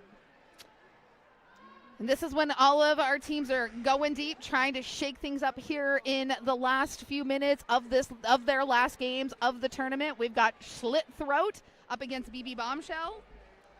That 5 seconds was called, and Bricks came in hot. Everybody kind of seemed to be kind of spread out in the middle of the area between the jam line and the pivot line. And as soon as that 5 seconds is called and you want to change your position to throw off the teams, then you want to do it fast. And Bricks really demonstrated that. Yeah. 30 seconds in, and we finally, so close. Bricks was right there on the precipice of getting lead, but gets tapped to the infield. One skate was off the track, and now that allows BB Bombshell out to pick up lead for Team Kansas. And then we had, I believe this is Schlitt Throat's first jam. It is Schlitt Throat's first jam. I don't even know that, Schlitt has primarily blocked. I have not seen any pivots, so star passes, but Schlitt being called on a cut track. So this is going to be a power jam for Team Kansas. Again, we're under a minute 30, and that's 30 seconds that BB has unopposed. Team Kansas let their blocker or their jammer hit the wall first, and then they tried to swoop in and do a sweep. So they were doing the strategy of, lead the blocking wall into a specific place and then clear a hole in the other direction. But Indiana was not going to let that fool them, and they're still doing a strong job at holding the jammer. So a back block assessed there to Bricks. Rogue had been on the outside, put a hit on BB Bombshell. Thought BB Bombshell was still in bounds, but wasn't. Actually went out of bounds. Kind of was focusing more on the back of the pack. BB Bombshell came in behind Rogue, didn't lose a lot of track position. So then Rogue actually then started playing defense, and Bricks came up, kind of threw a hit on, and it was a little low there, and was called on a back block. So we're coming down to the wire now. Yeah, so this we is really probably our last jam with only 17 seconds left in the game, and we've seen a lot of solid MVP action out here. Absolutely. Huntress for Team Indy was solid. Ricky Bobby was out there having a great time. Bricks we've talked about a lot. Yep. Steele slicing through those packs nice and easily. Ooh, solid hit on Huntress there from Team Kansas blocker 4816. Nice to give her a shout out. She's not listed on her, but we have her hateful skate. She's hateful. All right.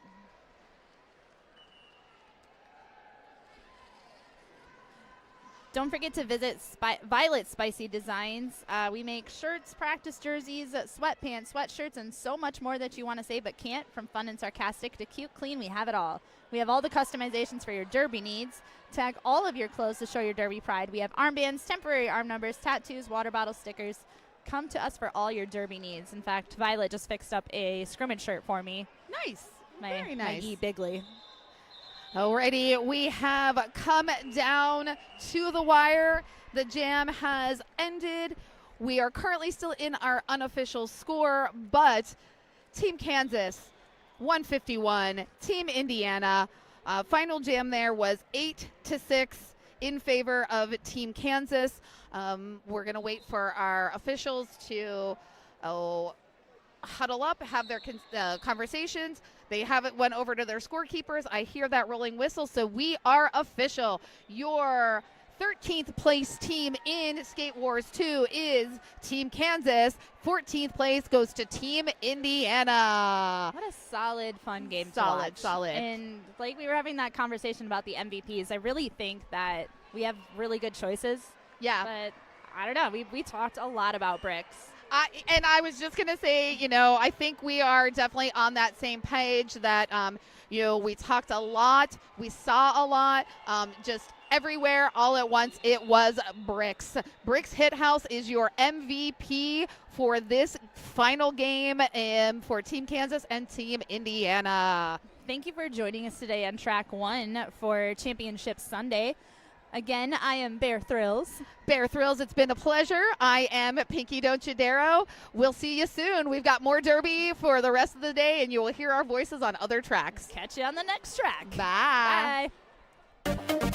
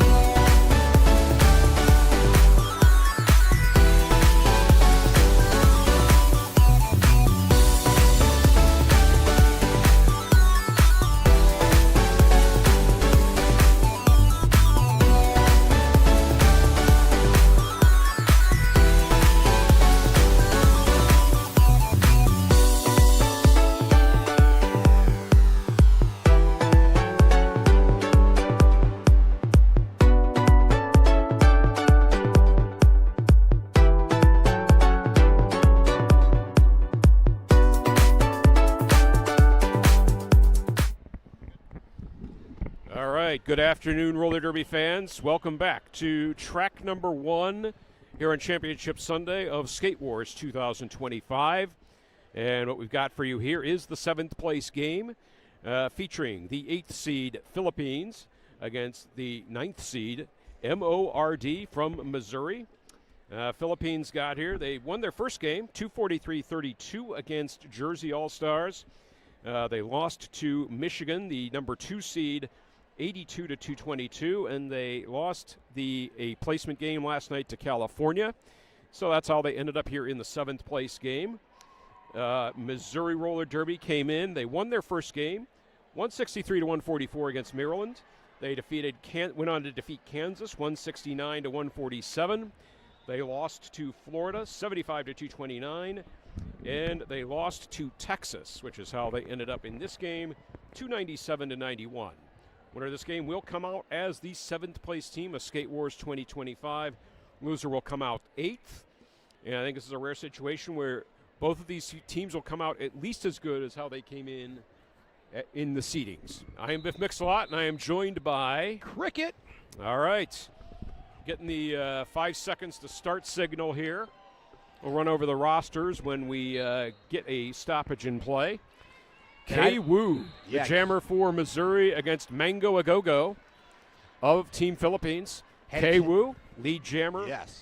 For Had a chance Missouri. to watch Kay Wu. Kay Wu, excellent player. One to watch, as well as Black Mamba, who just gave a skater from the Philippines the business. Yeah, Mango Agogo first with the jammer star for Philippines.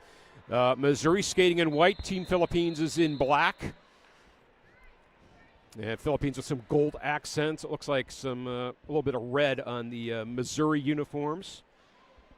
And I keep seeing those star caps level up with the logos. The Philippines, okay, I think they might have the best ones yet as well. It would be a tie between that and the sunflowers for Kansas. Oh, I did not see the Kansas Yes, one. yeah, I saw those. Caught those this morning.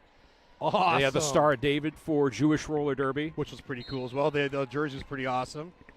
Yeah, like I said, teams really up their uniform game for tournaments like Skate Wars. Boy, you have that right. And new jammer for Missouri Roller Derby, that's Uhura Bell Death, jamming against Pasqua of Team Philippines. Pasqua picking up lead jammer. Or that's Dr. Cyanide, number 14. So Dr. Cyanide into the pack on a scoring pass. Forced to reset. Finds a pretty easy path through. That's 4 points for Team Philippines. Quite easy skating through the tulips on that one. Missouri's handing off the jammer star to Sheesh. Followed the blockers pretty well. Missouri's jammer just said sheesh, handed off the helmet cover. So that forces a call off of the jam. 5 points for Team Philippines. And we have our first lead change of the game, 6-2 in their favor. Super early on. I've been super excited to watch the Philippines play. Haven't had a chance yet. Heard a lot about them, though. Yeah. Dizzy Astor taking the jammer star for Missouri. Can't quite make out who the Philippines jammer is. They're getting bounced to the perimeter of the track. Philippines creating a virtual wall. But lost in the tall timber there of the pack. That's Pan Diesel, the jammer for Philippines. We're about 30 seconds in, still no lead status. Dizzy Astor digs the skates in, gets out, lead jammer for Team Missouri Roller Derby. Yes, Beck and Call, really good on the offensive blocking there, created some space. A small crease at least, because the Philippines tripod looks staunch. Dizzy Astor couldn't quite complete the tightrope act around the outside of the track, so has to recycle.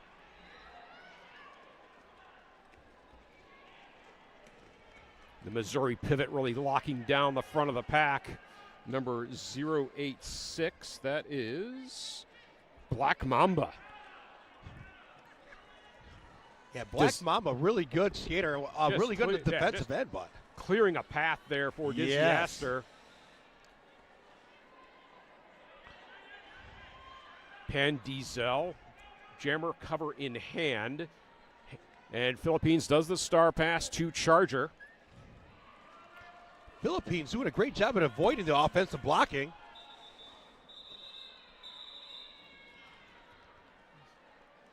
So the jam ends. Additional points for Missouri. That's 7. That was a good jab. Back and forth. Lead change. 9-6. So much of this Philippines roster came to the tournament at Corn-Fed Roller Derby.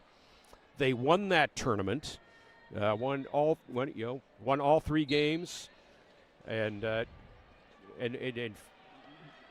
oddly enough, this is the Philippines like second string compared to the team that went to the World Cup in Austria. Oh, so coming in doing a great job so far. That's K-Woo, lead jammer for Team MO Roller Derby. Baby Demulag, the jammer for Philippines, out, has completed an initial pass. And the jam is called as Baby Demulag approaches the pack by K-Woo. that's exactly how I was saying it yesterday, too. Hey, they put the exclamation points on there. Yes, it's like you have to. It's like they expect. It's like it's expected. I'm waiting for the hoots from the crowd later on. I think after the second half, I kept hearing the woos. I don't know if enough of their fans have shown up to this yet. We haven't heard that from the.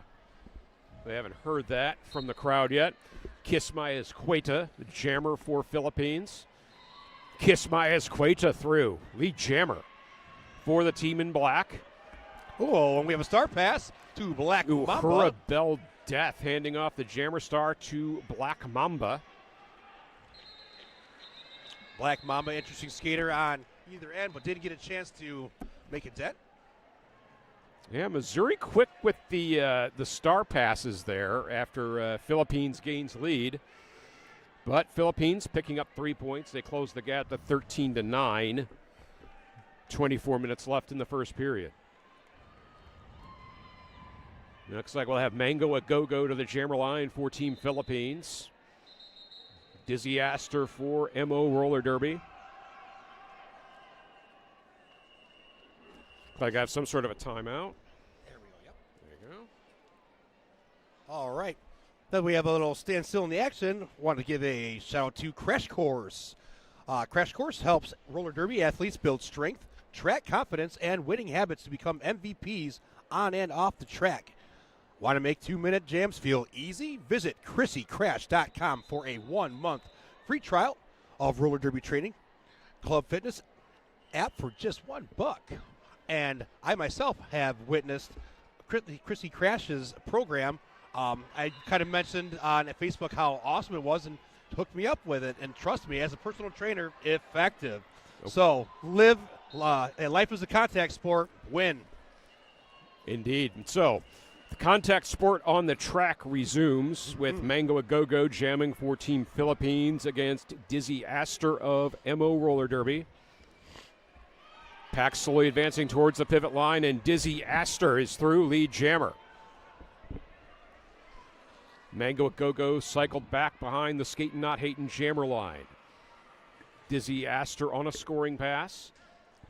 Forced out and brought back. Yep. Ooh. That's Sheesh working over Mango a Go-Go at the rear of the pack. Two Philippines blockers attempting the drawback, does not succeed. And a pass. Mango a Go-Go passing the jammer star to Pasqua, number 4, as the jam ends.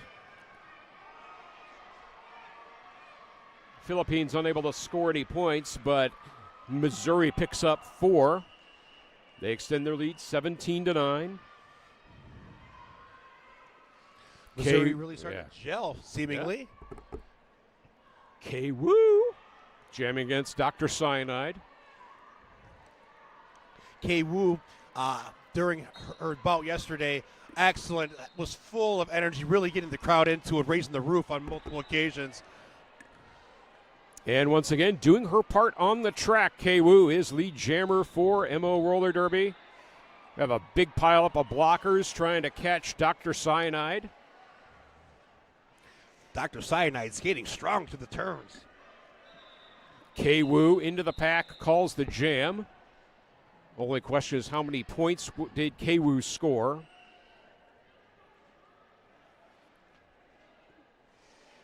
No points for the Team Philippines. And 2 for MO Roller Derby. Still real close in terms of Derby score. That point differential can be made up super quick. Still early in the game. We're just under 22 minutes left in the first period. Uhura Bell Death, the jammer for MO Roller Derby. And Kwu forcefully trying to get through. Pan Diesel, the jammer for Philippines. Uhura Bell Death, the lead jammer for MO Roller Derby.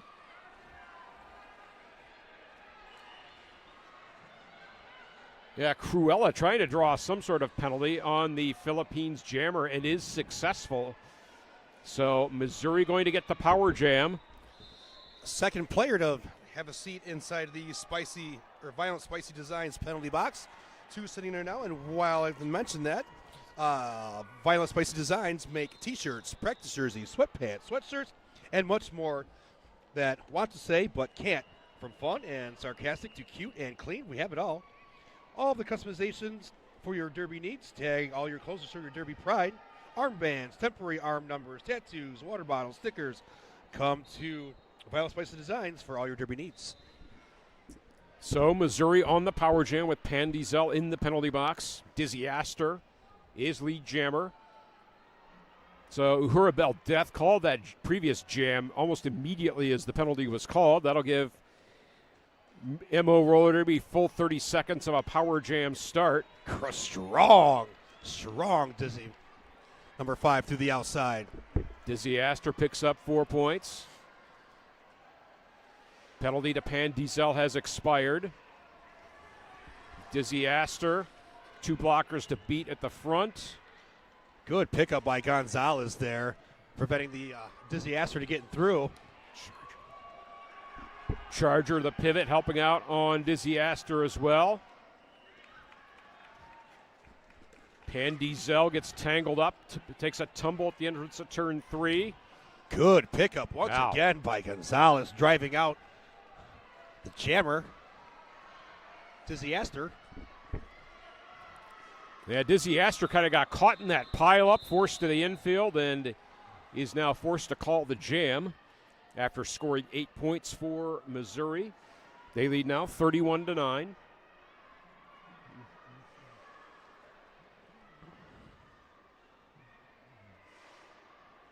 We have a little bit of a dance party happening at the Skatin' Not Hatin' jammer line.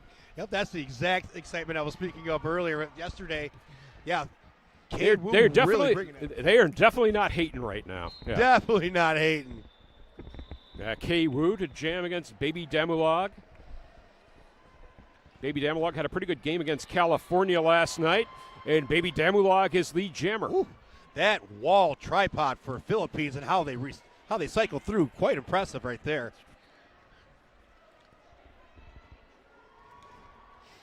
Team Philippines with the shortest roster of any team in the tournament. Average height 5 foot 3.8 inches. Wow. They actually did keep track of that, so good for them. Being short myself, I've noticed I get on the floor and I feel like a midget out there amongst the Giants in the skates. Yep. Baby Damulog with 4 points on a second scoring pass now. Kwu yet to complete the initial pass for MO Roller Derby. Really good jam so far for the Philippines blockers, including Buisan. Buisan stuck to those jammers like cats on pants, man. So jam is called. We have 4 additional points for Team Philippines. No points for Missouri.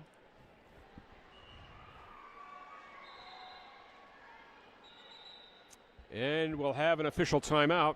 Well, we take a second to run through the rosters for this game. Skating for Team Philippines, number 000, Godzilla Rex. Number 050, the aforementioned Buisan. Number 10, Kryptonite. Number 1012, Charger. Number 11, Pan Diesel.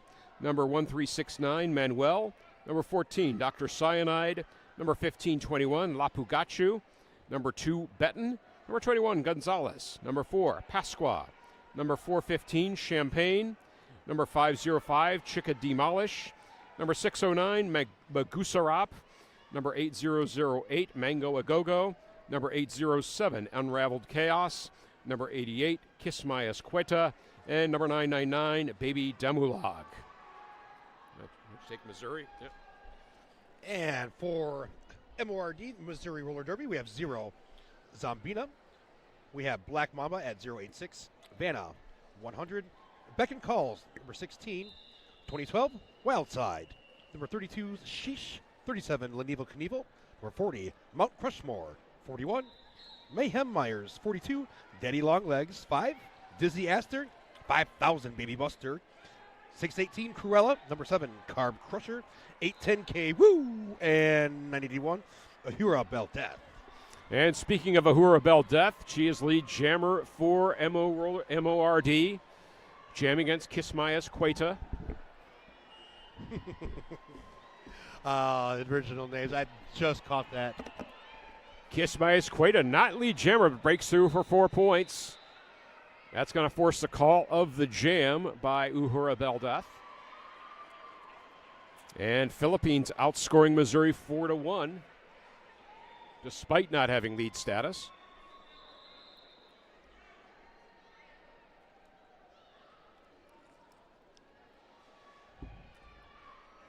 And talking it over. Oh, Okay. there we are. Okay. Yep. Just taking every second possible to get the lineup set. Dizzy Aster jamming for MO Roller Derby against Mango Agogo. Out of the scrum appears. And Mango Agogo breaks out of the tall timber, lead jammer for the Team Philippines. Oh, pulling some G's around that corner, too. Going fast around those turns.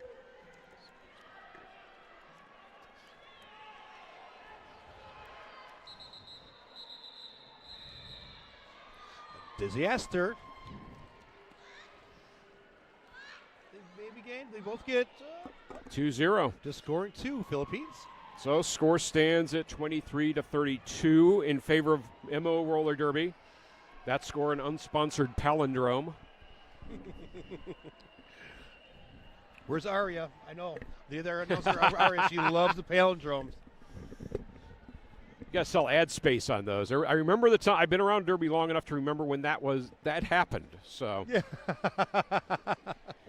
in any case, K-Woo jamming against Dr. Cyanide. Dr. Cyanide lethal getting out of the pack. K-Woo in hot pursuit.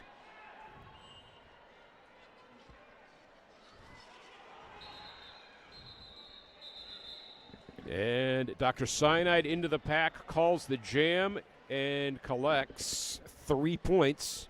Quick 3, hit it and quit it. So the deficit now 6 points for Team Philippines against MO Roller Derby. Slowly creeping back, little jabs back and forth. Seemingly haymaker or two is going to really separate one of these two teams. Yeah, like I said, still we're halfway through the first half. You know, like I said, neither team's really racked up a big jam to this point. No. Uhura Bell Death, the jammer for MO Roller Derby against Pan Diesel. Each squad Man. being so tough with their tripods. So good on the offense and defensive blocking. It's Hey, held everything up long enough for Pan Diesel to get out lead jammer for Team Philippines. And please disregard the whistle bleed coming from other tracks. This jam is still going. Pan Diesel getting drawn back behind the skating not hating jammer line. little shoulder shimmy move. Almost fooled the blocker, but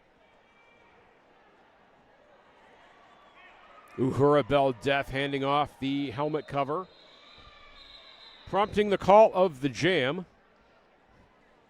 other jammer coming around real quick. Had to abandon that. So that went to sheesh. 2 more scored. Down by 4. Team Philippines.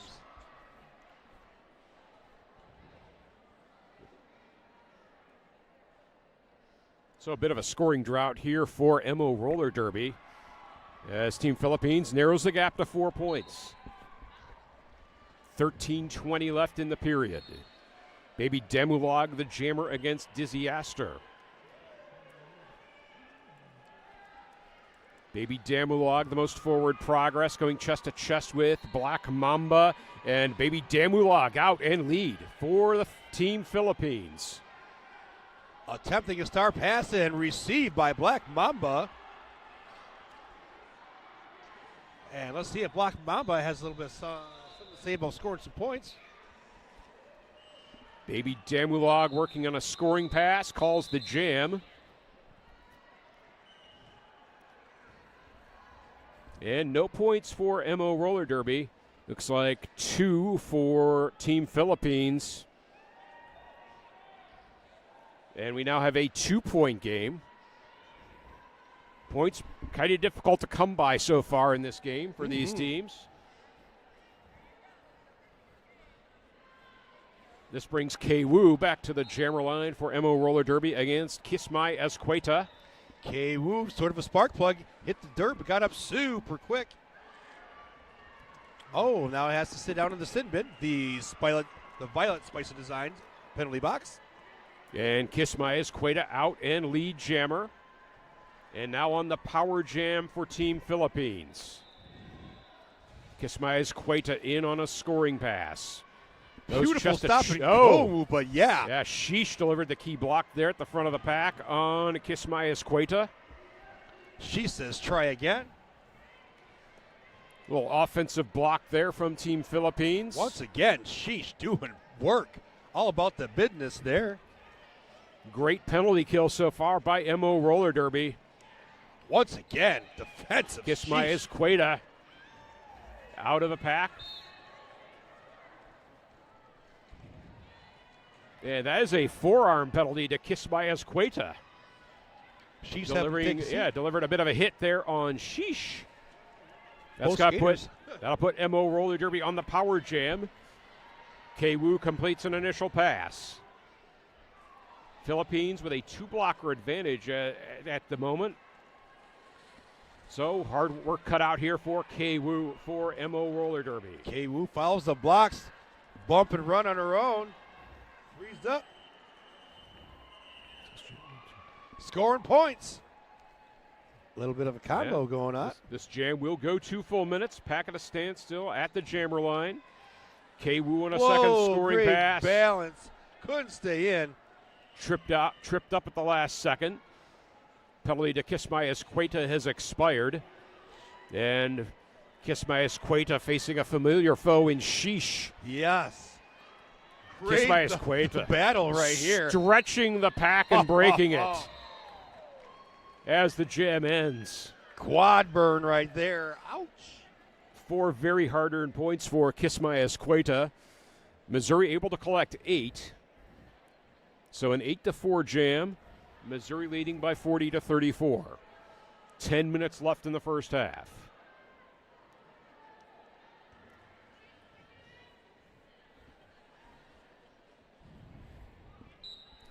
Mango a Go-Go, the jammer against Uhura Bell Death of MO Roller Derby. Mango a Go-Go. Looks like the most forward progress.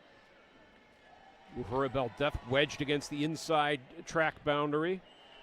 Wow, that staunch tripod for the Philippines has been an issue for Missouri Roller Derby.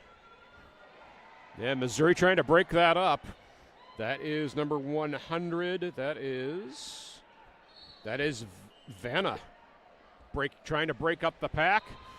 But Mango a Go-Go, 40 seconds in, picks up lead status for Team Philippines.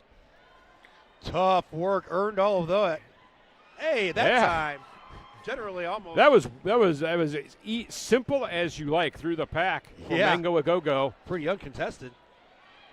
Dizzy Aster with the jammer star now for MO Roller Derby. Mango a Go-Go with 8 points.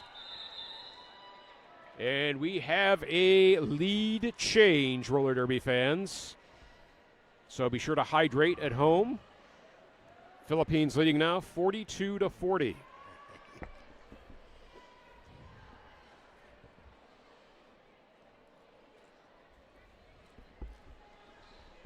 8.5 minutes remaining in the first half. Dr. Cyanide back to the jammer line for Team Philippines against K-Woo. Woo! Woo! I don't really like Ric Flair, but, sometimes it works. So Pack moving towards turn one. K-Woo breaks out, lead jammer for Missouri.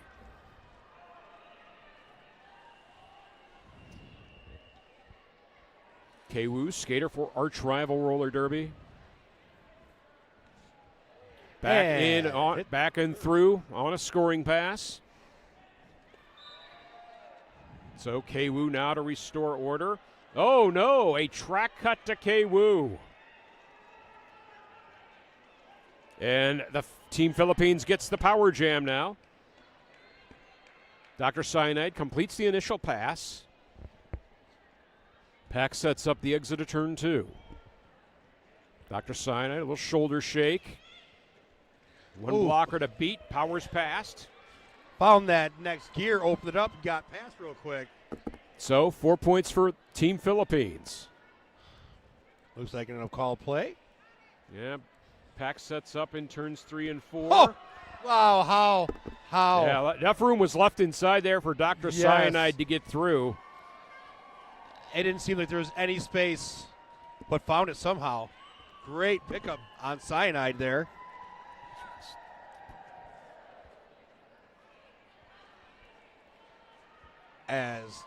K-Woo bring it all the way back. K-Woo trying to draw Dr. Cyanide back into the pack. I don't think Dr. Cyanide wants any of that right now. As the jam is we're at less than 10 seconds on the jam clock. Pretty heady. Yeah. Trying to Veteran jamming there by K-Woo. Hey, yes. Try to slow this down. Very heady. I understand now exactly the strategy. Trying to keep things in check, and it limits the Philippines to an 8-point jam. They lead now 50-40. Less than 6 minutes remaining in the half. Black Mamba now with the jammer star for Missouri against Kismayas Cueta, the Philippines. Definitely a contrasting jammer pairing. Yes. Black Mamba breaks out, lead jammer. Searching for space and then just pure strength to get free. Kismayas Cueta lurking in the shadows of Black Mamba. Jammer on jammer engagement into the pack. Black Mamba in. Kismayas Cueta in. Oh, great heady play, too. Got to the pack and called it. So did Black Mamba collect any points? It does not appear so. 2 points for Kismayas Cueta, despite not being lead. Black Mamba not getting those points. So we stand with 5 minutes remaining in the period. Philippines leading by 52-43. Oh, that's how I know it's good derby when it goes so fast. Oh. This whole weekend's gone fast. It was like a blink, right? I can't wait to get home and watch all the matches I didn't get to watch, Almost as fast as it took for K-Woo to get out of the pack as lead jammer for Missouri Roller Derby. So K-Woo trying to get MO Roller Derby back into this game, although it's only a single-digit lead for Team Philippines. And Beck and Call on the inside for Missouri Roller Derby, really doing big work inside for blocking and creating seams for K-Woo to get through. Team Philippines executing the Jammers cover handoff, but in the process, Gonzalez committed a penalty. She's going to the penalty box. And so their original jammer has to collect the helmet cover and continue the jam. While K-Woo has 8 points in hand. Yes. Now 12. That last pass remained on her toes like MJ. And by MJ, I mean Michael Jackson. Amazing balance. Pan Diesel with the helmet cover in hand. Jamming against K-Woo. Once again, look at that skating and footwork. Ooh, pickup, attempt. Great try, but K-Woo, too tough.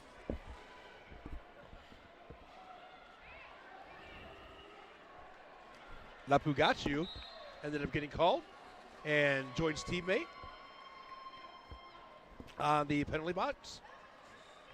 So the Gonzalez had the jam recovery in hand, but did not have it on the helmet.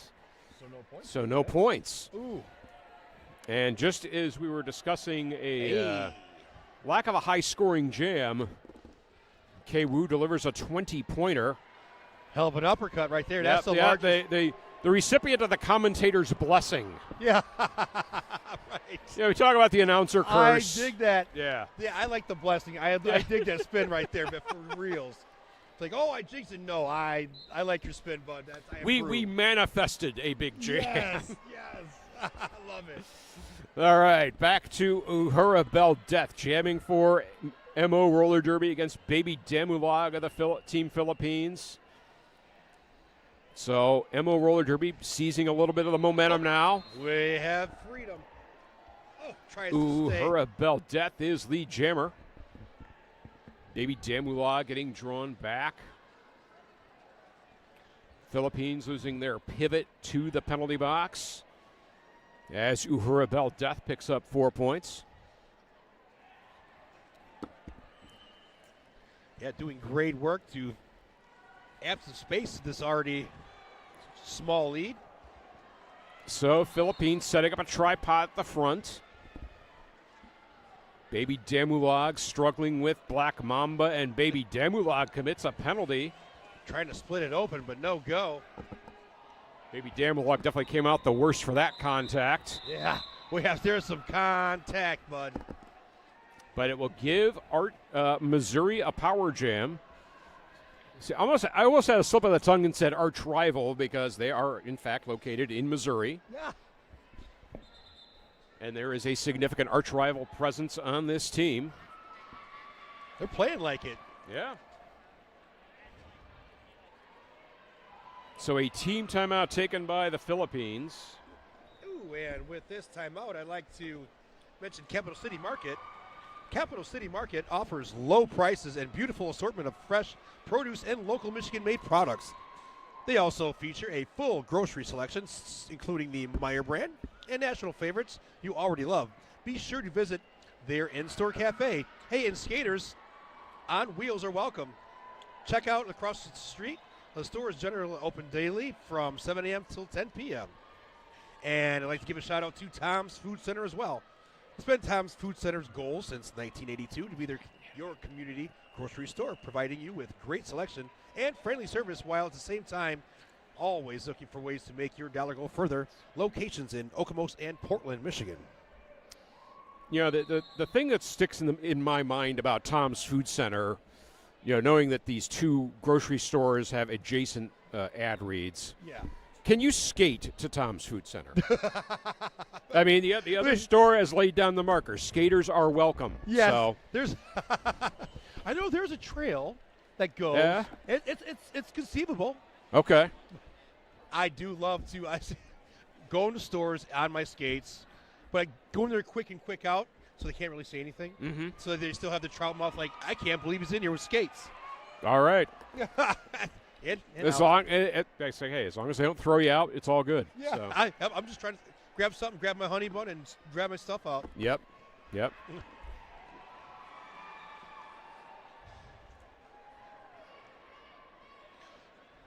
Yeah, if I'm hitting up a store in skates, I'm usually trying to get a beverage and a pastry. Yep. Swing by the big gulp machine, grab your honey bun, get out. Yep. Get out. Yep. Yes, exactly. There's like the only 7-Eleven that I know left in West Michigan is in Holland. Okay. That's exactly what I do. Yep. They actually have a Verner's slushie. Oh, nice. Yeah. Nice. I was like, oh man, there's nothing more Michigan than a Verner's slushie. Or then you throw in the throw in a little bit of the soft serve vanilla. You get the Boston Cooler slushie. Oh, you're making me hungry, bro. That sounds awesome. It is fall. I guess I could break my diet now. I mean, we're kind of, although I think we're kind of past ice cream slushy season, but you never know. We're past the shirt off beach season, which I guess I can cover the abs up now. Yeah. Sadness. Yeah, we got an official timeout of some sort. I don't think it's an official review. Probably some matters of penalties or timing and scoring that. Well, while we have another minute, I'd like to mention Modern Skate and Surf, where I get my equipment from, honestly. Yep. Modern Skate and Surf has the best inventory of skate gear for sales in Michigan, and they also offer a place for customers to show off their new gear. Their world-class skate park in Royal Oak was created to meet the needs of every skater, biker, inline skater, and Scott Cocky scooter kid who walks through the doors. I like all skaters and all people, but those scooter kids, I tell you what.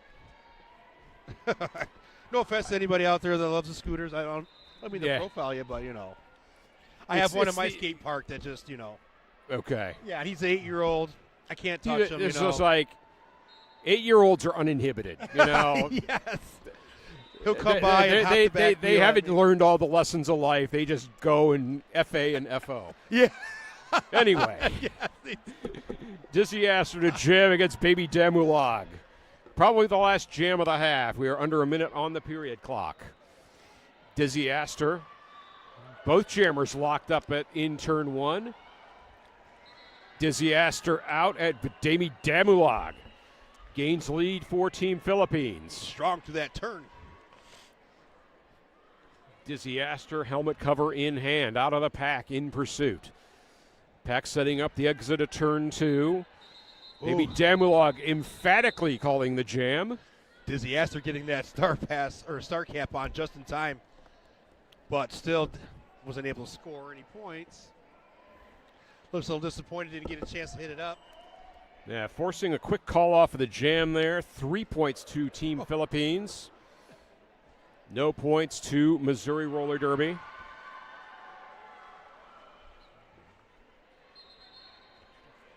And we are, we have a team timeout. Team A timeout? timeout of some sort. We can't tell which team has called it. With and- zero time remaining on the period clock. Well, that, Oh, and that's some easy math for me. Yep. 15 points. Hey. sure.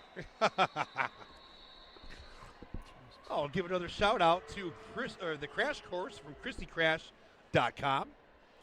Crash Course presents Derby in Paradise, a 7-day roller derby retreat to recharge your body, ignite your game, and connect with new roller derby friends on the coast of Nicaragua. Visit ChristyCrash.com for dates and details. KRSSYKRASH.com for dates and details. You ever go to Nicaragua, Biff? I've never been, no. I said winter is coming, so that a warm weather option might be enticing. Yes. So, yeah. So speaking of Chrissy Crash, we have World Cup MVP Mattitude Adjustment joining the spectators Oh, awesome. here on track number one, watching some of her USA Roller Derby teammates, including Kay Wu. Got a chance to watch a lot of Magnitude Adjustment in Grand Raggedy, my home, where I live. Yep.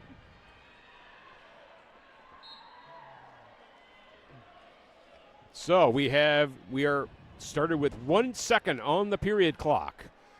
Black Mamba, the jammer, against Kismayas Cueta. Tries to This will- fake, but that tripod's tough. Oh, both teams really working the tripods here. Yeah. Kismayas Cueta gets lead and is reabsorbed immediately into the tripod of MO Roller Derby skaters. Black Mamba got drawn back to turn 4. Again, Kismayas Cueta, lead jammer for Team Philippines. This is on jam time only. Roll. Great balance by the Black Mamba. Getting free. So Black Mamba with the initial pass. Kismayas Cueta sees that, calls the jam. So a 0-0 jam for each team. We'll end the first half with MO Roller Derby 70, Team Philippines 55. Hey, lots of action already. Yep. See you in about 12. Devin.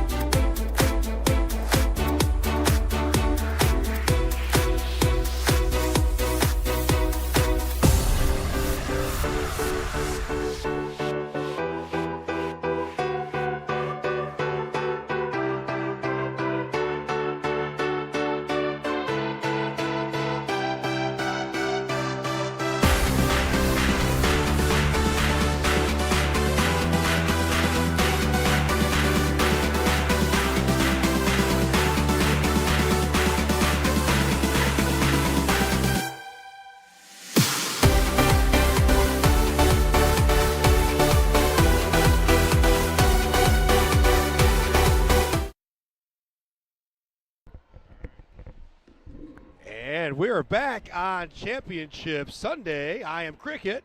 I'm Biff Mix-a-Lot. And we are back for half number 2 of the 7th place game of Skate Wars 2025. We have Team Philippines skating against MO Roller Derby from Missouri. MO Roller Derby leads by a score of 70-55. Really a very close game. Only one really big jam by K-Woo providing the difference here, but otherwise it's been a very close, very evenly matched game. These two teams came in as the 8th and 9th seeds, so you'd expect it to be a close game, even on day 3 of a multi-game tournament. So we're ready to get this second half underway, and K-Woo, who we just gave a little shout out to, is jamming against Kismayas Queta. Almost helping out the Philippine jammer there by bumping. Yeah, Kismayas Queta saying happy birthday, Mom. It's Kismayas Queta's mom's birthday. Oh, nice. And Kismayas Queta is lead jammer for Team Philippines. So Kismayas Queta around on a scoring pass already. Wow, inside out, yeah. outside in. It's switching and to no avail Yeah. where it picked up by that tripod. 3 Philippine skaters trying to contain K-Woo at the front of the pack, Pass. including but not limited to number 4, Pasqua, for Team Philippines. And nice drive out there by Black Mamba. Kismayas Queta tried to sneak under Black Mamba, was not quite successful in doing that. But the jam is called. First points of that going to Team Philippines. They trail now 58-70.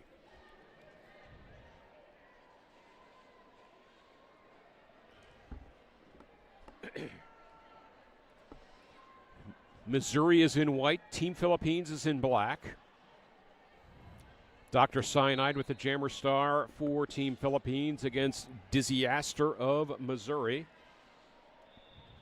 And packs slowly away from the Skatin' Not Hatin' jammer line. Dr. Cyanide, the most forward progress. Forced to the outside. Scrum of sorts so far. Looking for a crease and found it. Dr. Cyanide through and lead jammer for Team Philippines. So first 2 leads of the half to Team Philippines. Dr. Cyanide on a scoring pass. Ooh. And Cyanide with the cure for the jam. Didn't seem to have too much trouble getting through the pack there. That shoulder shimmy, there it is again. Blockers very occupied with Dizzy Astor, and that's freeing up some space for Dr. Cyanide to get through. Dizzy Astor handing off to Sheesh, the Missouri pivot. And calling it right in front of us. So 1 point for Missouri, 9 points for Team Philippines. She's trying to jockey for the extra point. Zebras disagree. Well, they have the final say in that sort of thing. That is correct. They have better eyes on that than we do. So a 9-point jam for Team Philippines. That makes the margin 4 points. Super close. Loving this bout right now. Mango a Go-Go jamming for Team Philippines against Uhura Bell Death. And Mango a Go-Go picks up lead for Team Philippines. Quick and powerful skating through the turns. How's she holding those G's? Team Philippines has picked up lead all 3 jams of the second half to this point. And Mango a Go-Go comes face to face with Black Mamba. Oh, and Mango a Go-Go is out. Black Mamba receiving the jammer helmet cover. That's going to force the call of the jam. 4 points to Team Philippines, and we have a tie game. 71-71, 26-10 left in the game. You know, and I love it, Biff, when I see players using other players as projectiles. And I just watched Beck and Call use one of their players. Couldn't quite get to the jammer, so used one of the skaters. Throw something at it. See what matter. happens, yeah. Beck and Call thinking outside the box. That'll bring K-Wu back to the jammer line against Baby Demulag of Team Philippines. K-Wu bouncing off a couple of Philippines blockers. Takes a spill to the infield. K-Wu stretching the pack to its breaking point, and that's the first lead status of the half for Team Missouri. K-Wu around on a scoring pass. Baby Demulog doing tons of moves, but just being curtailed by the Missouri defense, despite having seemingly all the moves. So K-Wu picking up 4 points. Baby Demulog stashing the helmet cover, play slips. right there by K-Wu. Oh, Little drive-by bump and run. jammer on jammer engagement. Yeah. K-Wu, that's second scoring pass, 8 points total in the jam. Baby Demulog yet to complete the initial pass for Team Philippines. And almost through it. Finally gets through that initial pass. Yeah. Sheesh made life difficult for Baby Demulag there. She's making life difficult for a lot of the offending players tonight. So an 11-point jam for MO Roller Derby, and they reestablish a lead, 82-71. 24-20 left in the game. K-Wu not only great at jamming and defense, good at getting the crowd into it. Showing some emotion, trying to raise the roof again. So a timeout called by Missouri. I think that's a full timeout. Does not appear to be an official review. So, well, we have a timeout. I wanted to mention the Skate Not Hating jammer line. Skate Not Hating has been around since 2014, owned and operated by Javelin, who skates for Kalamazoo Roller Derby, Team Michigan, and coaches the Killer Bees. This small shop has huge selection. Skate Not Hating offers skate packages, protective gears, wheels, accessories, and full sublimation apparel. And that is Skating Not Hating. Have watched Javelin actually skate more than a few times for Kalamazoo. I've actually had the honor to announce for the Killer Bees, and quite the skater herself. Javelin has been around for as long as I've been in Derby. Oh, nice. I didn't realize that. Yeah, that was 2010 when I got started. Oh, nice. I saw Kalamazoo play a game against Toronto. Ooh. And Toronto had a blocker of similar size, shape, and velocity as Javelin. Yeah. Those two came together, and I think the earth tilted off its axis. Most excellent. Very hard hit. Sheesh. Taking a turn with the jammer star for MO Roller Derby against Kismayas Cueta. Right. And Kismayas Cueta putting the bow on the birthday present for her mom. What Lead a jammer gift. for Team Hey! Philippines. That subtle move outside and then just took the inside. So, a little reverse maneuver there for Missouri. It's usually Dizzy Astor jamming and handing off the helmet cover to Sheesh. But Dizzy Astor lined up as the pivot. Team Philippines picking up 4 points. It's now a 7-point game. 23-15 left in the game. Dr. Cyanide to jam against Uhura Bell Death. Pretty lethal jammer pairing here. Yes, most definitely. Cyanide having great success. So Cyanide with the most progress. Not only quick, And, but you too, know, a little bit of power there, Missouri too. has to throw a full set of blockers at Dr. Cyanide. And Dr. Cyanide doing a pretty good job trying to break them up. Oh, Dr. Cyanide great almost out of the job pack. there, yeah. Great drawback there by number 618. That is number 8. Yeah. Nice But drawback Dr. there. Cyanide Yeah. having that lead jammer status. Ooh, a little easier through that time. Dr. Most likely Cyanide. because yeah. of the player on the bench for Missouri. So K-Wu? Dr. Cyanide around on the second scoring pass. Or is that Uhura Bell Death? That's Yeah. And Dr. Sinai quickly around for a third scoring pass. This could be the biggest jam of the half for Team Philippines.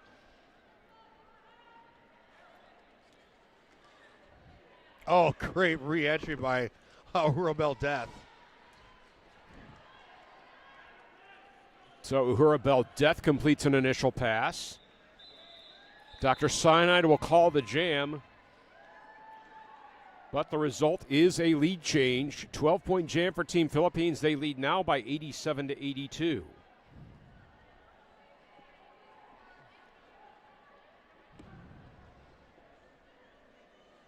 Kei Wu, who's had the biggest jam of the game so far for Missouri Roller Derby, is back to the jammer line against Mango Agogo.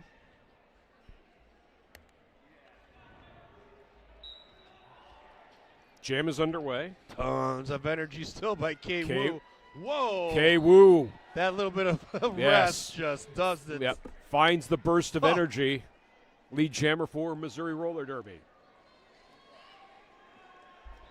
Mango Agogo getting recycled repeatedly through the infield. Goodness, what an excellent move. Seemingly almost untouched. While Kei Wu circulates, scoring points for Missouri. Oh, great opening there. Mango Agogo completes the initial pass. Kei Wu wedged against the outside track line, and Kei Wu finds a way through. 4 more points for Missouri Roller Derby. Mango Agogo on a scoring pass now for Team Philippines. Mango Agogo lowering the shoulder into Jish. Lowering the other shoulder into Jish. Nice. She's doing all the work right there. That's just impressive. Jish with the big draw back on Mango Agogo. Kei Wu joining in on the drawback.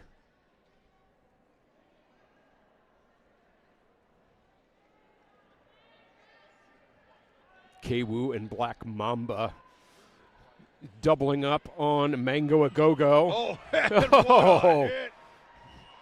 Mango Agogo breaks free.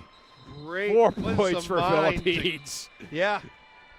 There was like there was like a rubber band that just broke at that point. Yeah. But Kei Wu able to collect 12 points for Missouri Roller Derby. We have another lead change. Oh my goodness, look at that. Score is at 94 to 91. 3 points separating the two. What a bout.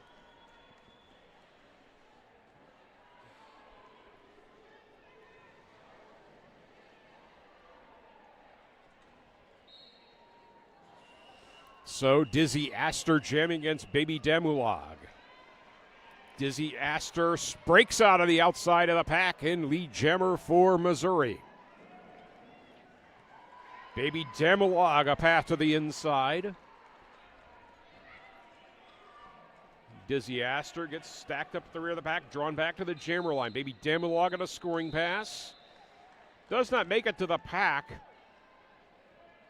So a 0-0 jam. Haven't had many of those lately today. I believe that's the first of the game. Yeah. So we have, I think, an official timeout of some sort. All right, they're going to talk it out, straighten something out. Give me a chance to mention Modern Skate and Surf once again. Modern Skate and Surf has the best inventory of skate gear for sale in Michigan. They also offer a place for the customers to show off their new gear. Worldcast Skate Park in Royal Oak was created to meet the needs of every skater, biker, inline skater, and scooter who walks through the doors. All right. So coming up here on track number 1 at the conclusion of this game, it's the championship game of Skate Wars 2025 between basically the home team, Michigan, and Florida, kind of the Cinderella story of the tournament. Yes. Came in as the 17th seed out of 24 teams. Huh. They win their first play-in game, and then they upset the number 1 seed and defending champion Black Diaspora Roller Derby. Big win. Big thrilling game the first night of the tournament. Yeah. And Florida's continued their progress through the bracket, and they will take on Michigan for all the marbles here on track number 1. Yeah, that first game, I was trying to pay attention to the game I was announcing, but I was just hearing all the noise going on from that Duraspra and the Florida game, and super close. I think Florida, last year did not have a great experience here at Skate Wars. They juggled the roster a bit. I think they brought some skaters back, and it is paid off very well for them to this point. So that should be a really exciting game to wrap this tournament up. Skate Wars for 2025. And thank you, Lansing Center, for having us. I have the pleasure to represent Derby and announce here. Awesome time. I said everybody I talked to about this tournament has said this is a perfect venue for a Derby tournament. It totally is. It feels like history in here, too. Along the walls over there, all the local Lansing professionals and athletes. And I think I might have somebody named Magic Johnson up on the walls there. Yes, somewhere. there is. There's some Magic Johnson up there. K-Woo jamming against Kismaya's Queta. Both jammers out of the pack. K-Woo with lead status. K-Woo trying to engage. Tries to reverse engage Kismaya's Queta there. K-Woo is on it. Little hip check into the infield.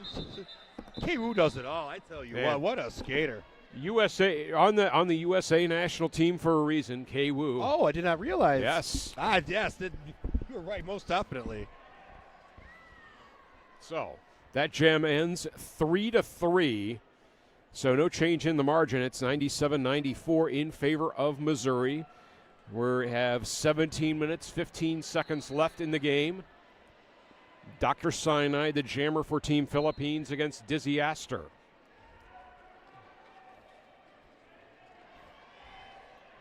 Dizzy Astor furthest forward and lead jammer for Missouri.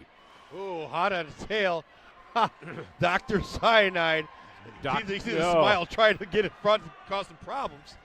They're both kind of laughing about it. Dizzy Astor with the size, Dr. Cyanide with the speed.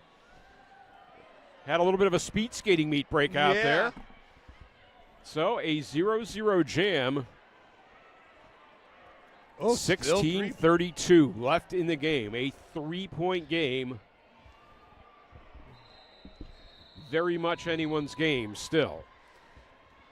Bringing Uhura Bell Death to the jammer line for Missouri Roller Derby against Mango A Go-Go.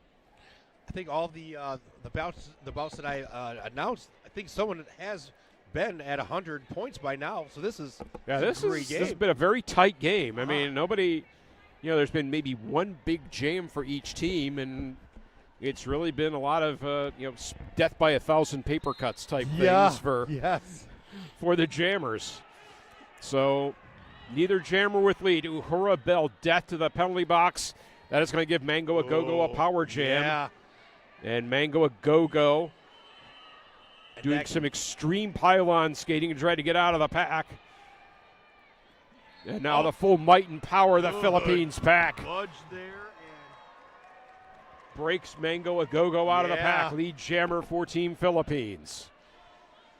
These power jams can make the difference in this game. Or this well, bout, I mean, for sure. the way the packs are locking down on these skaters, I mean, 8 points is a big jam at this point. Yeah.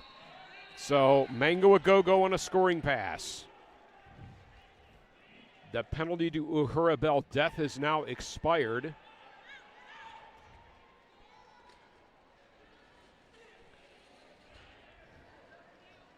And Great job. K-Woo helping out on the blocking front as well. So. Yes, look at, all world is most definite there.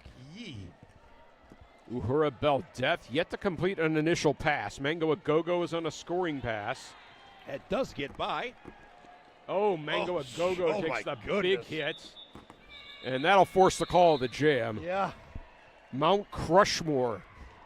Living up to the name on Mango A Go-Go. Right. Mango A Go-Go, I had to think about it for a second and sat there and just took a breath. And So it calls the jab, picking up 3 very hard-earned points for Team Philippines. Oh, we have a tie about. So 97-97, 14 minutes remaining. Kismaya's Cueta to jam against Dizzy Astor. Still a full set of skaters on the track. I don't see anybody in the Violet Spicy Designs penalty box. Oh, Dizzy Astor tries to fake fight through. That's just, wow, the Philippines really digging in. Kismaya's Cueta trying to wiggle free in the pack. Black Just Mamba not, trying to just not much room there for anybody. No. Looks like Black Mamba trying to open the can right over there as well, but 30 seconds in, no lead status. Blockers massed at the pivot line. Looks like Kismaya's Cueta with the most progress. both teams determined and putting the feet in the dirt. Black Mamba. Way. Yeah. Really locking down on Kismaya's Cueta. And Kismaya's Cueta, go. a paper-thin margin on the outside of the track. Hey, yeah. Lead jammer for Team Philippines. And the crowd loves that, too. Oh, pass. There wasn't much more than a toe stop width around the outside of that, around Black Mamba there. Oh, Black Mamba with the star pass. Yes. So, Jammer Star has been handed off to Black Mamba. Kismaya's Cueta with the penalty. Uh-oh. And Black Mamba will get the power jam. With the chance. Black Mamba. Initial pass? That is her. No, that is a scoring pass. There we go. 4 points for Black Mamba. 22 seconds left for this jam. Hopefully Black Mamba moving inevitably towards the pack. Philippines with a full set of blockers, and they will need them. Black Mamba stretching the pack at the front. Black Mamba shrugged out. Big key block there by Charger. Charger with the wow. Whoa. Power in little packages. Man. Yeah. Well, you know what? If you're the shortest team in the tournament, you also have an advantage on center of gravity. Truth. Truth. Yes.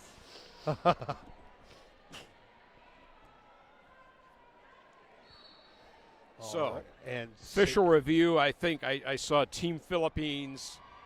As soon as that jam ended, I saw the Team Philippines bench coach coming out to signal for the official review. So we'll find out what's happening with that.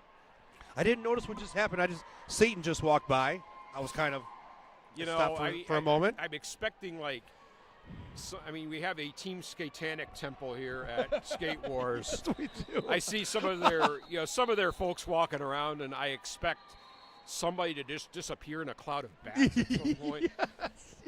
But they've had, looks like I think they've had a fun tournament, and they look like a bunch of fun too. Yeah, it's one of the great things about Derby. We accept just about all kinds here. Yes, so. and I love all the expression. I love different, and that's cool. Yes. So each team has pleaded their case for the official review. The the skating officials are deliberating over this as we speak.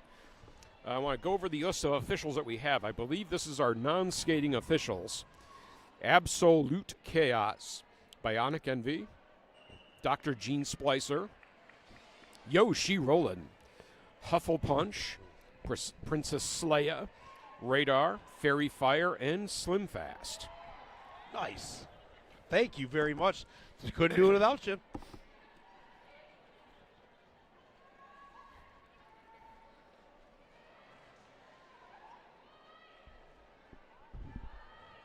So I believe a verdict has been reached. They will be delivering that to the bench staff. Not sure how that turned out.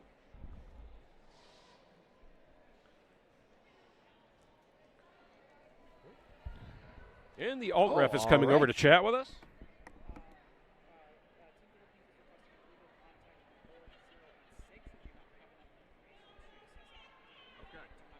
Okay, thank you. So, Team Philippines was seeking an illegal contact penalty on the MO Roller Derby jammer. There was not enough information available to corroborate that claim, so Team Philippines does not retain their official review. Oh, so they can come back to get him. All right. So it didn't quite work out. Might be worth it in a close game, but yeah. Anyway, A lot Baby to go. Demulog jamming for Team Philippines. K-Woo the jammer for Oh, MO good roller slow derby. Swim move. And Oh. Baby Demulog is lead jammer for Team Philippines. Determined to get free. 12 minutes left in the game. Baby Demulog on a scoring pass. K-Woo the jammer of record for MO roller derby. K-Woo is in the penalty box. Had to run in the sheesh and beck and call. Oh. Tough. Baby Demulog is out for 4 points. 4 big points this late in the game. Yes. It's a 1-point game. Less than 10 seconds Beck on the and penalty call. to K-Woo. Good luck getting around. Missouri doing the best they can to kill the penalty. Baby Demulog will call the jam as K-Woo gets out of the penalty box. Hey, I've been So- watching Missouri roller derby, and I'm quite the fan of number 16, Beck and call. Always in the mix defensively and making stops. I can't get enough of Beck and call. Awesome. So that was a 7-point jam for Team Philippines. They lead 106-104. So a lead change with 10:42 left in the game. Awesome derby. Clap. Dr. Cyanide jamming against Dizzy Astor. Dr. Cyanide moves the skates, keeps the skates moving. Lead jammer for Team Philippines. The doctor with the cure. Dizzy Astor out of the pack as well. Dr. Cyanide breezes through in a wants scoring wet. pass. Hey. Picks up 4, calls the jam. Crowd's into it, too. The crowd is waking up to this Uh-huh. game. Hey. Team Philippines 110, Missouri 104. I love it when the crowd gets on the turn up from the skaters. Pretty sweet. Finding the energy on the third day of a roller derby Yes. tournament. You got it. And this isn't even the championship game. No, so, yeah, right? so it might as well we're- be all world for them, Yeah. though, you know? Yep. K-Woo back to the jammer line. Mango Agogo, the jammer for Team Philippines. Mango Agogo gets a running start around the outside. Mango. Chest to chest at the front of the pack. Mango Agogo lowers the shoulder. Is that Sheesh over I there believe as well? that is Sheesh over there as well. That Mango battle. Agogo.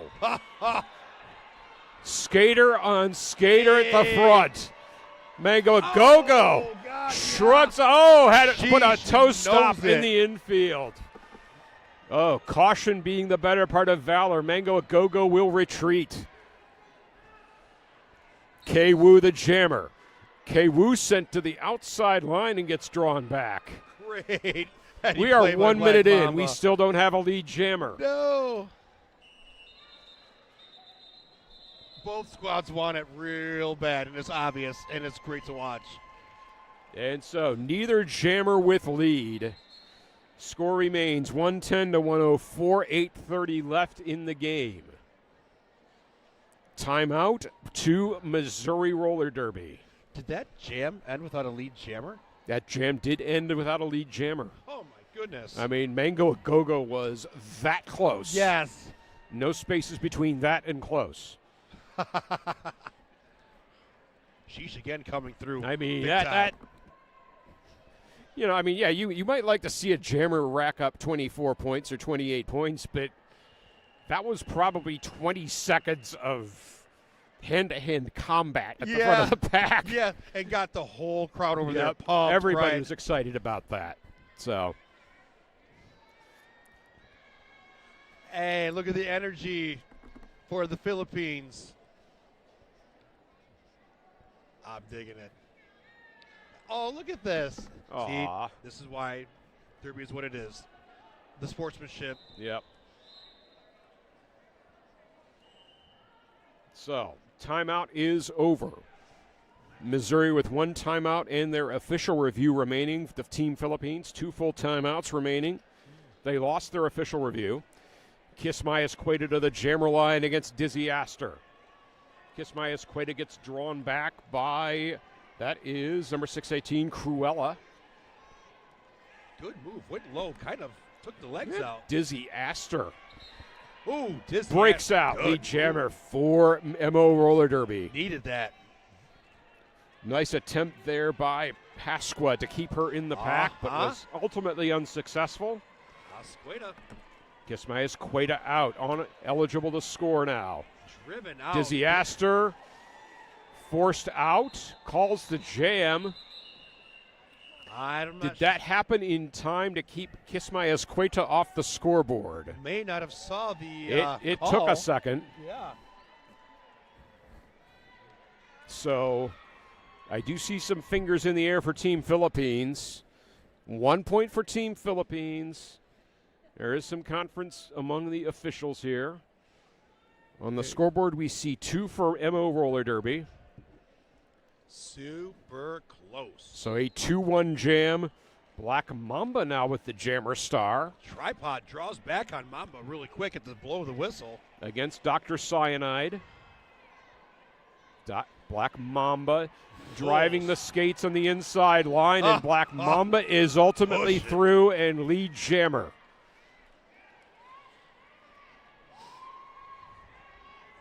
Team Philippines losing their pivot.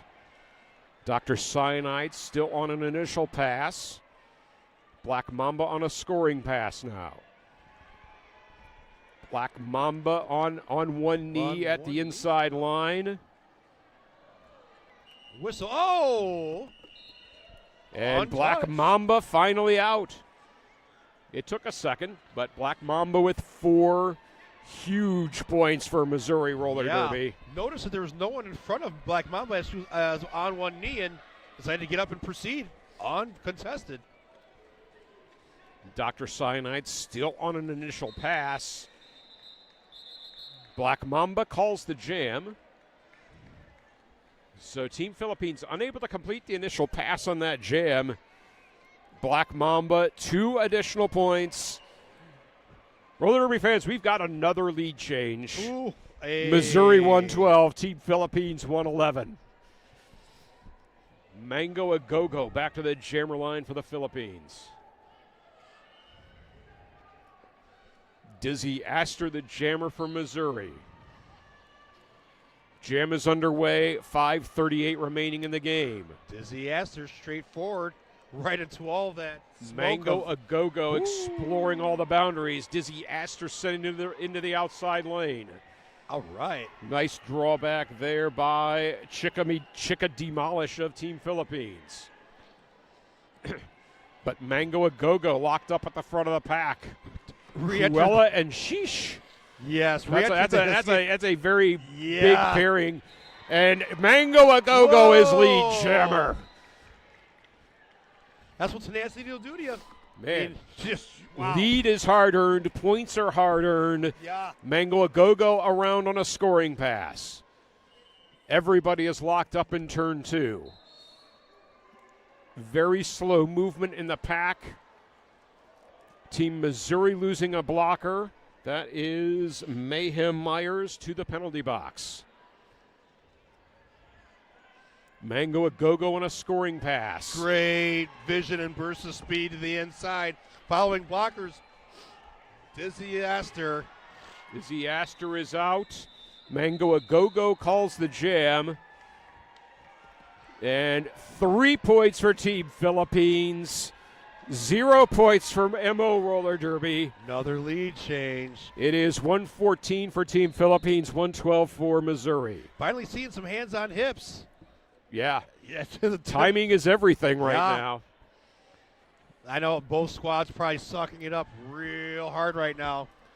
Missouri taking their last full timeout with 4:10 on the clock.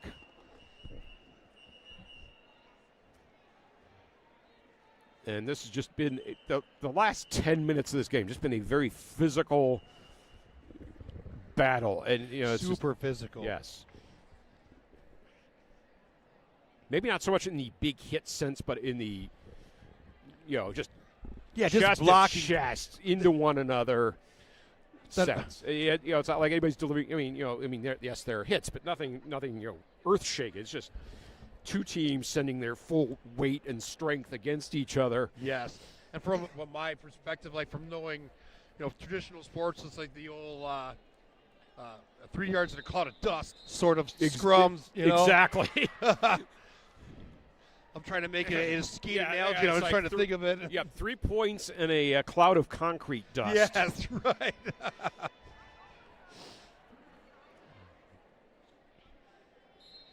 And So, tripods closing the gap. Baby Demulag jamming against Sheesh. So Sheesh picking up a rotation with the Jammer Star. K Wu, Hey. it should be noted, is with the pivot cover right now. Oh. But it Hey. is not necessary. Sheesh picks up lead jammer for Missouri. Baby Demulag, the jammer for the Philippines. Baby Demulag recycled at the rear of the pack, handing off the Jammer Star. Oh, and I thought for a second that Sheesh was going to catch Philippines sleeping, but Yep. the tripod picks up Sheesh pretty well there. Yep, Charger with the jammer of record for the Philippines. Ah. And that prompts a quick call of the jam. Missouri gets the full 4 points. And once again, a lead change. And we hope you're hydrating. If, Yeah. if you do that sort of drinking thing after every lead change, we hope you're using a hydrating beverage to do that Yes. at this point. Or give your keys to someone. We need you to have energy for the championship game, which Yeah. follows this one. I'd be sleeping. Yeah. I'd be sleeping. Dizzy Astor against Kismaya Escueda. 3 minutes left. Super. Kismaya Escueda, Whoa. lead jammer for Team Philippines. You know, and Missouri Roller Derby enjoyed a lot of crowd support earlier on, but they're getting behind Team Philippines right now. Yeah, yes. Kismaya Escueda quickly around on a scoring pass. Pack locks up in turn 2. Missouri losing a blocker to the penalty box. Tons of That bodies. is. Almost round And one more. Not an Kiss easy. by Escueda out for 4. Oh, and picked up Black Mamba, but Black Mamba getting through. So Black Mamba with the star pass. Kiss by Escueda into the pack on a second scoring pass. And calls it. The Philippines Holy bench goodness. frantically calling for a call off as Black Mamba approached. But 6 again, points. another lead change. Team Philippines Ooh. leads by 4, We are 120, to the nitty-gritty. 116, less than 2 minutes remaining. This could be the last jam of the game, but it's kind of unlikely. Yeah, for real. And we have the very distinct possibility of an overtime jam. Ooh. Dr. Cyanide, perhaps delivering the lethal blow for the Philippines. Yeah, Lead bud. jammer, Dig it. K Wu, the jammer for Missouri. K Wu completes the initial Getting pass. through. Dr. Cyanide around on a scoring pass. Dr. Cyanide spun to the infield and calls the jam. Oh, my goodness. How many points for Dr. Cyanide? K Wu did not pick up any points. Looks like we've got 2 for the Philippines. All right. So a 6-point margin. 1:07 left. We have an official review. timeout, or an official review sought by Missouri, and that is their final clock stoppage. Yeah, I'm going to talk it over. And I mean, I don't know if there was enough there to seek a penalty, but we will find out. I mean, now would be an opportune time for them to get a jammer penalty, but oh. So Team Wow. Philippines. This is Yep. it's one of the best boats I've watched so far. This is great. I mean, for all the excitement of Florida defeating Black Diaspora on day 1, this is every bit of that. Yeah. It's a perfect appetizer for the championship game to follow. Oh, and Oh. we're getting the crowd into it. Hey, Everybody's Team into it Philippines. here at the Lansing What is Center. up? We have even from the bleachers that are pointed towards track number Yes. 2. Yes, I wish That my- crowd is into the game. Yeah, you folks can see that at home. Oh. Yeah. Bleachers Somebody's facing the trying to other start a way. wave. Oh, there we go. Missouri starting the wave. It's coming around. Hey, there we go. Okay, all right. So the wave going on as the officials deliberate whatever Missouri Roller Derby was seeking in the official review.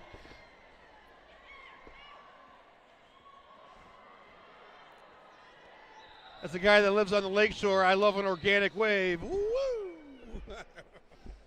Okay, whistles. And we'll have the verdict of this official review momentarily.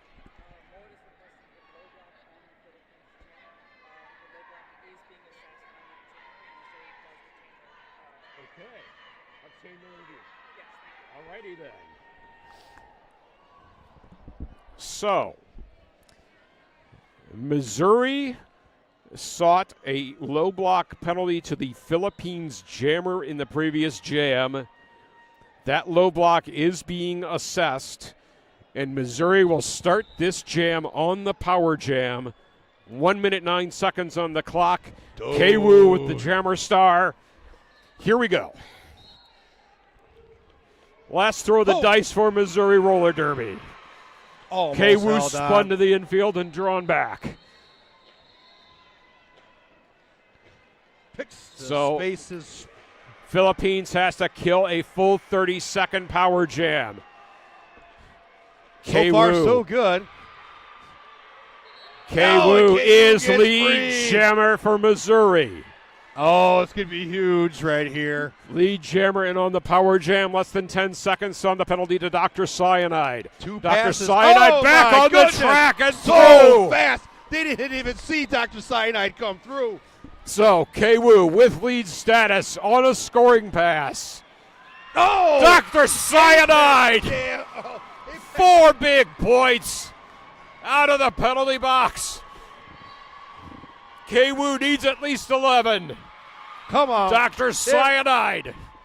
We gotta Second stop. scoring pass. Called in K-Woo timeout. calls the jam. No more timeout. 2 seconds on the period Yeah, clock. we didn't Oh, have no. one. No, I think they did have the official review remaining. Missouri did have the did official call the review. timeout? Okay. So it's a matter of whether they got it before the period clock hit 0. Yeah, it was with Oh, 1 there second is there. 1 second on the period Get clock. outta here. We have Oh. one more jam. Lucky One us. more jam. Ah! But Dr. Cyanide delivering big points out of the penalty box for Team Philippines. Hey, Oh. awesome. So the score sits. Philippines 126, Missouri 119. There is 1 second remaining on the period clock.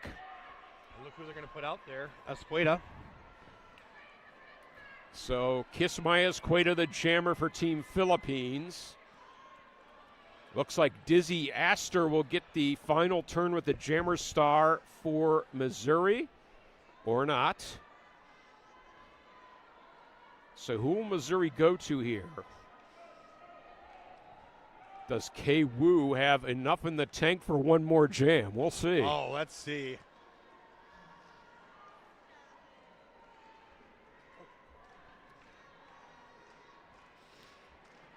Championship Sundays. Ugh. Where's that?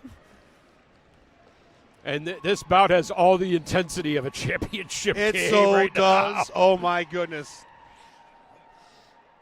I have this jacket on with a shirt. I have all goosebumped up underneath. Even though they had the air conditioning cranked up to about 12 here in the Lansing Center, Right. that's not helping right now. No.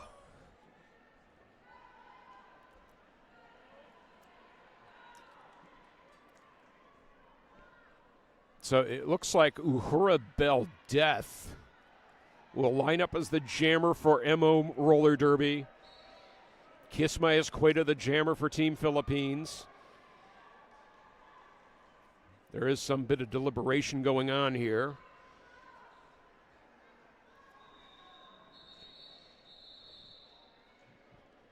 Trying to sort out just how much time goes on the period clock, whether it's 1 second or perhaps more, but depending on but how this point that. doesn't really matter, though. I mean, if it's 1 second or 5 or I mean, Yeah. That'll pretty much be jam time only at that point.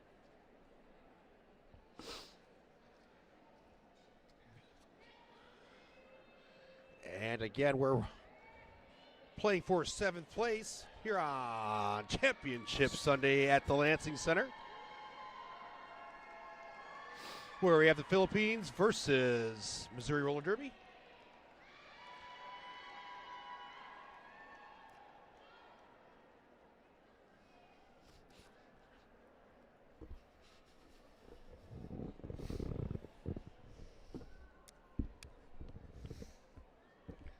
With all the noise here. This is the only game happening right now. Yes. The silence is almost deafening Yeah. for a second. So, yeah, there are some other games happening on track 2 and track 3.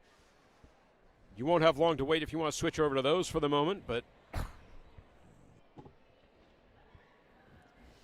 so the officials are deliberating. Ooh, we have some And crowd involvement. So both, right here. a little crowd involvement.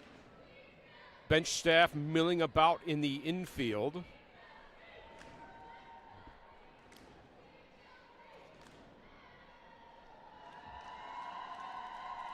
I love All it. right. That is awesome.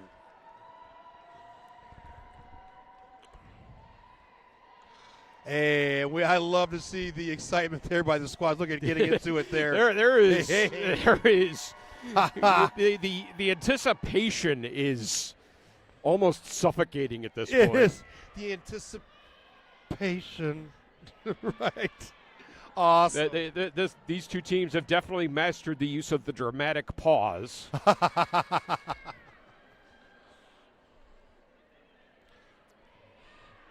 I think this is probably the longest deliberation. Yeah, I mean, in for the something tournament. that, in this scenario, it would be completely understandable if Missouri had just used the official review merely as a clock stoppage. Yeah. So, and that's what's taking place here.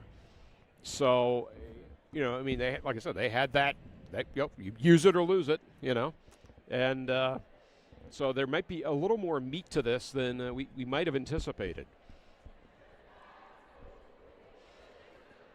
The dance party goes on uninterrupted over on the Philippines sideline. So there was 1 second left on the clock. Right. They called timeout. Yep. However, Florida did not have any timeouts. Right. They only had an official review. Right. They looked for a timeout, so we can't give him a timeout when he doesn't have a timeout. Oh, okay. Right, they have an official review. So they didn't signal for the official review. That's what. Oh, wow. Okay. All right. Okay. So I think the issue at hand here, I got confirmation from one of our non-skating officials. Missouri called a timeout with 1 second remaining on the period clock. However, Missouri had only their official review remaining and not a full timeout. They did not signal. It would have been so they did not signal correctly for the timeout.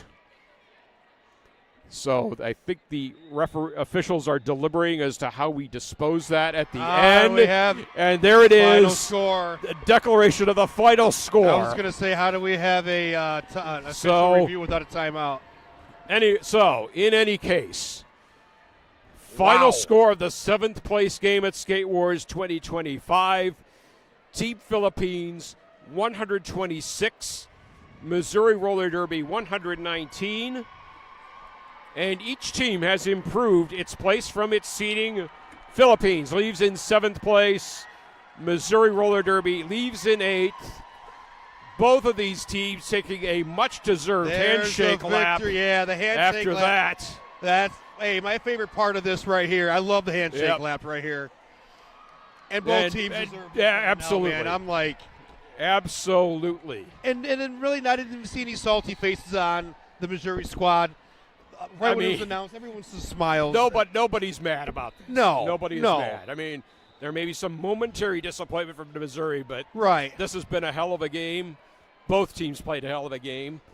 Momentarily, we will be assigning an MVP from this game. Hella entertaining. Oh my goodness. It's hard to choose. So many skaters played well, especially towards the end. It's hard to pick just one. Unfortunately, we are limited to just one. So I watched Michigan State, Boston College yesterday. I feel crazier about this ending than the one last night because they ended up in that overtime. Last I saw it was tied, so I didn't see how it ended. But when I made Couch made a bad call, went for two, wah. But this was excellent. Oh my! Right. So slightly anticlimactic there at the end, but hey, it was great up to and including that point.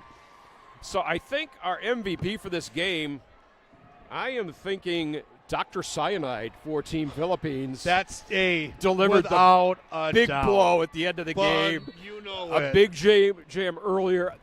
Coming out of the penalty box. Yeah, like to pick up points to cement Team Philippines' lead. Bro. And I think they're the MVP for this game. So without a doubt. So we will pass that along to whoever is in charge of that. Looks like Javelin's directing traffic out there. He came out of the box from the box and then came back around and then into an apex jump. Yeah. Oh my! What?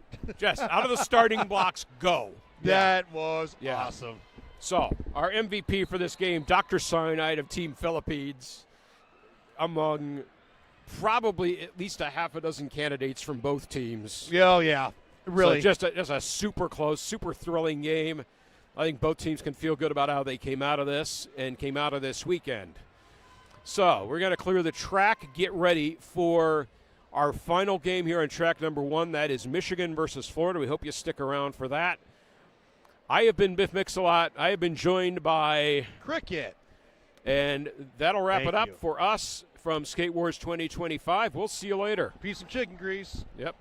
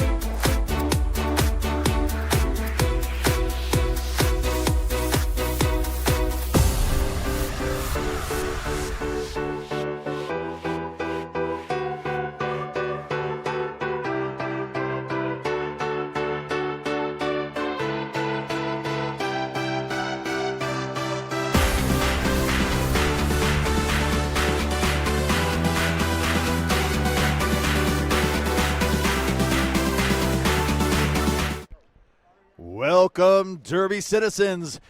We are here at Skate Wars, and if you've been tuning in all weekend, you have been experiencing great Derby. But you know what? This is the game. It is Team Michigan and Team Florida playing for the championship, and I'm super excited to be here. Again, both these teams have been playing great all weekend. Team Michigan came in at number 2. Team Florida came in at number 17, and here they are facing off for the championship. I'm the King.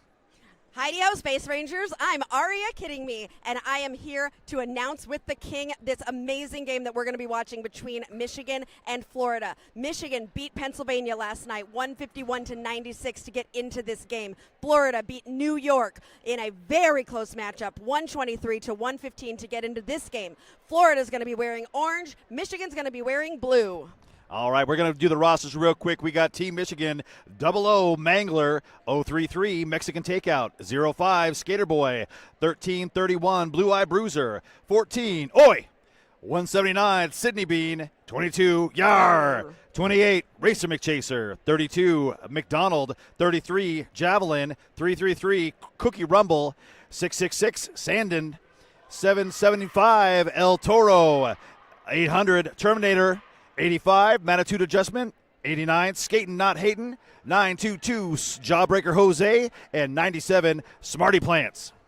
For Team Florida, we have 008 Intoxic Kate, 121 Reflux, 17 Jess Business, 2 Coco Fry, 24 Bourbon, 3 Abby Normal, 313 Sinner, 333 Sriracha, 357 Felony Fat Bottom, 41 Araconda, 47 Soul, 5 Category 5, 51 Scrap, 6 Snot Rocket Science, 62 Fancy, 71 Vixen Wrecker, 814 Lemon, and 831 SH Long.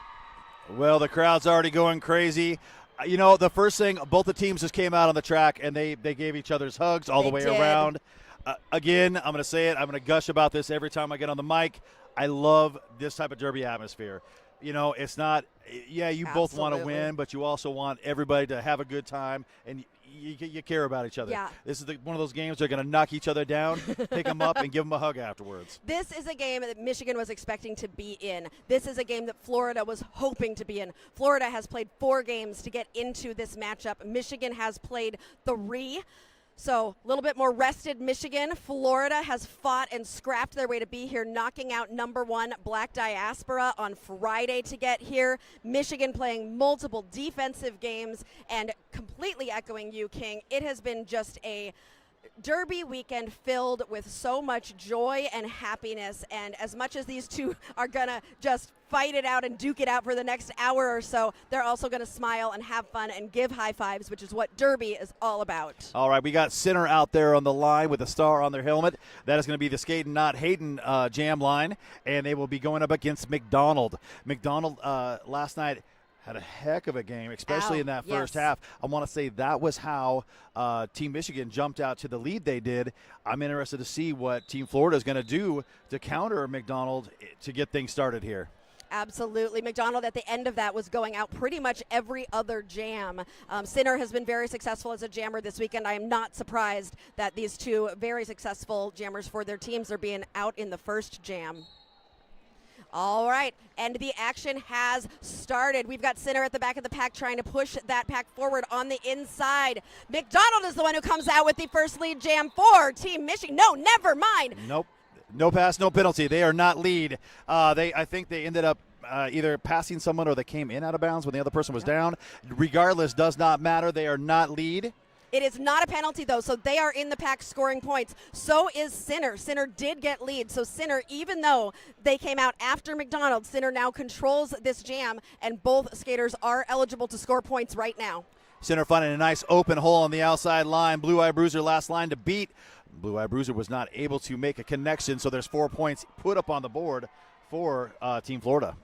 Team Michigan trying to help McDonald out of the pack. Florida is just all over trying to break apart Team Michigan. Michigan loves a good tripod, loves a good defensive wall, and Florida is trying to not let them get in there. Sinner coming around that outside to grab another 4 points. Yeah, the defense right now for Florida has been moving very fluidly, able to lock down McDonald and knock them out of bounds repeatedly. Yeah, attitude adjustment has taken a star pass and will be trying to score points, but Sinner is not going to let Maddie score any points and calls the jam after grabbing 12 points in this first jam for Florida. That is not how I was expecting this game to start. No, but that's definitely a statement start. 3 points put on the board for Team Michigan, 12 for Team Florida. Team Florida's been shocking everybody that they came up against, and I think they're coming in here to hit it hard, get this game going, get the momentum in their corner, and shock Team Michigan. Yep. They have really shocked everybody. We have got Jawbreaker Jose on the line for Michigan and Snot Rocket Science for Team Florida.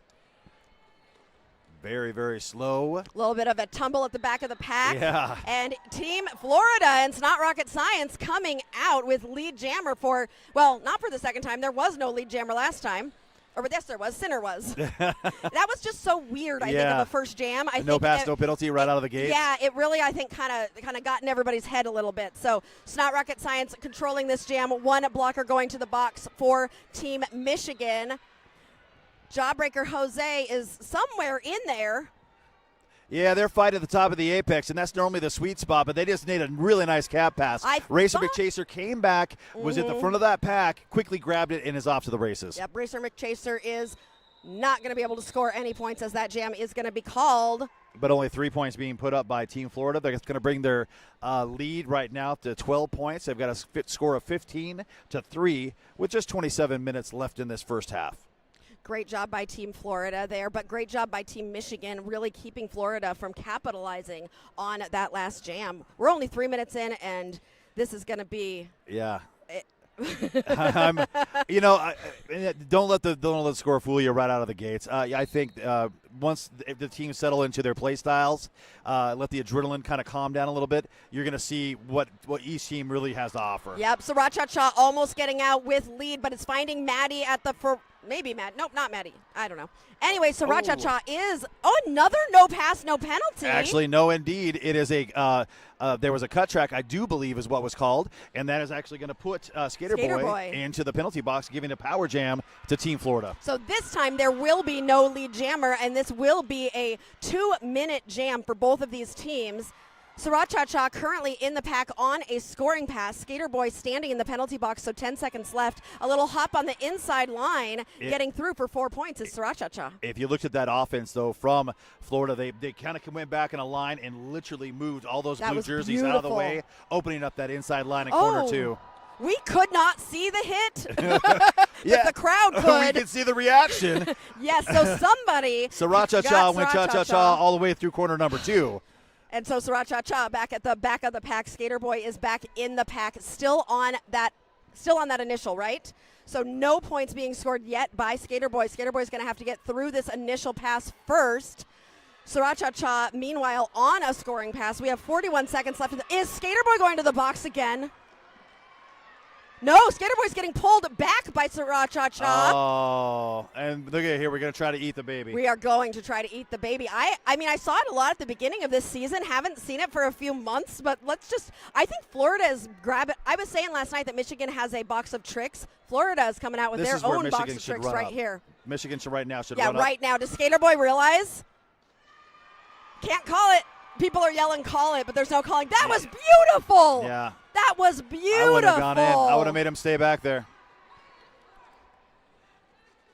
Sriracha coming up against a Michigan 4-wall, and that was beautiful. I have not seen an eat the baby like that. I mean, someone to drag them all the way back around. I'm surprised Skater Boy stepped in there, but that's okay. Earlier today, there was one game that I don't remember which one, so just watch them all. But there was another game where they did very similar Eat the Baby. Yeah. I have not seen that happening in a long time. Well, it looks like we're going to have our first timeout. Interesting. Just over 5 minutes in this game, and we're already going to have a timeout. Our timeouts, by the way, are brought to you by Crash Course. Crash Course is an online program that you can check out. It helps roller derby athletes build strength, track confidence, and winning habits to become an MVP on and off the track. Right now, visit ChrissyCrash.com for a 1 month you can get for $1 roller derby training fitness club app. And once again, that's only $1. Visit ChrissyCrash.com, and that's Crash Course. So this timeout was taken by Michigan, which is not surprising to me. Michigan was not expecting this to be the way that this game began, and they are taking a minute and they are going to figure out what their plan is. Do not look at this score and think, "Oh, this is a complete." You're like, "Oh, it's upside down." You know what? Pennsylvania did the same thing last night. They jumped out and took a quick lead. They did. Michigan reset, figured out what they wanted to do. Again, a power jam doesn't really help, especially one where there's no lead. So there's some good things are going to happen. Interestingly, Team Michigan has put out Sydney Bean, who was not one of their main rotation jammers last night. Team Florida has put out Reflux, who I believe is also maybe not a jammer, a major jammer for Team Florida. Reflux getting hit out to the outside and pulled to the back. Sydney Bean trying to pull that pack to the front. And this is going to be the first lead jam for Michigan and Sydney Bean. That is a very strong wall by Pennsylvania.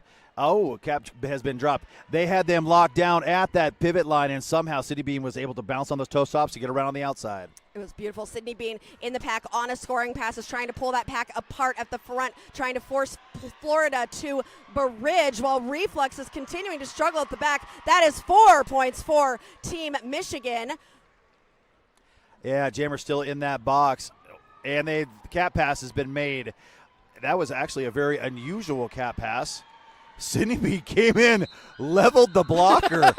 That's what happens. Okay, let me say this to everybody. When you give them your side or your front, you are an open target. Yep. You can get hit like that. And you can get hit as hard. I mean, you give that side or front, they can hit you as hard as they want because that is a completely legal target zone. And if you're a good blocker, great, awesome, perfect, do it. But and I'm not saying the person was not a good blocker, but they gave them an opportunity. And if you are off balance at all, I don't think they expected Sydney Bean to come in like a freight train. No, absolutely not.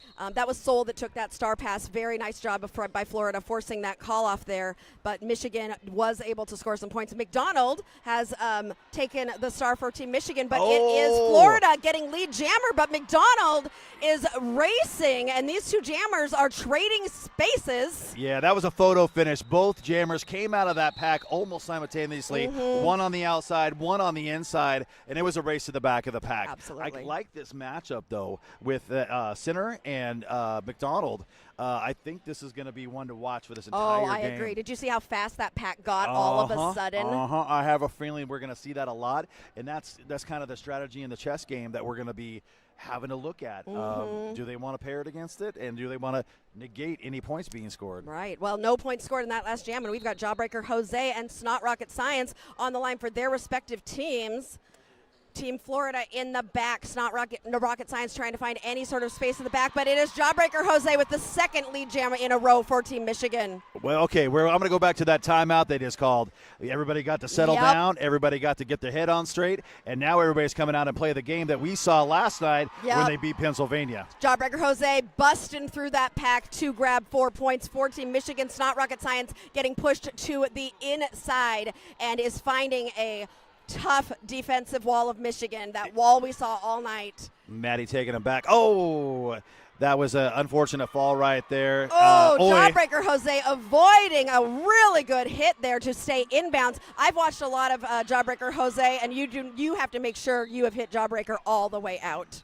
Well, they tried to stop in time. They let him go, but they held on a little too long. That is going to terminate her to the penalty box. Unfortunately, we're going to have a pack disadvantage for Team Michigan, and Florida's going to need to take advantage of that. But we have ourselves a lead change. I was just going to say it. Yeah. Team Michigan 23, Team Florida 21. This is what we were expecting. This is exactly what we're expecting. Now, let me tell you this. I am expecting Florida now to answer. Florida's got that team. They're a little more squirrely. I will say that Florida's a little more squirrely with Yep. their walls. Team Michigan's a little more solid with their Yep. walls. Team Michigan bringing Skater Boy out, and Sriracha for Team Florida. Skater Boy finding a tripod at the back, and it is Sriracha. You are a clairvoyant human because Sriracha is through and will be lead jammer for Team Florida. Yeah. So the walls once again are all tight. Ooh, a and nice hit out on the inside. Attempted apex jump. Yar trying to pull Sriracha to the back. And that was Sandin with that nice Oh, hit Sandin. out. Yeah. Oh, but the Yar Yar did the pulling pull. back, Yeah. Sandin with hit out. Just that Michigan is a team. So Mm-hmm. Michigan that I saw last year here at Skate Wars, this is a very similar Michigan. Florida has had a complete roster change. There's hardly any of the same skaters. So that is something I think we should watch out for as we continue in this game. Is Michigan has played together for quite a while, whereas Mm-hmm. Florida is a more newly developed team. Yeah.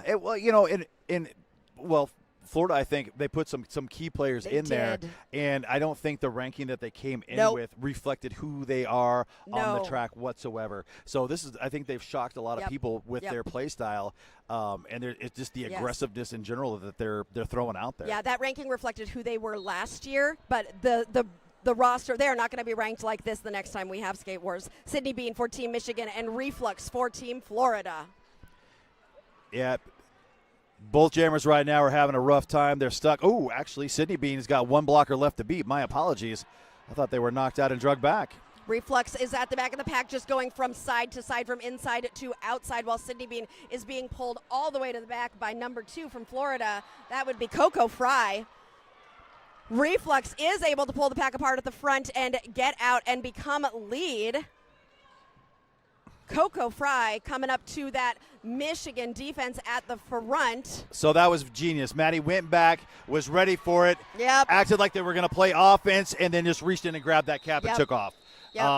Yep. It was almost like they dropped, getting ready to be Yep. hit, and as soon as she grabbed that cap, they weren't ready to stop them. Yep. If Michigan is having a hard time getting out and Maddie is out there with the pivot, Florida has got to be watching for attitude adjustment because Maddie is very good at grabbing that star and getting out to force that call off. We have ourselves another lead change. Team Florida 28, Team Michigan 23. We are having a back and forth. Now we got the orange juice because Florida's in the lead. What do we drink for Michigan? Beer. We're in Beer City. All right. That was a great Verners, move. yes, Verners. McDonald got out there, your lead jammer, going up against Bourbon. So they did make a staffing did. change, and that's interesting. Yeah, Bourbon has one to beat at the front. Racer McChaser. Was Racer almost out of play there? Because Yes. normally Racer would do a much bigger hit at the front there. Racer had to tone down the aggressiveness. I believe they got their points. Maybe not. Is that 2 or 3? I think it's 2. They're killing me. 3. I know. It's really hard to see. So we got a to score see of the 28 eyes. to 26, 17 and a half minutes left on the clock in this first half. We are almost halfway through We're almost a quarter of the way through our championship matchup on Championship Sunday. If we get a break, we're going to tell you a little bit about all the great games that have happened You see, today. I really like the fact that, and so here comes Sinner now, and they're going up against Jawbreaker Jose. So Jawbreaker Jose gets out. Oh, I thought Sinner was going to follow that same line. Penalty being called on Sinner, a track cut. This is going to be a power jam now for Jawbreaker Jose and Team Michigan, who were behind by 2, but that is not going to be the story by the end of this jam. Attitude adjustment picking up a penalty. They're going to sit down in that Violet Designs penalty box. Those are spicy designs, by the way. Spicy designs. Ooh, look at that wall. They've got No one's moving. Yep. Well, they got 2 blockers now in that Ooh. penalty box. A giant hit on Jawbreaker Jose there from the Florida defense. Florida defense is doing a really nice rotating wall. Oh! Holding on to the jersey and staying in bounds to pick up those points. Wasn't that like a Pegasus? Almost. Oh yeah, no real feet. Interesting. Oh, there goes Maddie Maddie. doing an Oh, apex nope. jump Maddie, to try and slow you know, down Florida. every jammer who sees that coming at them, you know they're sweating bullets. Oh my God! Here she comes! Here she comes! Here she comes! Ah! Okay, Maddie is communicating with the refs. Maddie's stopping and communicating. They held themselves Oh. back. But right now we've got a score of 31 to 28. 15 minutes and 45 seconds left in this half. Michigan has now taken the lead back based on that power jam we just saw. Yeah, I think Maddie communicating with the refs was also saying, I know I have a penalty. So Maddie is now sitting in the box to start this next jam for Michigan. I think they're disgruntled about that penalty, though. Probably. you know Maddie a lot better. So Mexican takeout for Team Michigan and Snot Rocket Science for Team Florida. Oh, one person left to beat. Wow. Ooh, Snot Rocket coming out with lead jammer for Team Florida with the... Oh, hi, Mom. Hi, Dad, Snot Rocket says. Mexican takeout is also out into the races. Again, they didn't have their wall set, but Racer Big Chaser says, no, you're going out of bounds here. Just chill out. Stop it. Call the jam off. The joy in Snot, and now Snot is dancing back to the bench. As we said, this is going to be competitive. They're going to just hit and beat, and it's going to be tough all the way through. But they're going to have fun doing it. And we got another lead change. Right now it's 32-31. 14 minutes and 45 seconds left. Point You know, game. you mentioned the Pegasus. I did. You know where that came from? Where? Rose City. Oh, I knew. I shouldn't have even asked. That's their. Anyway. We don't see those very often anymore. So because it was almost one, Yeah. but I mean, we do see a lot of jersey. I think we have just better fabrics now, and Definitely we can better really grab fabric. on those teammates' jerseys and help ourselves to stay inbounds. Matitude came in out of the box, instantly hitting that wall, moving things around. Florida so good about enveloping, reforming around that jammer. Yes, and it is Sriracha who comes out with lead jammer for Team Florida. Sydney Bean getting a huge hit to the inside, maintained composure, and ran to freedom. Sriracha engaged in the pack. He takes a push to the outside and calls it immediately. Wow. I'm glad to see her get up. That was Me a big too. hit. It was a little bit of a moment of, am I good, before we got up. Sydney Bean is celebrating 1 point scored for Team Michigan, keeping them within 2 of Team Florida. Wow. So 34 to nope. Oh, 34 to a second 33. one. We have 13 and a half minutes left. These teams are really just This is a dialed-in game. Let's see what we can claw out each jam. McDonald for Team Michigan, Reflux for Team Florida. It is McDonald coming out with lead jammer for Team Michigan. And Reflux is right now sitting in the penalty box. Also another blocker from Team Florida. Oh! Wow. Attempted apex jump with a little tumble at the front, but completely clear of all the blockers, able to keep going. McDonald is going to get in the pack to try and score another 4 points. We have had another lead change. Michigan now taking the lead. All right. And another penalty is going to be assessed to a blocker, the pivot for Team Florida. Reflux is out of the box, is not going to have a pivot to pass to, so it's going to need to rely on offense, strength, and skill to be able to get through this pack, while McDonald has gotten slowed down on the second scoring pass.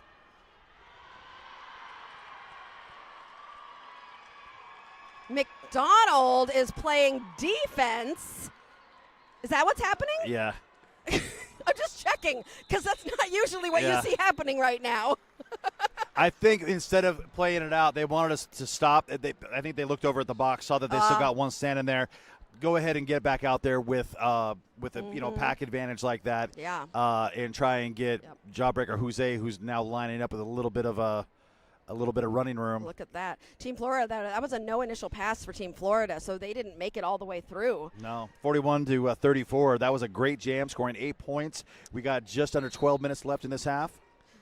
Jawbreaker Jose and Sinner.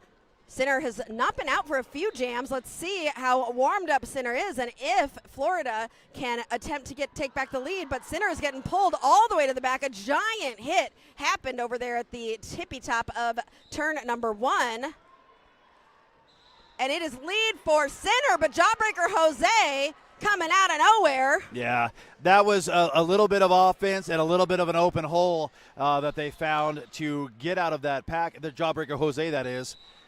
Oh, that was a nice little scoop in there Looks to pick like up 2 points. 2 points. So right now, Team Michigan in the lead. Interestingly enough, they've only had 14 jams, and only 5 of those has Team Michigan been in lead. but Michigan has scored more points when they Yes. have gotten lead, and that is how they have gotten into the lead. Team Florida has gotten lead more often, but has just kind of been chipping away, onesies, twosies, trying to grab a few points, as many as they can. Michigan has outscored. We have a timeout being called right now with 10 minutes left in this first half. Yeah, this is actually a pretty good timeout opportunity for Florida. Get everybody to Yep. calm down. You're starting to see you're not as in control of the game as you were probably hoping, and you want to get everybody on the same page. I like how they're getting everybody over there. Both teams, actually. Both teams have Yeah. the entire team involved in the timeout, which last night we really saw just the team that was taking the timeout would talk to the entire team. Yeah. And I really like seeing that, you know what, this isn't our timeout, but we're also going to have a conversation right now, because any moment we can talk to this entire team about our strategy is a moment that we're going to take. Yeah, I'd like to thank Modern Skate and Surf. They're the best inventory and skate gear for sale in Michigan. They also offer our customers to show off their new skate gear. And they have a world-class skate park in the Royal Oak. And they were also a place where you can meet skaters, bikers, inline skaters, and scooters who all walk through those doors. So once again, that's Modern Skate and Surf. Mexican Takeout taking the star for Team Michigan. And that is Snot Rocket Science for Team Florida. Mexican Takeout getting a running start. Snot Rocket Science is in the pack right around where Mexican Takeout is. You are trying to play a little bit of offense in the back. Mexican Takeout is getting thrown around right now. Snot trying to pull her body around all of the other skaters, but unable to find any space. Snot being pulled to the back. Yeah. Snot is pulling the. Where did Mexican Takeout come from? Snot was pulling the pack to the front. I thought Snot was about to get lead, and Mexican Takeout just goes zoom. Yep, that's what they do. Lemon picked up hitting a down skater. Mexican Takeout was trying to get up, and Lemon kept touching them while they were trying to get up, and unfortunately, you can't do that. Nope, you can't do that. That's a bad hit. So Mexican Takeout is in the pack, has scored 4 points, is currently on a second scoring pass. Snot Rocket has the star in hand, might be looking, no, does not look to be looking for the pivot, but just kind of, Mexican Takeout took a tumble in the middle of the pack there, sending, I think, the pivot to the box with whatever happened there. That was a great hit. That's Lemon coming out of the box and giving a big old wallop. Two blockers right now, though, sitting in that penalty box for Team Florida. Team Florida. Yeah. I was going to say, if I was the coach right now, you might want to call this. You're going to have yourself another pack advantage and an opportunity to control this jam. You've got a score of 49-36, 13 points separating these two teams with 9 minutes left to go in this half. This could be another opportunity to get out and make something more happen. Yep.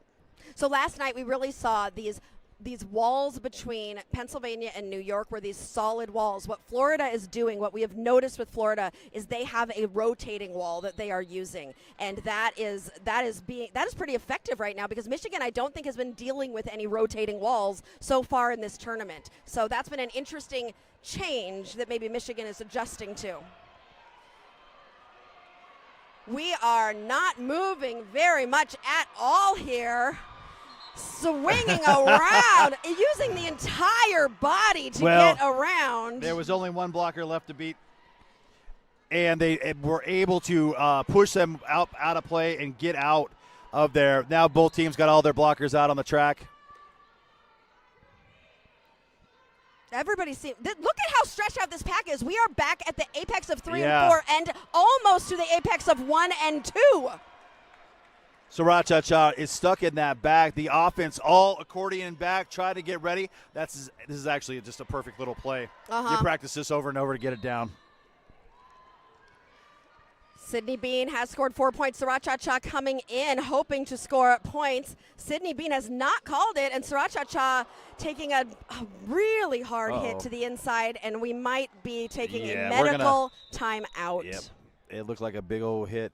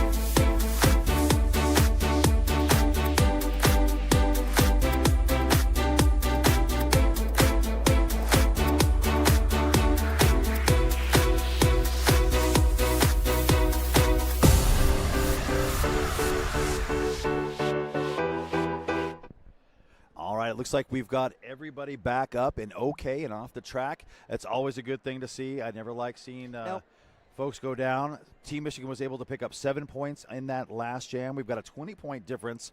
Right now the score is at 56-36. A huge thank you to all of our medics for being trackside and ready to help at the slightest hint of any sort of an injury. We really appreciate having medics, and we do not play Derby without our medics being trackside, and we appreciate all of our medics and also all of our volunteers, non-skating officials, skating officials, announcers, everybody. There are so many people here making this tournament work, and it would not be what it is without them. So thank you so much to all of our volunteers. Thank your local volunteers and officials. You know what I also want to thank is some of our sponsors while we're waiting for action to get back underway.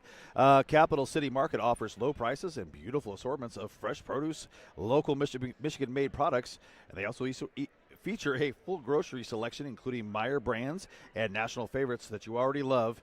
They are really close to the venue here, and once again, that is Capital City's Market. So Michigan has kind of pulled away again. A couple times we kind of went back and forth for a little bit when we were in the 20s.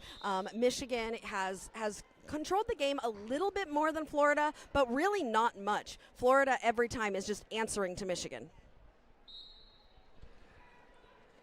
McDonald on the line for Team Michigan, and Reflux for Team Florida. I haven't seen Reflux jam in quite a few jams now. Reflux is somewhere in that pack, and McDonald was up on those toe stops trying to get through, sweeping from the inside to the outside, pulling the pack apart at the front, takes a hit to the inside. Reflux at the back of the pack still, as everyone is jumbled up between turns 1 and 2. Reflux has one to beat, but that's Matitude, and that's going to be a tough one, and is forced to go back all the way back to come right back in to find. Yeah, there's quite a little cluster out there. Yep. Give it to Racer McChaser. Racer They're up at the top McChaser. of and they were able to escort Reflux right out of bounds. Racer McChaser and Matitude are usually out every other and not together. Well, there was a So penalty. They started. Racer started in the penalty box. Reflux is out as lead jammer for Florida. McDonald almost through, takes a hop to the outside and is being pulled all the way to the very, very back by Bourbon. That is a good move there by Florida. Both of these walls right now are in a very grindy type of game. Yes. They're moving, trying to stop things. Racer now taking the cap as pivot and quickly racing around this track. The entire Florida bench yelling at Reflux to call the jam. That is a way to make sure that your bench hears you when the whole entire team says, call it. That was a great jam for Team Florida. They came out a little refreshed, having an opportunity to get out, score some points. Granted, they only picked up 3 points, but they were able to stifle any kind of forward momentum for the jammer of Michigan. Again, their wall, every time one is scraped off or one gets juked out of their socks, there's another one and another one. Yes, they reform immediately to the front. Anytime that jammer passes them, they are going to go reform that wall. Sinner with a hop is out as lead jammer for Team Florida, trying to change this momentum as we go into 5 minutes left in the first half. Sinner coming around on a first scoring pass. Yeah, that was a really interesting way to get out. They jumped forward rather than a lot of people will square themselves up and move kind of in an orbit around. Yep. They literally just hopped over people. Yeah, Racer McChaser took that star and is now going to be jamming. Sinner deciding to run it. I'm not sure if Sinner realizes that is Racer McChaser. And Racer McChaser with an apex hop. Oh, almost staying in bounds is Sinner, who does decide to call it. Who was that with that hit out from Michigan? Well, that was our MVP of 2 games ago. That's Yar. Yar! Nice job forcing the call off. Let me tell you that. Yar, when they are pulling on all 6 cylinders, they are going to mess you up. They don't just hit a little, they hit a lot. Well, and when it's an apex jump like that, you have to be really careful with where you position your body when someone is in the air, and Yar did such a good job of really just keeping the feet in bounds and getting just enough of the hips out. I almost fell out of my chair trying to show you. No one can see me. Sydney Bean is jamming for Team Michigan, and Snot Rocket Science jamming for Team Florida. Sydney Bean getting stuck behind her own wall, has to go to the Right. outside to try and find freedom. We were talking about this a lot last night, too, where the blockers unintentionally, these jammers now have to get through 8 people because it's so clustered up. The pack is now starting to stretch apart a little bit. Directional play penalty being called on attitude adjustment. And Oh, Sydney Bean no. with a penalty as well. So the jammer and pivot are going to spend some time together in the penalty box. And Snot Rocket Science does get lead, well-fought lead, and Florida is going to control this jam. That was interesting. Almost looked like their wheels went out of Right? bounds, but I'm not going to say nothing. We are just announcers. We are Yep. armchair quarterbacks. All right, now we've got a fast-moving pack. This isn't a bad idea until you got to stop, and you got to be able to stop fast. Snot Rocket Science through for 4 points for Team Florida. This is the kind of momentum they want to take with them into halftime with 3 minutes left. Mattitude is out of the box and so is the jammer for Michigan. Snot Rocket Science coming into the pack on a third scoring pass. 8 points scored for Team Florida so far. They are down by 9.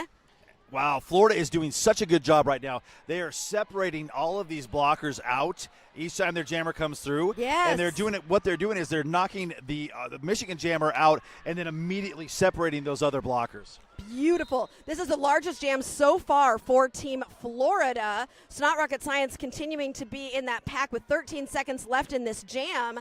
Sydney Bean still has the star in hand. Is Michigan still on their initial here? Yeah. Snot getting through. We have a 1-point game with 3 seconds left. I don't know if we're going to be able to have a lead change. Snot Wow. wanted it. Snot wanted Yeah, it. that was definitely a struggle. And do you see this? Snot got Maddie's point at the end, and Snot and Maddie smiled at each other because they realized that this game is now a tie. You've got your formal wear on. I'm getting my formal wear on. Wow, 17 humongous points put up for Team Florida. I was starting to think, I was a little worried for them. I was like, they're starting to get a little bit spread here. 17 points puts them right back in this game. We're starting back at 0 basically. Mexican takeout on the line for Team Michigan and Bourbon for Team Florida. It is Mexican takeout who is going to come. No, Mexican takeout is getting a track cut, and this is going to be a power jam for Bourbon and Team Florida. Bourbon had already taken the star off, though, so there will be no lead jammer. Bourbon could pass the star. Bourbon is still the jammer of record. We're going to go the full 2 minutes, and this should take us all the way to the end of this Pivot half. for Team Florida is going to sit in the box. It is a jammer and pivot from opposite team's party as Bourbon is trying to stretch that pack apart and take advantage of this power jam. Michigan is not going to make it easy on Bourbon to get out because Michigan is shutting down this power jam, and Mexican takeout is back in. Mangler did a great job. It was a repetitive. They knock him out, drag him back, knock him out, drag it back. And what it did was it killed that penalty with that jammer mostly being out of bounds for that entire thing. Yeah, I think Bourbon has not actually gotten out on her initial at this point. Interesting. I'm not sure. Maybe Nope, I saw they it. are not. Okay. There is no lead jam assessed. Well, there won't be a lead jam. But yeah, they have not gotten out yet. I don't think I've seen. Oh no! Now Bourbon is going to the penalty box. Well, now with it's a forearm. help me here. I just showed you. I know. Forearm. There we go. You got so many things going through your head. You gotta have the words filled in. Uh-huh. Unfortunately, they just knocked out the jammer. They had and a cut track is going to be assessed to another blocker Oh for my Florida. goodness! The penalties are piling up here as we go into the second half. 11 seconds left in the period. We've just got a couple more seconds left in the jam. This is going to take us to halftime. Wow. And finally, Mexican takeout gets out. I don't know if there's going to be enough seconds for anybody to score any points in this 2-minute jam. The struggle is real, and no, there was not. So we are going to go with fists in the air for solidarity to end this as we roll into intermission. We've got a score of 60-60. This is a ladies, game for the ages. This is what we were talking about. This is what I wanted to see. You got Team Michigan and Team Florida, both of them playing for the championship, and neither one are going to give an inch any way along this little road they're taking. Do not go anywhere. We will be back in just a little bit, under 15 minutes, with the conclusion of this game. It is anybody's game. We have no predictions. Florida and Michigan head-to-head here. We'll be right back here at Skate Wars.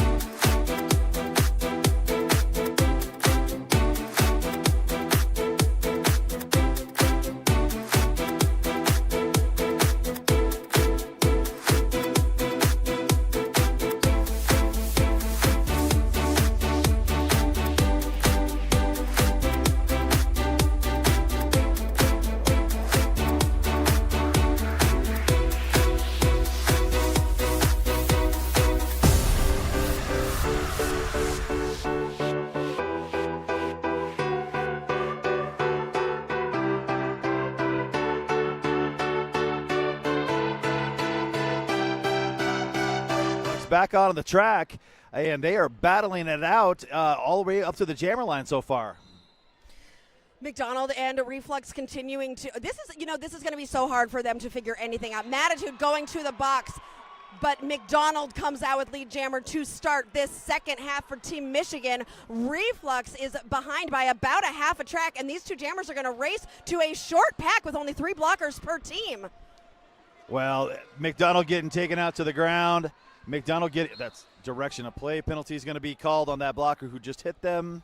I feel like this is maybe only the first or second time that the pack has come around here to turn 3-4. They've been doing so much of their pack work on turns 1 and 2. Yeah, that was an incredibly fast pack to get things going. Right? That was Fancy who picked up that direction of play. Yep.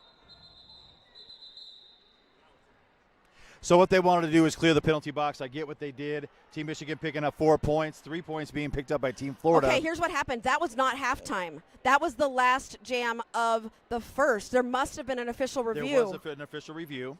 I thought they were going to do it at the beginning of the next half. They caught us by surprise. Yes, they with caught that. it. We had no idea. We were running numbers and getting into the halftime. So what happened? There was an official review called. They were looking for a cut track penalty. Michigan was on Florida's jammer in that last jam. There was already a forearm penalty called. So the cut track and they left the track again to go do that. They didn't need to have a secondary penalty assessed to them because they were leaving for the forearm penalty. Okay. The way it was a little awkward, and I did see that something weird was happening, but they went and reported the box. Right. Either way, so that would they. And how did we end up with more time on the board? They called it before the time. Got had it. ticked all Okay. the way. There was like second left. Right. So then okay. They set everybody up and ran them again. Okay. All right. Holy smokes! Yeah. Okay. I now thought they were going to do it at the beginning of the next one. Now, instead of going into halftime as a tie, we are going into halftime with a 1-point lead for Team Michigan, 64-63.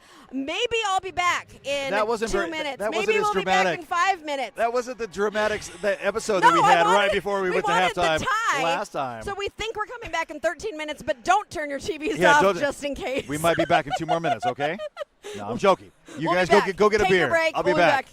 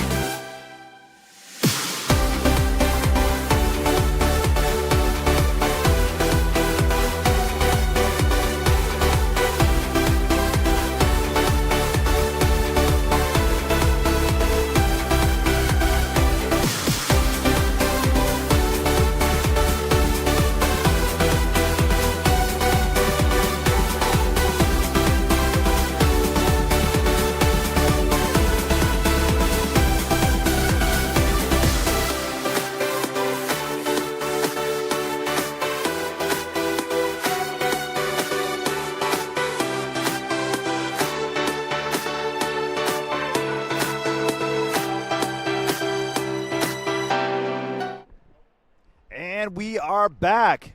2.0.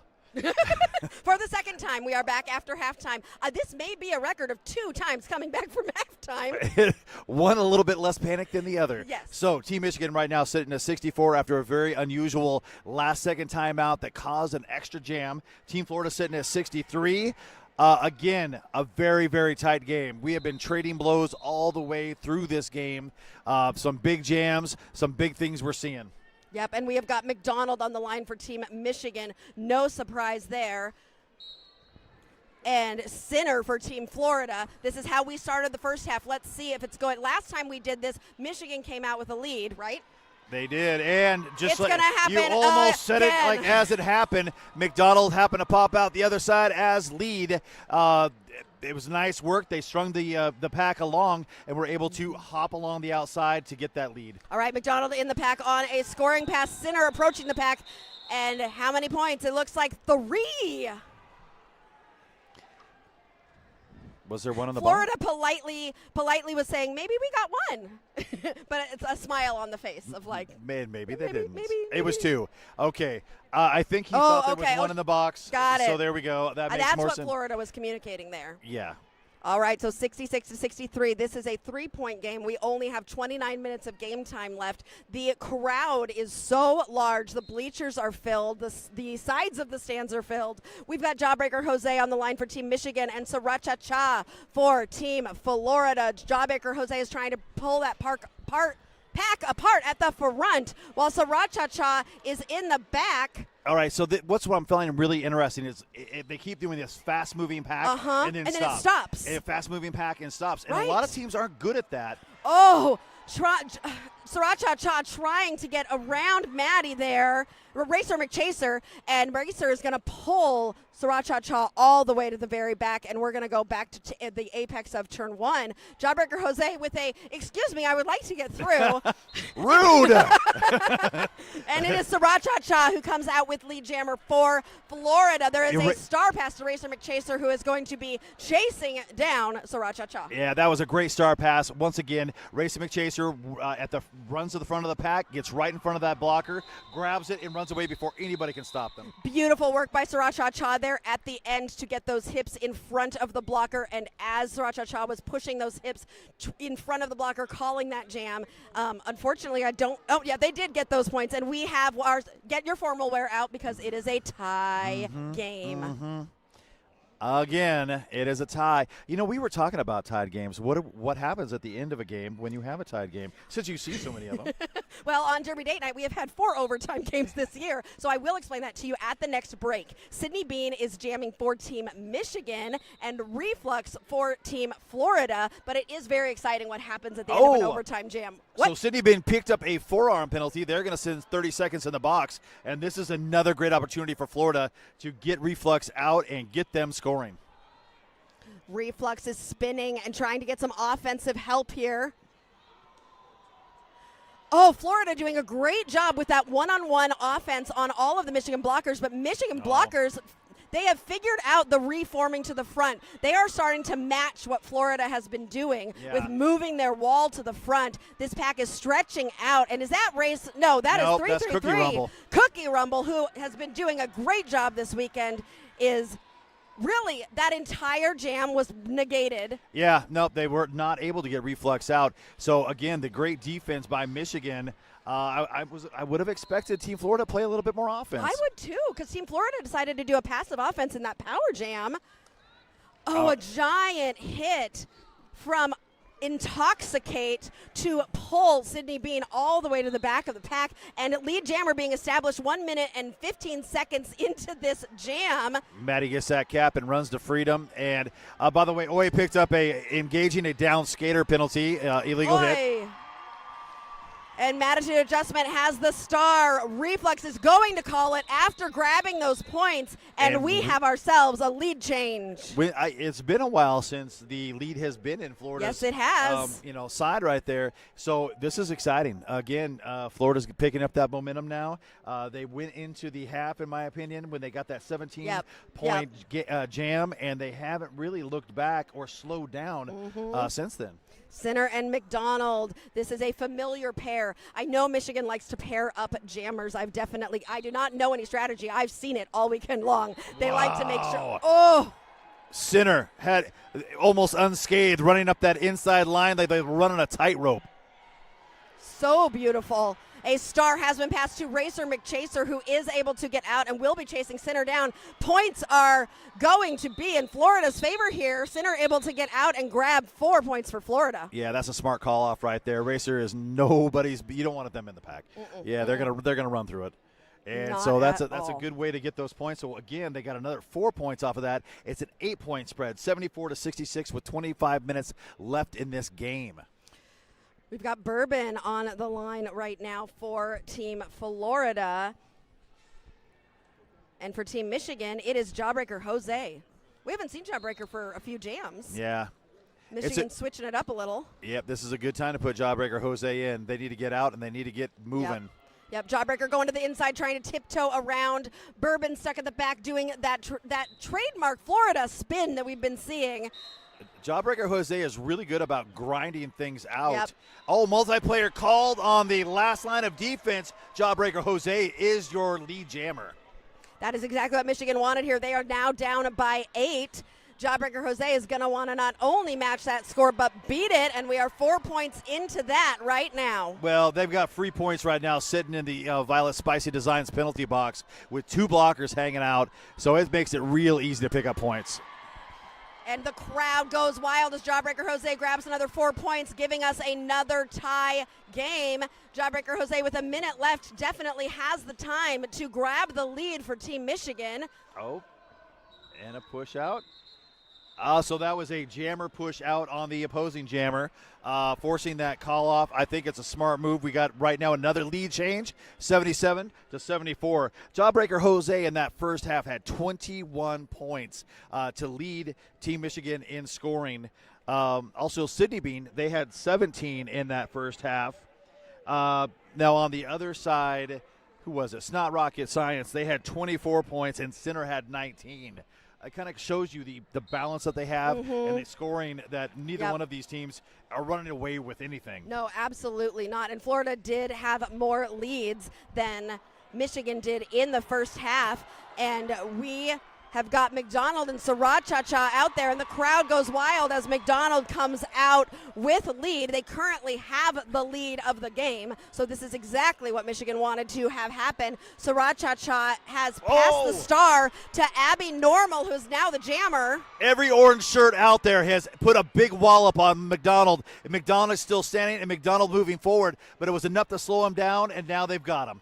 They've got him locked up in corner number 2. Beautiful. All 4 blockers from Team Florida focused on blocking Abby Normal in the back, trying to find any sort of opening to get through. Lots of tumbling and falling, and this is just this is the grinding we were kind of expecting from this game that we have not been seeing. Abby Normal pulling to the front. Here comes Yar. Yar's got him. Now we've got one person left to beat. That's 51. Scrap. Florida, nope. Florida is rotating to the front again. Dang. And 8:31 So good and at it. 8:13 showed up out of Absolutely nowhere. beautiful. So impressive. Whew. So now you're seeing the difference. They're able to quickly move and quickly rotate and get there. And you look at Michigan's wall, they are a lockdown, solid, knock you out of bounds, drag you back. Racer McChaser escorting that jammer back. And Yar escorting 2 blockers to the inside line, 1 blocker to the outside line. Unfortunately, I think it was a little too much escorting. Yeah, the escort was a little forearm escort. So that's going to put Yar in a penalty box for 30 seconds. Team Florida, Abby Normal is now out. That was the initial, so will not be scoring any points. McDonald deciding to call it. That was a hard-earned. Yeah, I think Lemon picked up a penalty right at the end of that. We've got a blocker standing, a blocker sitting for Team Michigan in that penalty, in this Violet Spicy Design penalty box. So we're going to have a little bit of a depleted pack on both sides.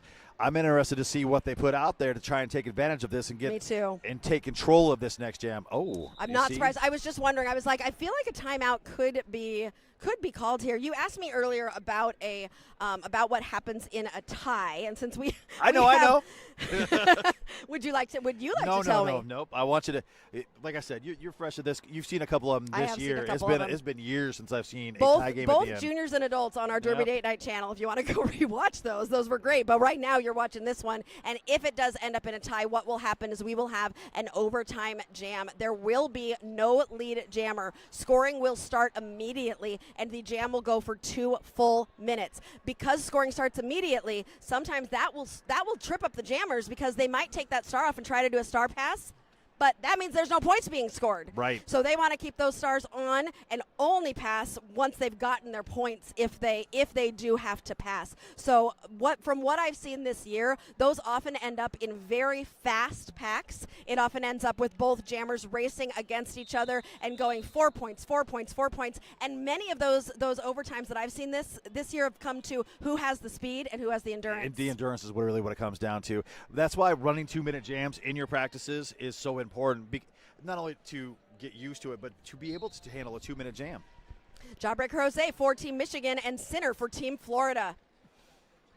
Sinner finding blockers at the back or at the front while Jawbreaker Jose is locked in to the back of a tripod. It is Sinner coming out with Team Florida lead. Cookie Rumble's taking that cap, and again, Immediately. the quickness. It's like excuse me, that wasn't Cookie Rumble, that's Racer McChaser.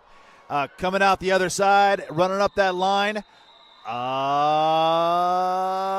points picked up for Michigan. I know Racer's disappointed, but I'm thinking to myself, I'm actually impressed they got Well, in there. Florida was getting real big with that call off because they noticed the rest hadn't seen it yet, and we're like, I'm calling. Yeah. Michigan. It is always incredibly exciting for a team when they can grab some points when they are not lead. So that really excited Michigan. So far in this half, they've gotten really, really good at passing that cap.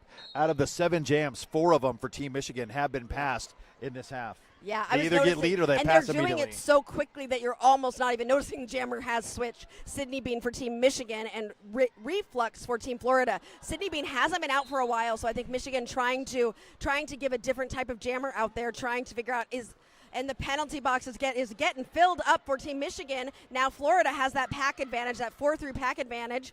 Sydney Bean trying to get out on the inside line, and Reflux getting pulled to the back. Interesting. Team Michigan has themselves spread out, and you don't want to do that against a jammer like Reflux because that is how they're going to get away from you. They're too dang fast to try that one-on-one, spread yourself out, and try to be the hero. And they're going to find those holes, which Reflux just did, weaving through the pack. Michigan able to do another one of those passes as soon as Reflux got out to get out of the pack. So that is, I think, the 5th time Michigan has done that, getting out quickly and forcing that call off. But Florida is starting to chip away at that lead, and we are within 4 points. Yeah, no, I very much. This is going to be whoever's got the score keeps swinging back and forth, and that's very natural. The wave goes this way, the wave goes that way. We're going to come down to whoever in the last 2 minutes has got the wave going their direction. Yep. McDonald for Team Michigan. Who is out there for Team Florida? Right there, 3-3-3 for Team Florida. That is Sriracha. McDonald at the back, finds some space on the outside. Oh! Was that running into the jammer for Florida or their own blocker? No, that was a blocker, but there was a big hit. It was a direction of play penalty. Ooh. So it was worth it for a second. I was going to say if that rest of that wall can get up there and do it, worth it. Otherwise, they're out now as lead. I don't know if it was worth it now. Sriracha is fighting at the front while Team Michigan welcomes McDonald into the pack with a tripod.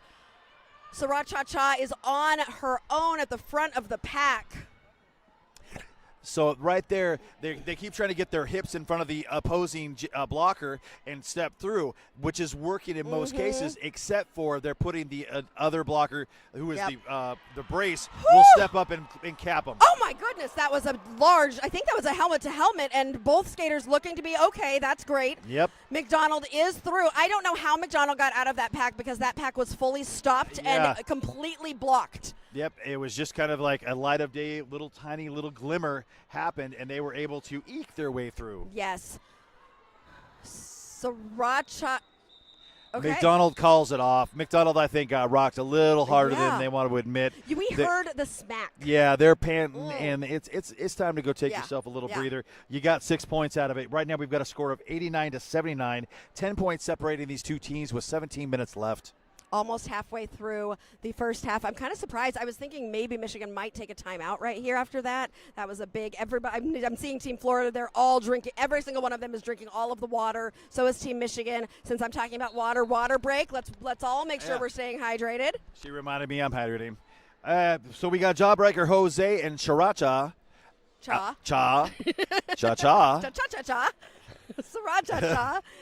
And Do-do-do-do-do. we've made it all the way to turn 2, which is further than we made it in the last jam. So that's always wonderful news. But nobody is making any progress here. We've got a blocker from Florida going to the box, and it is Jawbreaker Jose, who thought that they were out, but they are getting assessed a high block, and this is going to be a power jam for Jawbreaker Jose. Sriracha is back in from the penalty box. They got knocked out, and now they're getting drugged back. We are going to go the full 2 minutes here, as there will be no lead jammer. Sriracha and Florida are going to try and figure out if they can take advantage of this power jam, opening up that inside line. But Mattitude says, oh, no. No, I'm covering that line. You go nowhere. So the way you got to stop Maddie is what they're doing right now. They're separating Maddie and keeping a body on him. Because they are probably going to need to get that same type of response for Racer, which they've been really good at doing. Yeah, this is like backwards power jam offense or defense. You know, usually you hold somebody at the back, but they were holding someone at the front to make sure they couldn't go back too far. Both jammers now back in the pack. Are they on scoring passes right now or initials? Initials. Okay. So Jawbreaker Jose had one blocker left to beat, and as you see, they quickly, before I could get the words out of my mouth, have now a 3-wall that has just, they're not going anywhere.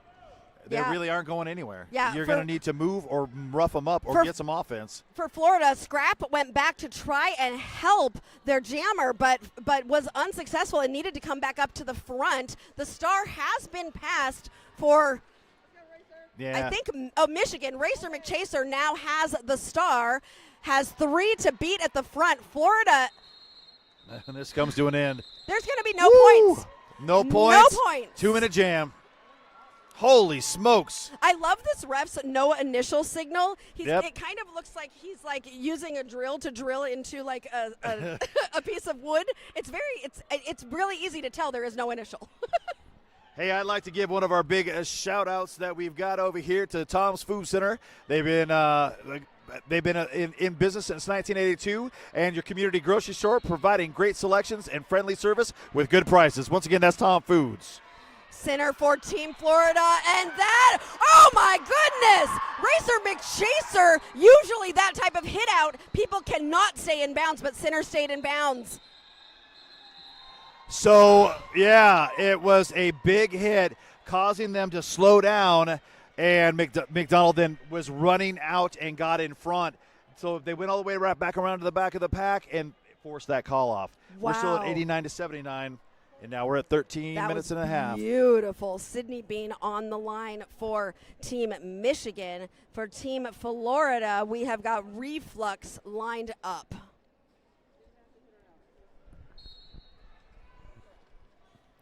Another slow start. We got Reflux Yep. and Sydney Bean out there.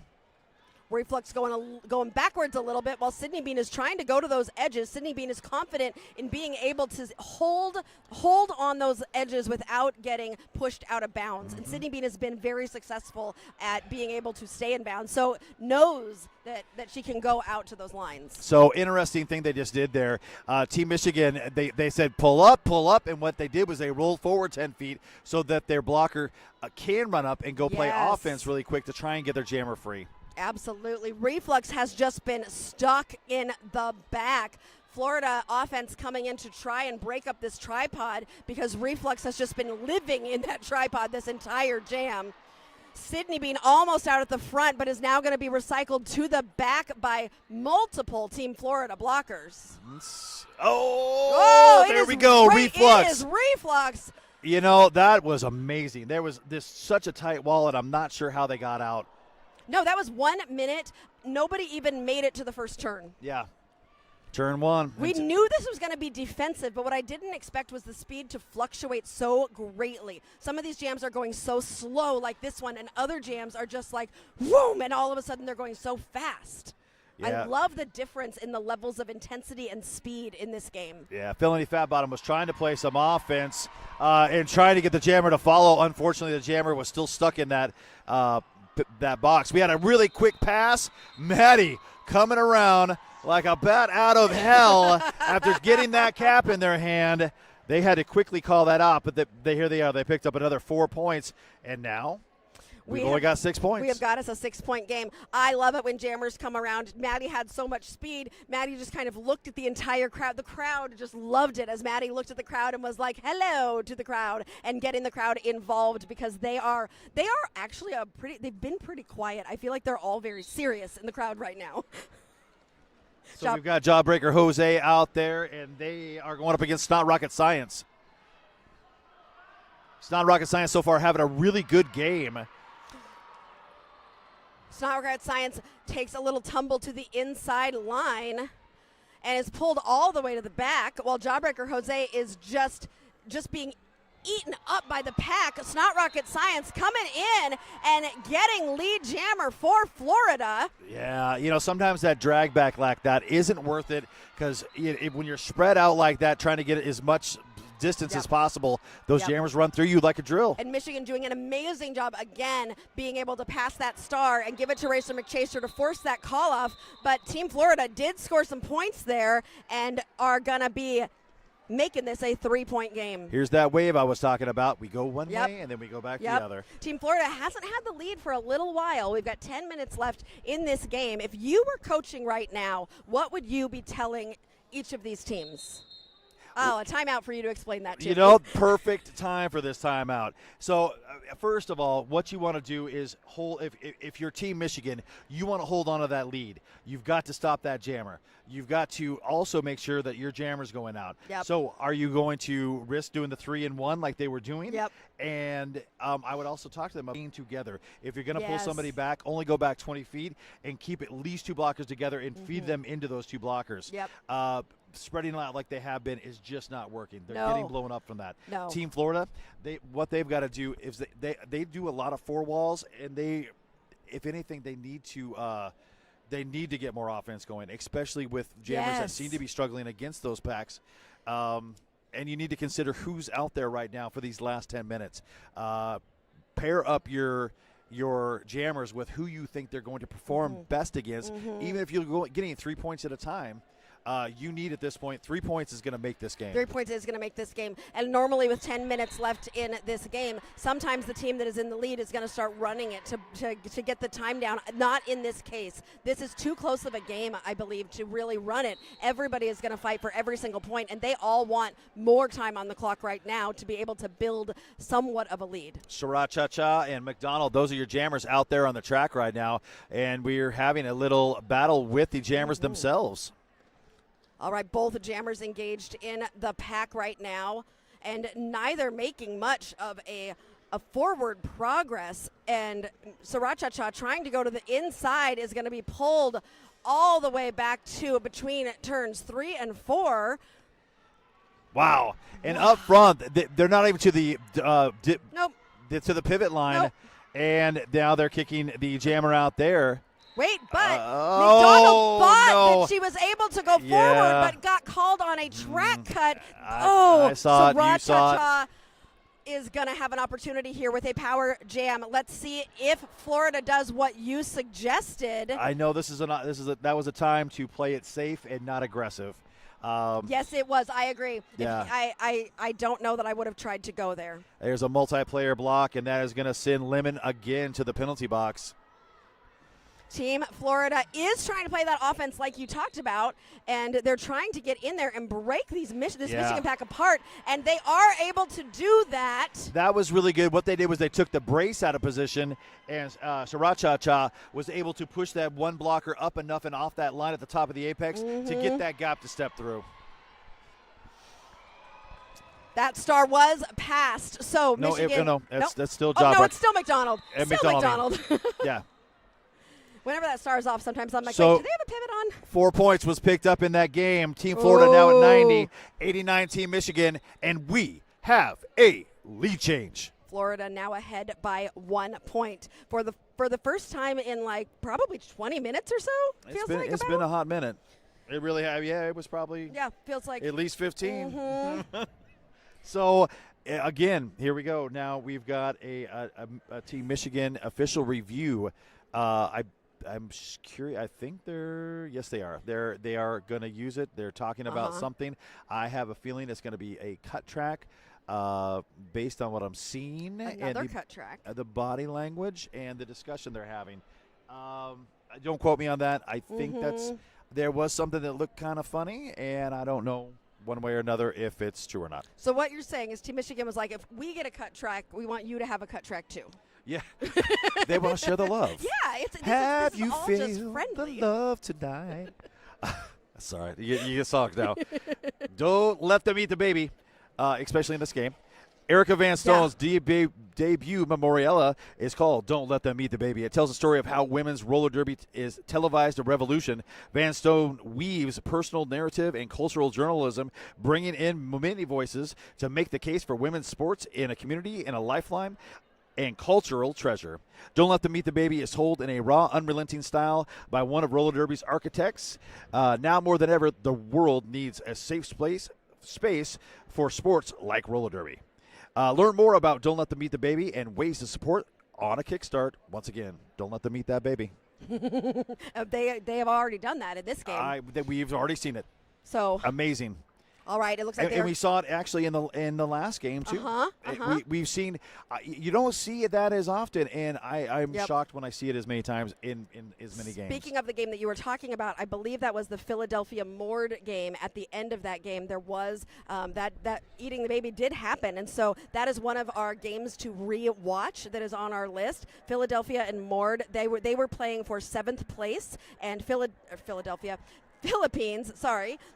came out with the win on that one, 126 to 119. It was a beautiful ending to that game. Team Philippines coming around, giving all those high fives. They all had tears streaming down their faces. They were so excited to get 7th place in this tournament. Philippines, the darlings of last year's tournament, coming up, showing up, and proving that they not only earned but surpassed their ranking this year. Philippines is here to play. So that last official review was lack of a low block call on a opposing blocker on the jammer, taking them out a little low and making them fall, of course.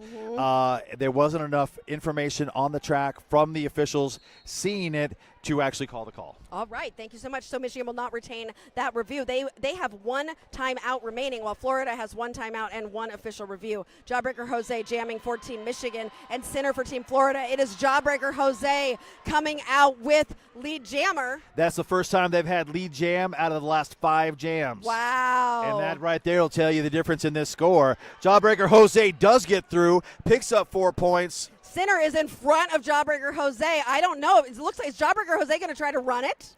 I think they're going to clear that bench. Oh, Sinner is approaching the pack. Jawbreaker Jose is watching. Sinner sees a space on the inside, gets pushed to the well, not really pushed to the inside, just a little bit of a tumble tangle up. Gets Sinner to the inside. Both of these jammers are in the pack. Sinner sees a space and takes it, grabbing those 4 points. Yeah. Jawbreaker Jose in the pack right now as Sinner's coming around. I'm guessing Jawbreaker's going to call it now. Yes, Okay. That perfect. So I was watching the Violet Spicy penalty box. Blocker came out. Jawbreaker Jose had perfect timing running up that inside line. Instantly started tapping. That was one of those really risky moves, but they needed that. They do not want to risk starting a jam down 1 or 2 blockers because Florida will be able to capitalize on that. Yeah. So right now we got a score of 97-94. We've got 7 minutes left in this game. It's not rocket science, and McDonald are your jammers out on the track. It's not rocket science with a spin at the back, takes a push to the outside, and is going to be going to the back. McDonald up on 1 foot on the outside, sweeping to the inside, does become lead jammer. was all orchestrated by the speed and strength of McDonald, and they were able to spread that pack out enough and hit them hard enough to move them out of the way to get lead. It's not rocket science. Meanwhile, is trying to push that pack to the front, but wasn't able to, trying to get it apart. But McDonald comes in, grabbing 4 more points for Team Michigan, taking them over the century mark. The star has been passed, I believe, to number 3 for Florida. That is going to be Abby Normal, who is now your jammer. Wow, there was a multiplayer block, and that is going to put 666 in the penalty box. That being Sandin. For Team Michigan. Michigan is down a blocker. Florida was down a blocker, but they just got that blocker back. So maybe that blocker is going to come in and do some offense here for Abby Normal to try and, Yar was ready. Yar. Yar pulled the chair when the offense came.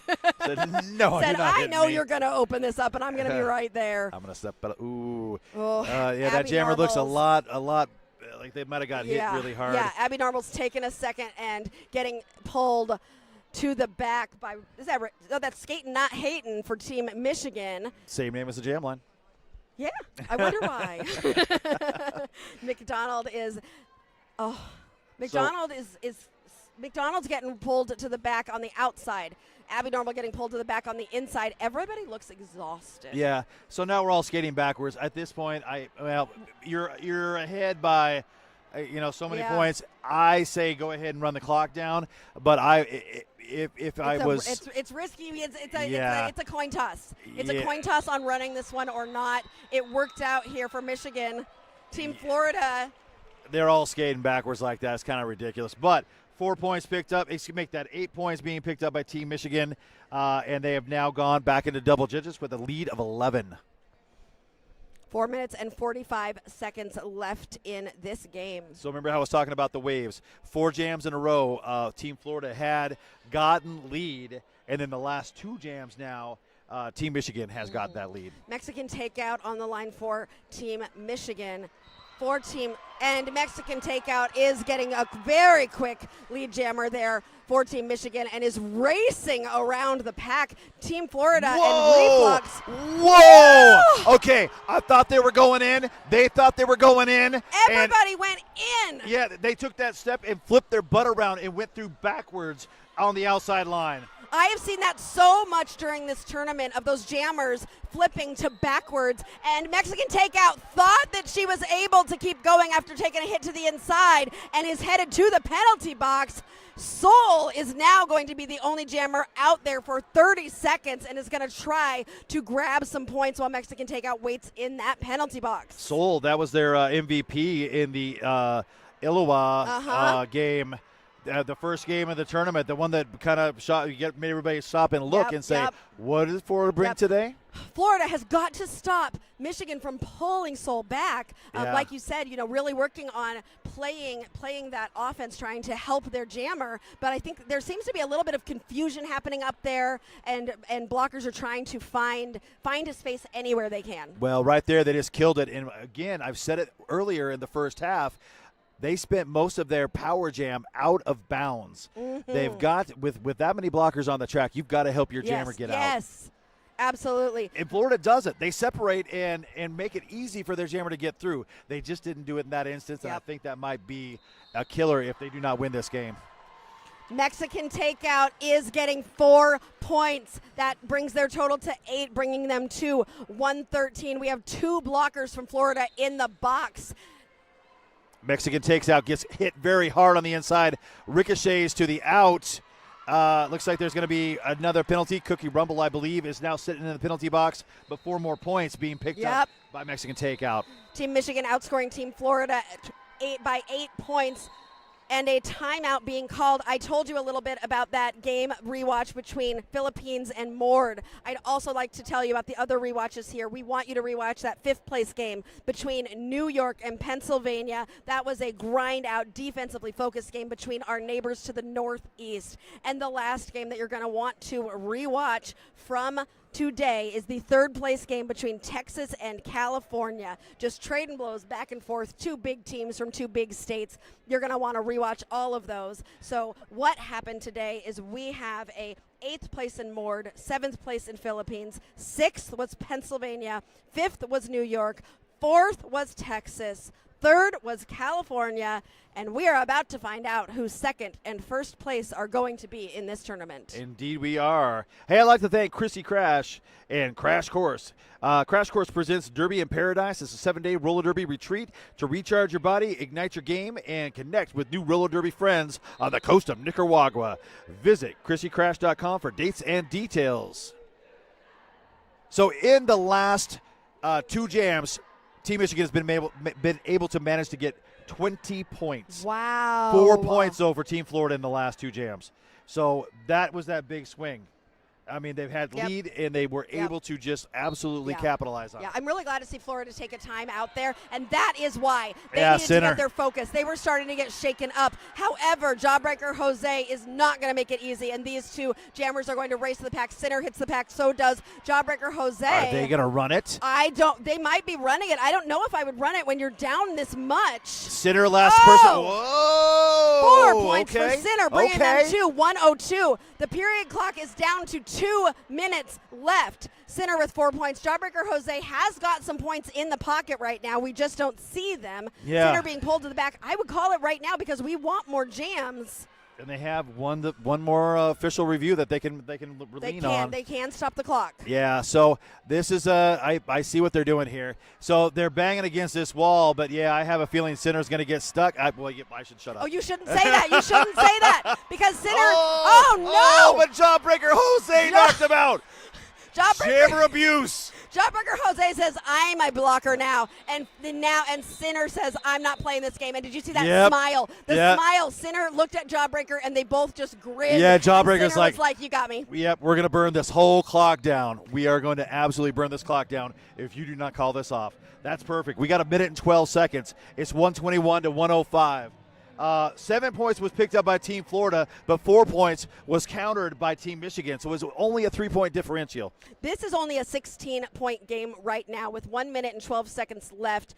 Michigan has 1 timeout left. I am guessing they are not going to want to be using it. So this jam is very important to Team Florida. Have we seen a jam that we have gotten 16 points in yet in this game? Because that's what Florida is going to be trying to do. Yes, they had a 17-point jam. Florida did? They sure did, and I want to say that was off of a Snot Rocket Science. Yep, jam number 19 of the first period. Snot Rocket Science pulled off a 17-point jam. Yep. And that actually was what got them the momentum to go into halftime and be down only by 1. If Florida does get the lead here, what they're going to do too is they're going to watch the clock and make sure if they are going to call it off with more than 30 seconds left because they do not have any timeouts remaining. If Michigan gets lead, I am expecting they are going to run this all the way to the end. So this game could be over if Michigan gets lead. If Florida gets lead, it is anybody's guess. Technically, you only need to run it for about 46 seconds. Yep, just until that 30 seconds is gone. And then you got 29 seconds for the clock to run out, final score hits, and you're good. So that's, I mean, if you're asking Coach Eric. Yes. Otherwise, announcer Eric is super excited. Announcer Eric wants a tie. And announcer Eric really wants Florida to get out first. In this case, underdog story. Mm-hmm. You came in 17. at 17. You came in at 17. You know, you came in with little expectations from the Derby community around you, but you knew what you were going to bring. Yep. You knew what you had in your back pocket, and you came out and you played the game you wanted to, and you made people go, what is happening on this track? But last year was the first year of Skate Wars. Black Diaspora walked away with that trophy. Michigan has not seen that first place belt, and earlier today when I was talking with them, they were looking at it and they were like, we want that belt. We're hosting this tournament, and we want to win under our belts, but Florida is going to try to stop it and take their own maiden win and Cinderella story coming from 17th into either second or first. Here we go. Sriracha Cha and McDonald, those are the jammers I want to see out there right now, and that's who we got. Sriracha Cha getting pulled to the back, did not get that quick lead jammer that they were hoping for. McDonald is stuck in the back here. If no lead jammer is called by 30 seconds left, then Yeah. So both walls doing a great job. Both are playing a 4-wall. No offense have been played yet, and this is really interesting. This is really interesting. We have gotten into that defensive grinding. That is not what I was expecting to see right now in this jam. There it is. Now both have taken a jammer. They've rolled back, tried to scoop off a blocker or two. We've got penalty's Florida.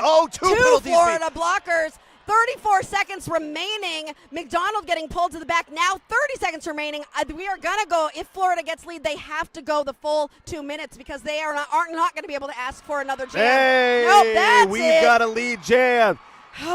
McDonald does get out. They're going to slowly coast around. McDonald is enjoying This is where you stop. This is a pre-victory lap right yeah, now. this is where you stop and enjoy your time. The crowd is going to count down these last 3 seconds. I don't know if you can hear it, my audience at home. It is a beautiful thing. Michigan does it in front of their home crowd. Woo! I don't want to say anything about Florida. Florida came in and absolutely killed it. If we had another 2 minutes in this game, I think Florida would have walked away with this. Florida exceeded all expectations coming into this tournament, beating Black Diaspora, beating New York, beating the strong Iowa team, and almost beating Team Michigan, who is ecstatic to be walking away with the belt of Skate Wars champion. Florida is going to walk away with the silver, and it is California who is going to be getting the third place medals. We're going to be doing medal ceremonies after this. Stick around. We're going to be doing some high fives. Everybody wanting to congratulate both of these teams on a very successful tournament. So if you're looking at who's your MVP for this game, I can tell you it wouldn't have happened without McDonald in my mind. I agree. Yeah, McDonald is one of those. I agree. You've got your defense, you've got your McChasers, you've got your Maddies.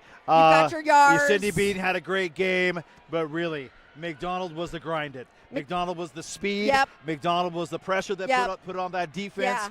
Yeah, with the help of Jawbreaker Jose, Mexican Takeout, who also worked incredibly hard to get those jammer points. I agree, McDonald. McDonald is the one who is going to be coming home with that MVP for this game. Yeah, for this game. We have had such a great time announcing for you today and this whole weekend. We appreciate every single person here, whether skater, official, volunteer, whoever you are, and all of you at home for being here and tuning in. We have had the best time, and we hope to see you at another tournament soon. Don't forget to watch more roller derby. That's right. My name is The King. I appreciate all of you coming out today and all of you tuning in today. Everybody have yourself a great night. And I am, are you kidding me, from Derby Date Night, here with the champions of Michigan and the second place of Florida at the Skate Wars.